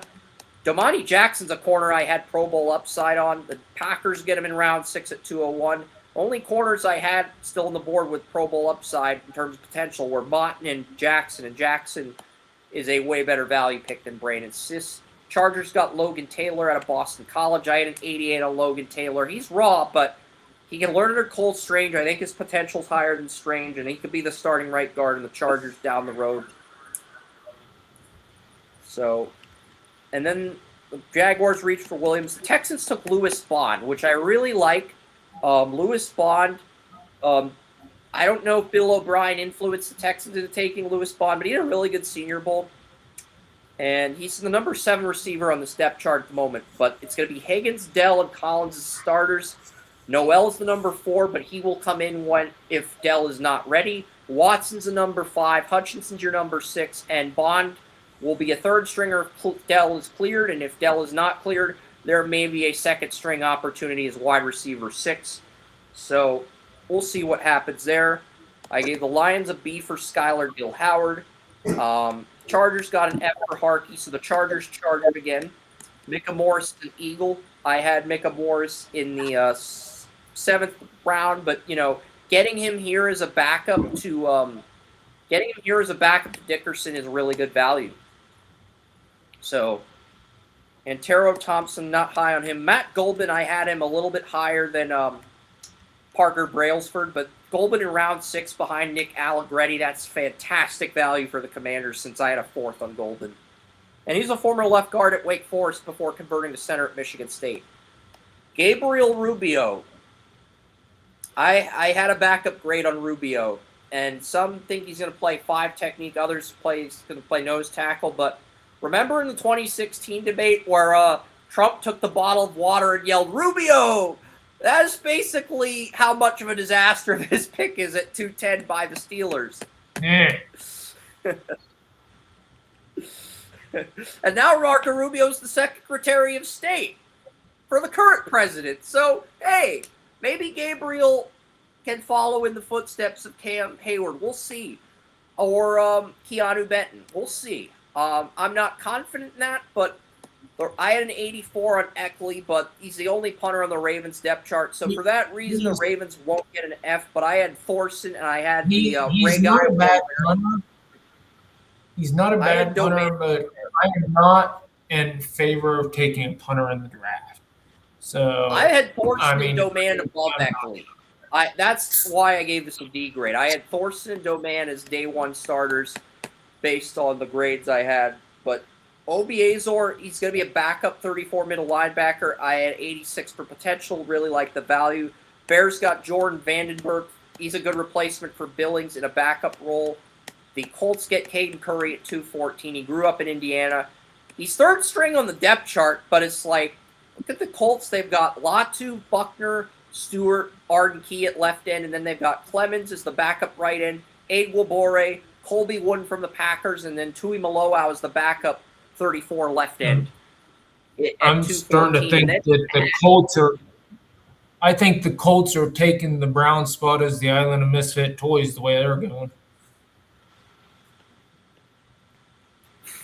I like the Caden Curry pick. I mean, the Colts had some reaches in this draft, but I thought they reached for George Gums Jr., but the rest of the picks outside of him were really good picks. What I mean by that is that they're just taking people at certain positions and piling them up into where they have all these toys to play with at these one or two positions. And, well, what are you going to do about the rest of the team? We have the rest of the team. They've got Noddy, Tillery, and Gums and Curry. So they've got third string defensive line, second string, and first string for their 43 defense. And they've got a ton of – now that's a pick I love. Perkins, I agree. I gave this an A. I had a fifth-round grade on Perkins, but this is fantastic value. I had a day two pick on this guy when it comes to pure talent. When it comes to pure talent, I would say there may be two, maybe three linebackers better than him. When it comes to other things that into it, that's what makes him fall. His mentality, the way he goes about things, maybe not what a lot of teams are looking for. But if you're going pure talent and you're just saying, we just want the most talented linebacker we can possibly get, you look at Harold Perkins and say, I want Perkins. Nothing else goes into it. Nothing else matters. Just the most talented guy. Perkins may be the most athletic and one of the most talented guys in this draft as far as the linebacker goes. Yep. So the Packers, they took Trey Smack. I only had one kicker with a starter potential grade. That was Kansei Matsuzawa, the Tokyo Toe. Orange Raiders got Matsuzawa as an UDFA. The Packers took Trey Smack, and Matsuzawa is 27, Joey. The Tokyo Toe, the Hawaii kicker's 27. That's why he went undrafted. The kicker Packers took out of Florida is 22. Yeah, because I don't know why he's a kicker. He kicks. They can play until they're 45, if barring injury. I don't know why age pays even is considered with kickers and punters. I mean, if he wanted to, that was the Packers. Pat McAfee could still be playing. Pat McAfee could still be playing if he wanted to, but he's such a mouthpiece. He's got millions upon millions and everything he wants to do because he's a hell of a mouthpiece. But he could still be playing if he wanted to play. It's like these guys can play as long as they want to for the most part. They're kickers and punters, guys. Don't worry about if you're going to draft them. Don't worry about their age. Draft them on their skill. Yeah. They're going to play longer than Matsuzawa's got the skill. He could end up being the really good value pick for the Raiders. And Smack, I had an 82 on him. That's where I think he maxes out. But it feels like the Packers are going to be stuck in a Cade York situation with Smack.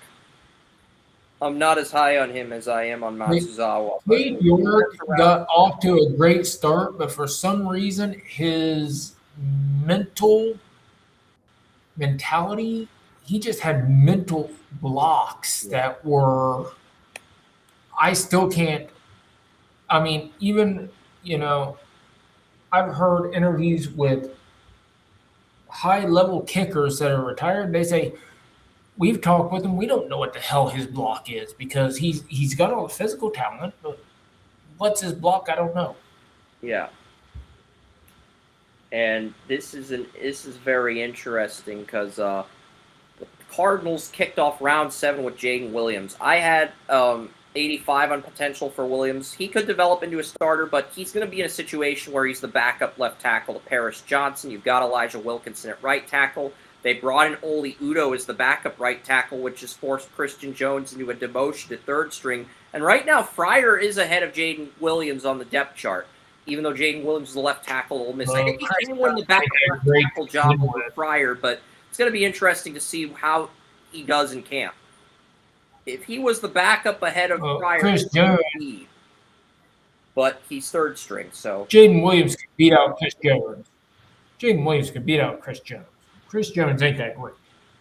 I mean, Christian Jones all he has to do behind really is Udoh, but Jaden Williams has got to compete with Fryer. Josh Fryer and UDFA is the backup left tackle to Paris Johnson. So Williams is behind Fryer on the depth chart at the moment, third string. He's OT 6 behind Jones at the moment.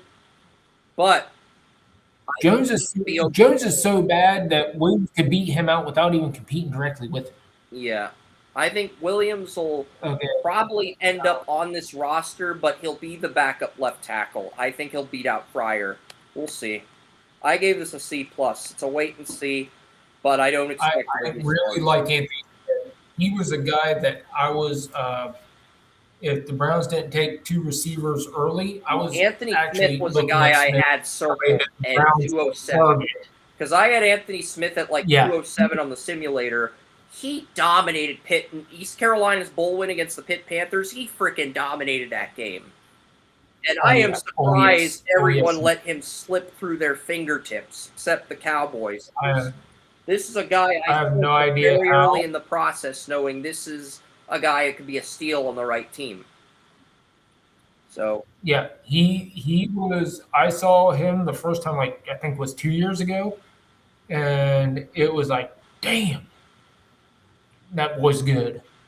And he hasn't disappointed since. I think he could be wide receiver. Thought he could have gone around 150, 175. I thought he could have gone 150 to 175. But right now, Pickens and Lamb are the 2 starters for this year. But right now, Flournoy's your slot receiver. Valdez Scantling's your number 4, pushing Flournoy. You have Mingo, your number 5, pushing Valdez Scantling and Flournoy. You have Turpin pushing the wide receivers 3, 4, and 5. And yeah, as crazy as it sounds, I do think Anthony Smith could win the slot receiver job over Flournoy, Valdez Scantling, Mingo, and Turpin. As crazy as that sounds, I think he has a shot. 6'3", 190, high points well, fast, runs decent routes. I mean, he's a long shot to be the slot receiver, but I think he has a shot because Flournoy, Valdez Scantling, Mingo, Turpin, these are all floor players with not very high ceilings. I'm not saying Smith's going to hit a ceiling, but he has a shot. We'll see what he does in camp. Scantling's solid. He's solid. He is not anything special. So he can be beat out. Mingo, incredibly high ceiling, athletic, doesn't have the reliability that Scantling does.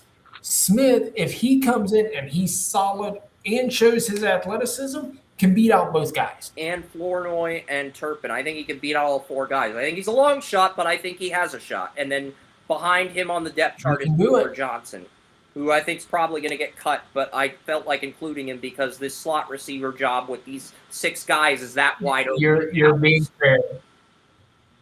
You're being fair. So let's just be nice and say you're being fair. All right. And move on. And then the Saints took TJ Hall. I had an 85 on him, but they've got McKinstry. They got Riley. They're moving Julian Blackman from free safety to nickel, and then Sanker and Reed are going to be the safeties. They do have Emerson as the dime corner, the number 4 corner. But Emerson and Blackman are basically having an open competition for the nickel job. That has not been guaranteed. Neither player's been handed that job, but Blackman and Emerson are basically both competing for that job. So that is that's a competition where they're both pushing each other for that job. And yeah, that's going to be. Love competition. It is going to be a big. Love competition. Because you got a free safety moving to nickel and Blackman, and you also got a guy who is a really good number 2 corner on the Browns that got injured and lost his job. So now he's got to fight to get another starting gig. So that's a big competition. I will say this, though. Emerson is not good in the slot. He is an outside receiver. But the Saints have he's an outside corners with higher ceilings than McKinstry and Riley. That's the problem, Joey. It's a great problem to have, but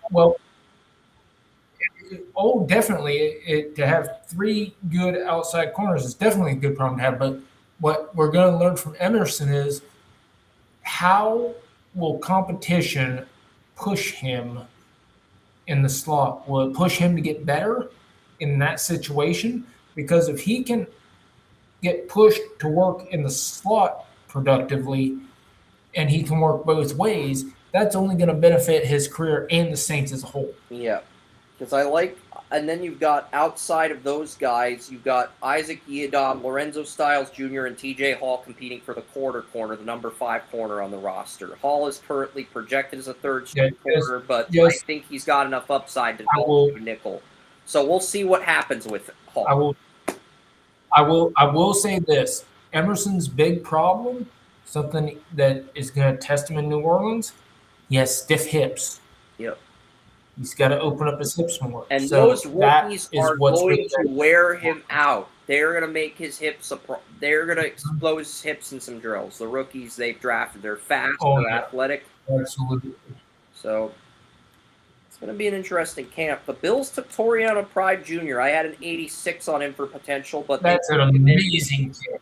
They bring him in to push because not only is he probably the most athletic player at corner in this draft, but he doubles as a return guy.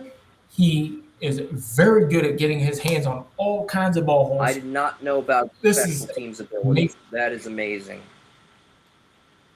He can.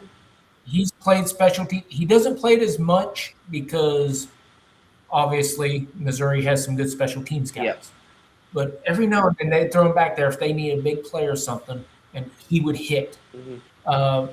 But he is a very explosive guy, and if nothing else, they could put him back on special teams, get him more used to catching punts and kicks than he currently is, and they just say, "Have at it, Hoss. I know you haven't done this as much as you probably could, but there you go. Make us some plays." But Pride is one of those. He's just a playmaker. Yep, and then the Bengals followed that up with Jack Endries. This was a guy who was my top tight end after Trigg and after Royer. This was my top tight end in the draft. He did a good job at Cal, but he got worse when he transferred to Texas to replace Gunnar Helm. He's currently 5th on the high upside, but he's 5th on the depth chart behind Hudson, All, Gesicki, Sample. 7th round flyer, probably going to start on the practice squad like Luke Lakey with the Texans last year. I will say this. Texas had a problem. That problem was Arch Manning. Arch Manning is not a polished quarterback. He is not a polished passer. He is not a natural passer. Yeah. He is a natural runner. He is a natural athlete. He is not a natural passer. And he has struggled passing. So this is something I'm going to cover in my first podcast alone. It's Arch Manning and these quarterbacks next year don't get too comfortable. Yeah, there's a lot of mock drafts that like 6, 7, 8 quarterbacks in round 1. It's like, slow down, guys, slow down. You might not even get 4. We might only get 2. I think we'll get 2, but maybe 3, but 2 to 4. 2 to 5. I think 2 to 4 is good. 2 to 5. 2 to 5. Okay. Yeah, but guys, slow down. You're basing everything off projection. Yeah. The only thing that's not projection right now are the guys that tested the waters going out this year. and learned what they had to get better at. Lions took Believe me, West. trust me. Even if he develops, he'll only be situational edge. I had an 86 on potential for Kalimakis, but thing is, Jane Daniels and Mariota both had high ceilings coming out of college, and he's only going to be an insurance quarterback if Daniels or Mariota gets injured. So you're getting him as a third stringer. He wasn't very good. He was really good. He was good at Rutgers, so he wasn't great. He wasn't great, but he's good enough to where you can start him as a third stringer and attempt to develop him into something. He's not going to screw up. He's not going to screw up. Okay, so he's kind of like PJ Walker. Yeah, you can throw him in there. He's not going to be great. He's going to be forgettable, but he's not going to screw everything up. Yeah. So I mean, solid. I give PJ Walker the credit in the world because he was able to make,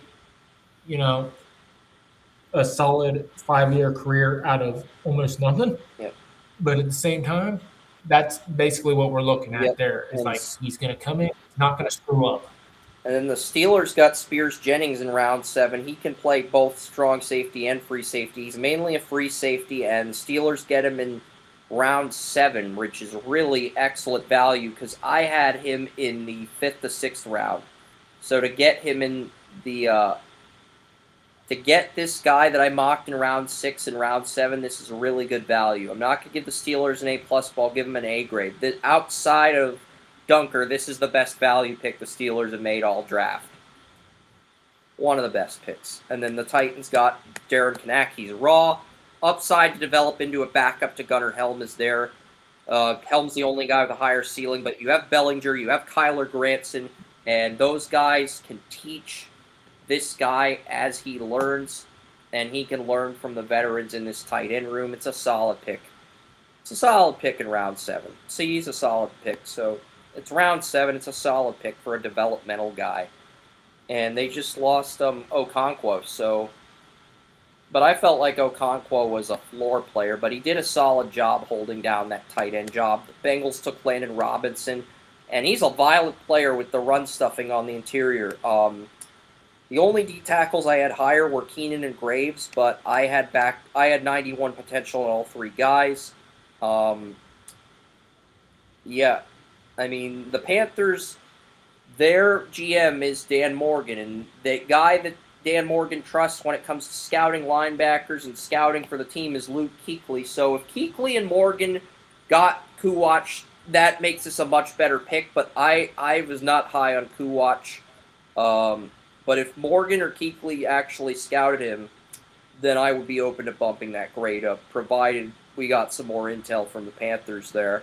BJ Payne goes to the Jets as a strong safety, as a backup to Minka, as a backup to Dane Belton on 3rd string. Like the value. That is good value.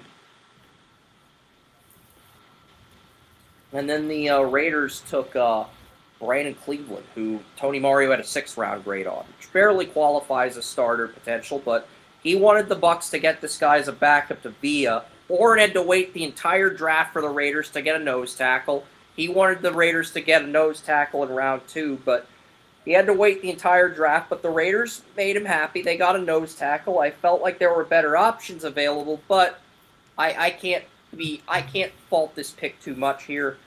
And then Eli Heidenreich, I have an 89 on him for potential. He's 178 on my big board. Steelers get him in round 7. Hometown guy, former Mount Lebanon High School player in Pennsylvania, goes to Navy. Steelers get him. He's going to be the 4th string running back to start out, but I think his ceiling's higher than Johnson, Dowdle, or Warren. But he's also got a lower floor and a much lower room for error as a 7th round pick. Much slimmer margin. Jalen Warren is going to be the hard one to beat out because the dude hits holes hard and he's explosive after he gets. Yeah. But he could be potentially a good complementary back depending on whether, because of his size, he fits well into what the Navy is looking for. So whether they make him go through his commitment of, I think it's still 3 years at this point. Yep, but we'll see. I gave it an A-, and then the Rams, I gave the Rams an A+ for Tim Keenan. After giving the Rams a C- for Ty Simpson, they get an A+ for Keenan. Keenan was my number 3 nose tackle in this draft. Had a late second on him, but there were some character concerns. He won some triple teams against Georgia and Indiana's offensive lines on tape, just like Deion Walker did last year. And he's going to be the backup to he's going to be the third-string nose tackle behind Poona Ford and behind Tyler Davis. So he's in a great spot where I don't know if he'll make the final roster, but as far as fit goes, yes, he's in a great spot. The Jags reached on Durfee. I took Morton in the group mock with the Patriots. I love this pick. This is the only A+ grade I gave the Patriots because I just love Morton as a backup to Drake May. I love the fit more than anything else. Vikings, I gave them Gerhardt. Andre Fuller was a corner I liked. Because Seattle took 3 corners. They took Andre Fuller. I'm thinking the Packers. I'm sorry. I was thinking the Packers with Damani Jackson. But Andre Fuller is a corner I liked. Double-digit deflections, and I think he can push Joby for the boundary corner job. And if he loses that, I think he slides into nickel. We'll see. Seth McGowan would be your third string back. Ceiling is lower than Giddens and Taylor, but yeah, he's decent here. 20 picks left. The Dolphins take Max Lewin. Why is hold on, let me see something here. Why are the Bills I'm just trying to think why. Okay. All right. This is the problem. We gave hold on. Let's see here. Okay. Forgot to list the Buffalo Bills. And then we got to put the A there, and then we got to delete the... All right, let's try this. Because I think why I screwed up the Bills pick and why it doesn't say Buffalo Bills. I think I have to type Buffalo Bills and put the end link after the Bills, after the draft pick. Let's try this again. I'm not saying it's going to be perfect, but yep, that's what I did wrong. And then the Jaguars got Parker Hughes. So the Jaguars became the first team to get 4. I don't think I've ever had a team get 3 or more F grades in one draft. The Jaguars became the first team to get 4. I think the Seahawks got 3, but they reached on 2 corners. They reached on Julian Neal. They reached on a guy in the 7th round, and they reached on someone else in round 6. I'm not going to go through it again. Armand Reed Adams was was one of my top right guards, and you're getting him as a backup to Osiris Torrance. And I know the Bills want to bring back Torrance. Came across. Braves have announced legendary manager Bobby Cox has passed away at age of 84. Jesus. I'm not trying to take the Lord's name in vain. Ted Turner and Bobby Cox died in the same week. That is what I'm trying to process. Because Ted Turner died on Wednesday. That's I don't know, man. It's like that is that's the peak of Turner.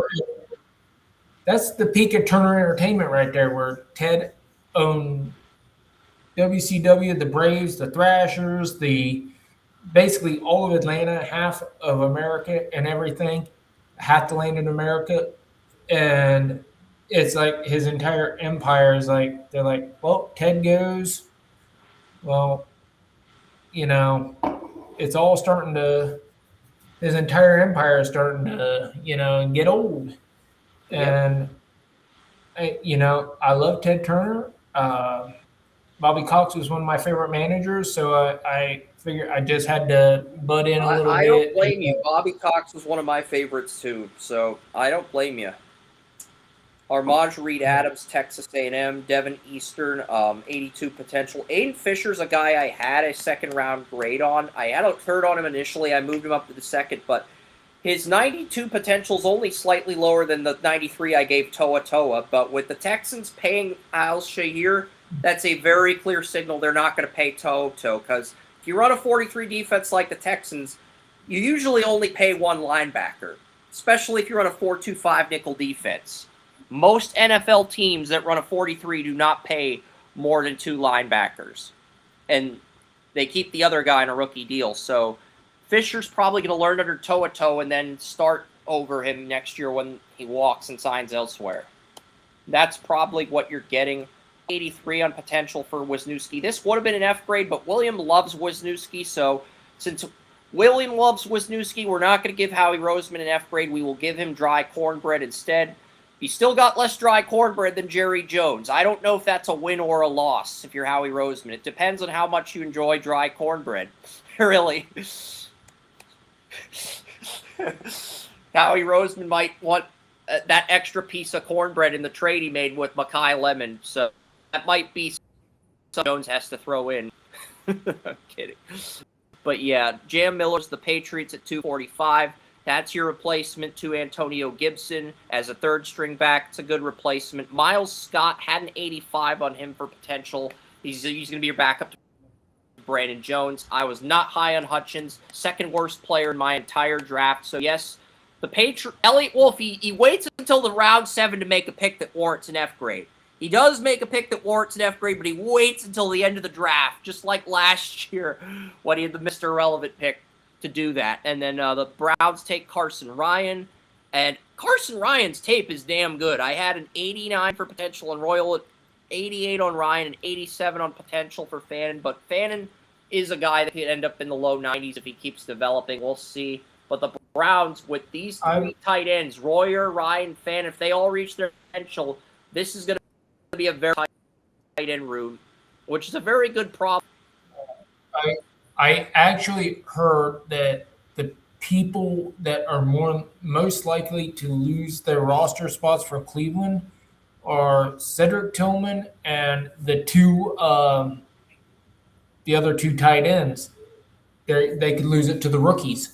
So, Carson Ryan's right there. I had Carson Ryan as my number 2 route runner behind Trigg the entire draft. I had a late 6th on him, but he ran 9 more routes than Kenyon Sadiq, 13 more routes than Max Clare, despite not having Clare's upside, and 14 more routes than Eli Stowers. I think that says something.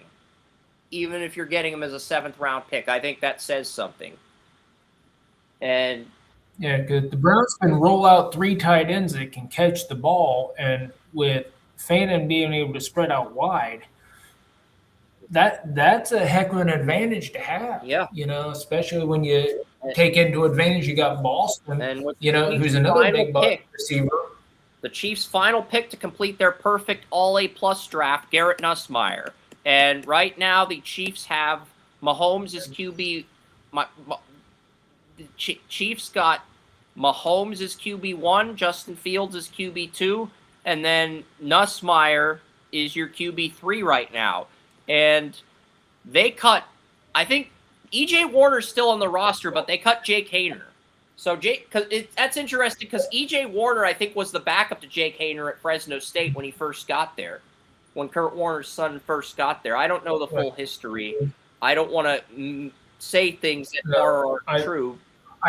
I will admit, but when you first brought William in, and the first thing he said is like, "I love Nussmeier." Yeah. This was before he was a regular. Yeah. But when he said it, was like I started to question him a little bit before I really knew him, because I really didn't say much during that interview, but I was listening. I'm like, you really going all in on Nussmeier? Really? Yeah. And so Nussmeier's got some tools. I've learned to trust William to a point, and I think he'll start out as the 3rd stringer this year, but they won't pay Fields, and Nussmeier will be the backup to Mahomes on a rookie deal starting next season in 2027.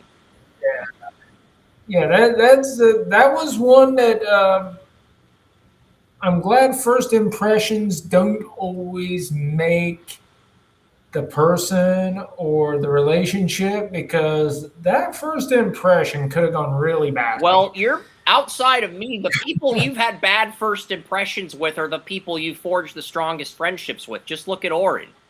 His first impression with you was not great. God. So, yeah.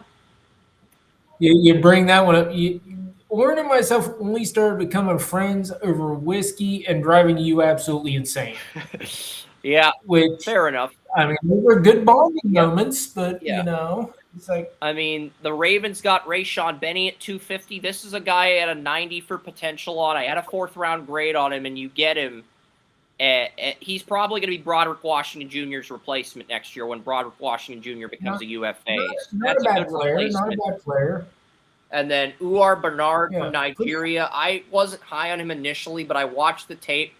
I had an 85 on him. I had an 85 on Moro Ojomo. And Moro Ojomo's a UFA, and you can't pay Moro Ojomo. If you've already paid Jordan Davis and you got to pay Jalen Carter, there's really no room for Moro Ojomo. So Uar Bernard, he's going to have to learn under him.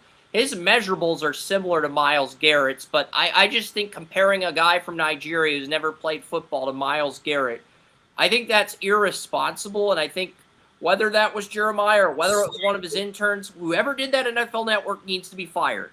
They need to be fired.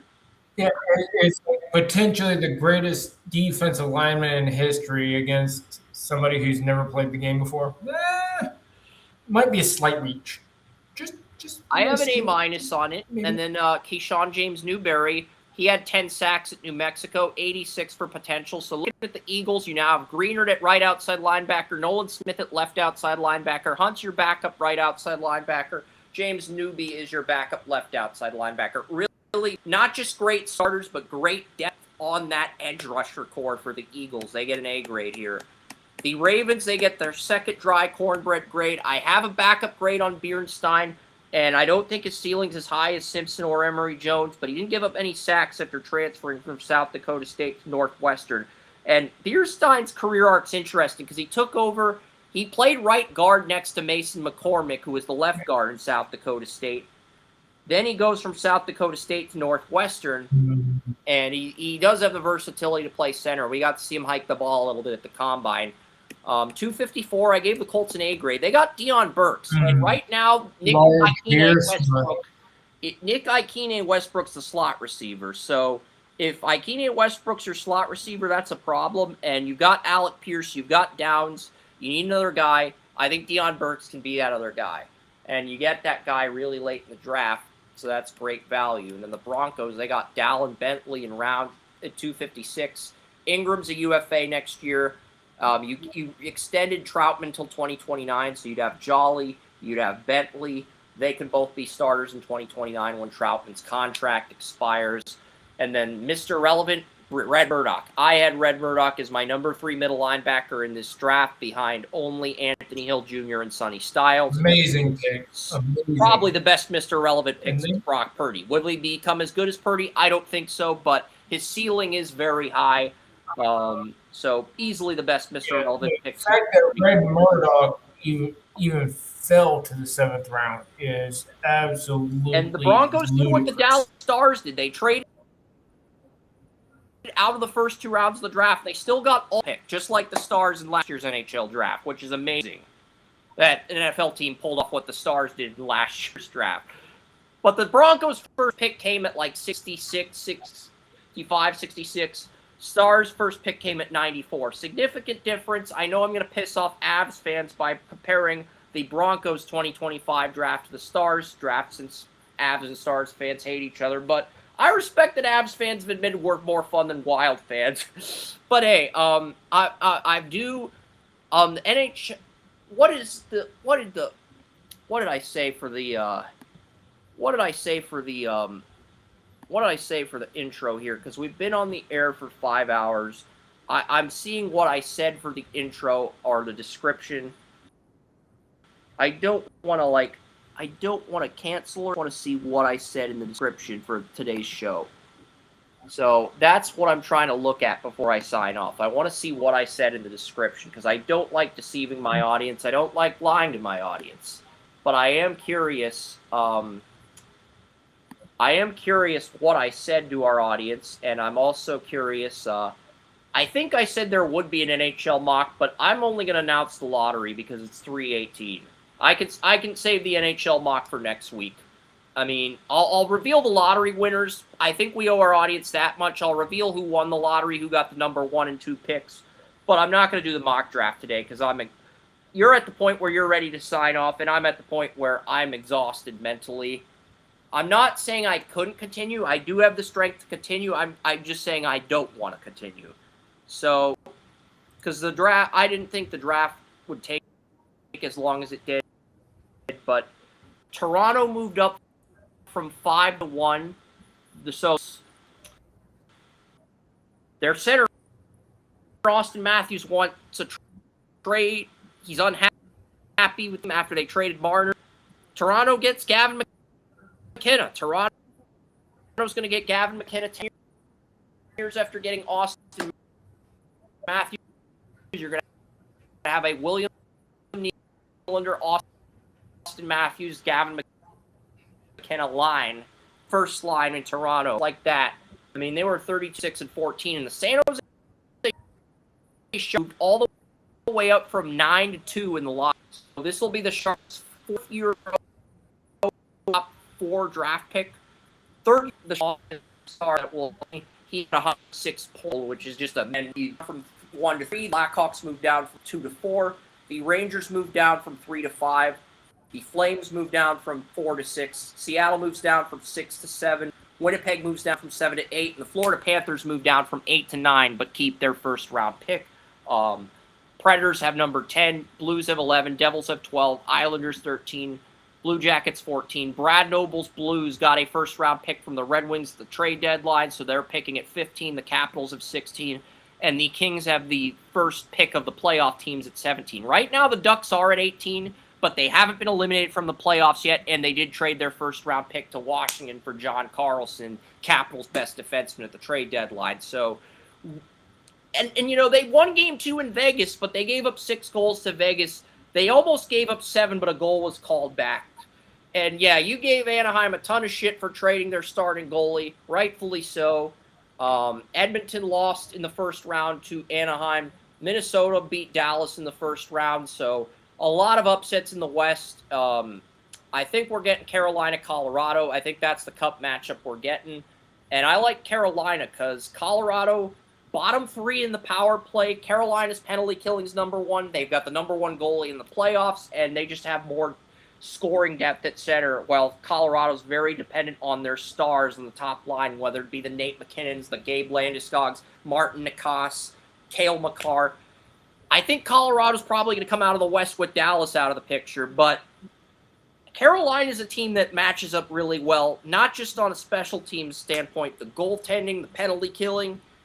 They have a matchup advantage in that department, and they might pull the upset. We'll see. I'm not saying they will or won't. I'm going to save that for the Stanley Cup preview whenever we get to it. But, yeah, Flyers are down 3-0. 76ers are down 3-0. Yeah. So I have all 17 picks in the NHL mock draft updated. I was going to go over that, but I didn't think going over all 7 rounds would take this long. And next week we're going to have the NFL schedule. So there is a possibility the NHL mock draft gets pushed back a few weeks. That's definitely on the table, Joey. I don't want to push it back entirely, but I think we are in agreement. It's too late to do an NHL mock today to go over them. Yes, slightly. So I will go over some of the picks next week, but I did reveal the lottery winners. So I didn't mislead you when I said I was only going to because I wanted to do the mock, but it's like it took 6 hours to go through the entire draft. I didn't think it would take that long, but we both have a lot to say on the NFL draft, so I think that's part of it. And we'll reveal the NBA lottery next week. I'll try to get the NHL mock next week, and then we'll because remember, last year we did the schedule in 3 parts. We did the first 6 weeks, then the next 6 weeks, then the next 6 weeks when the schedule came out, I believe.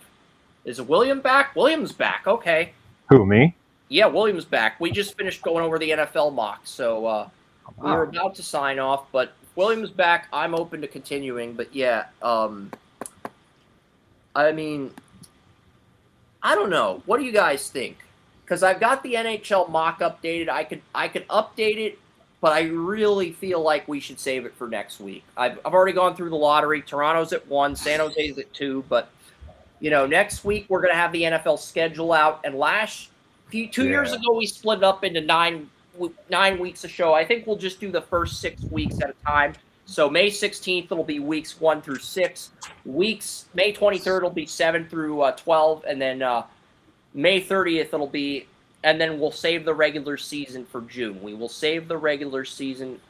I don't know if we can save the regular season because we've got to have an NHL and NBA mock draft special. We've got an NBA Finals as well as a Stanley Cup preview. So it's like, I don't know how much we can save. It'll be fun. Let's try to It'll be do 1 through fun. 9. Let's try to do weeks 1. Let's try to do 9 weeks. I don't want to do 9 weeks. I'd rather do 6, but it's like I don't think we're going to have 3 Saturdays before the NHL draft to prepare the Stanley Cup preview, the NBA Finals preview, the NHL draft preview, and the NBA draft preview. I don't think we're going to have, because that's 4 different topics, and I think we're only going to have 1 or 2 to 3 Saturdays in June to prepare for that. So that's why I'm saying maybe we do 9 weeks. Let's see how we feel. Chris, Let's see how we feel. We'll do 6 weeks. We'll see how we feel. If we feel like we can do 7 or 8, 9, we'll go for it. We'll play it by ear. We're not going to decide right now. What a question for you, Chris. How much do you think I'm going to be able to contribute to the NHL and so many of those other leagues, that I barely pay attention to? I try to balance out all the drafts. That's a lot of content. I try to balance all the drafts out equally, Joey. That's what I try to do. But I'm also but what I'm always talking down about to- is time constraints. How much am I going to talk during those segments? Probably about as much as I do. Time constraints wise, that takes away a little. Huh? does. No, you talk more than I do on our notes. So, Nah, just- so I mean, you might be able to get 2 of them in 1 week. Yeah, I might. If I do an NHL draft special and an NBA draft special, I've got to look at the calendar for June. Okay, I'm gonna look at it briefly. I'm not gonna plan too much shit in advance, but the NHL draft is June 26th and 27th, so that gives us 3 Saturdays. That gives us 3 Saturdays. If we do June 6th, the NFL playoff show. We do June 13th. We do like a June 13th, we do an NBA draft preview, and then June 20th, we do an NHL draft preview.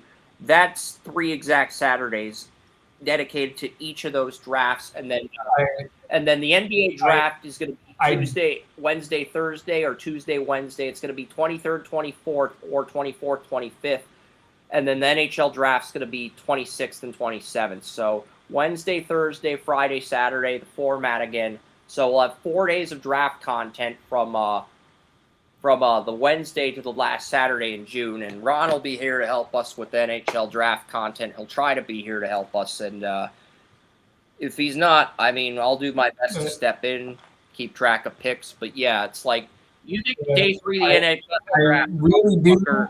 day 2 of the NHL draft is a way bigger motherfucker in my opinion, because you got. Well, I really do recommend you planning on taking a shit between now and then. So, I mean, I really do recommend that. I don't worry, I will take one. So, but Okay, just looking out for your health. I appreciate that. So I'm looking at, and I've got the NHL mock draft already up to 17 picks. I've also got an NHL simulator up to 17 picks, but I don't have USHL or WHL draft grades, so I'm working on that while the second round of the Stanley Cup playoffs plays out before I resume the NHL mock. And the NBA draft will be tomorrow, so I'm thinking next week we'll do weeks 1 through 6. We'll reveal part of the NHL mock draft, since I told our audience we'd reveal it today, but it's 3:30. I think all 3 of us collectively want to get out of here.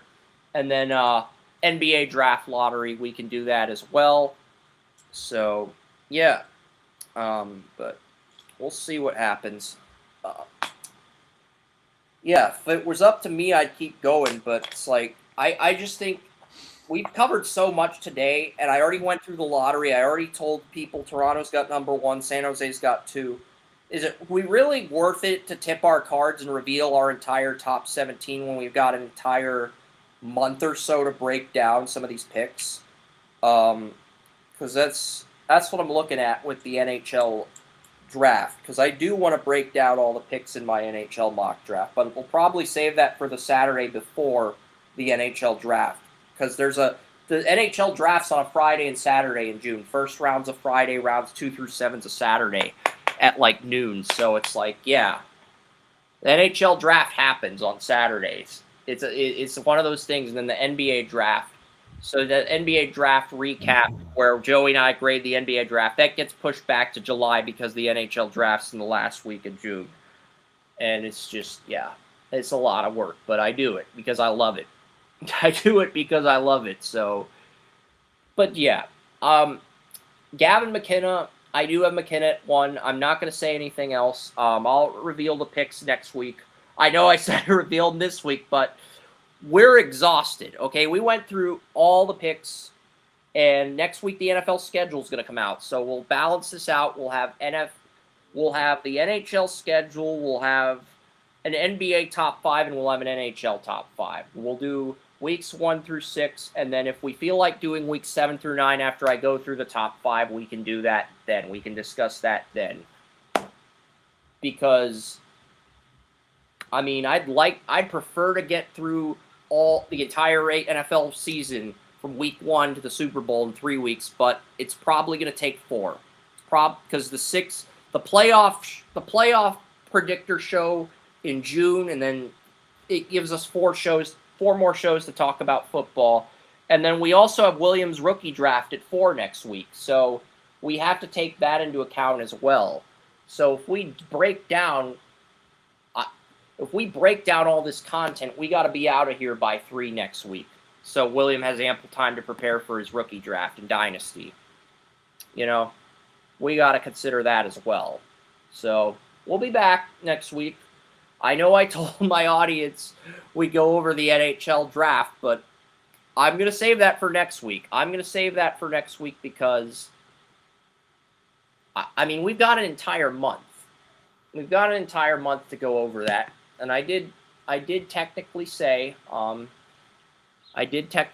we would go over that, but we just didn't have time this week. I'm sorry. I wish I could have done better. That's on me. But we're going to have 6 weeks of NFL next week.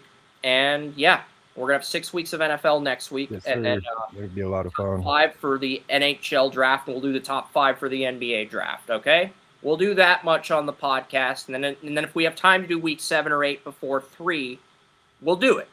But we're not going to address all that right now. I think next week will run a lot smoother because going over every single grade in the draft, that is going to take a long time. I'm sorry. It just is. Yep. So it's a lot of them. I think we'll be able to run through the schedule. But we'll have the schedule, we'll have the NHL mock, and we'll have the NBA mock, just the top 5. I'm not going to reveal too much. I don't want to spoil too much leading up to the penultimate mock drafts in June that we reveal next month. So we'll do top 5, top 10, and then lottery picks for NBA, and then 11 through 16 for NHL over the next 3 weeks. But the rest of it, not going to reveal until the draft specials in June. So I'll give you a little bit, not going to give you the full thing until we're done. I think that's the correct approach to take. But it's hard to be perfect at this, William. There really isn't a perfect science to this, you know? All the stuff we got to do, and we got to take your rookie draft into consideration next week. So any closing thoughts before we sign off, William? And do you have any info on the latest Under the Bleachers episode, like a timeline or a date that we're going to resume that?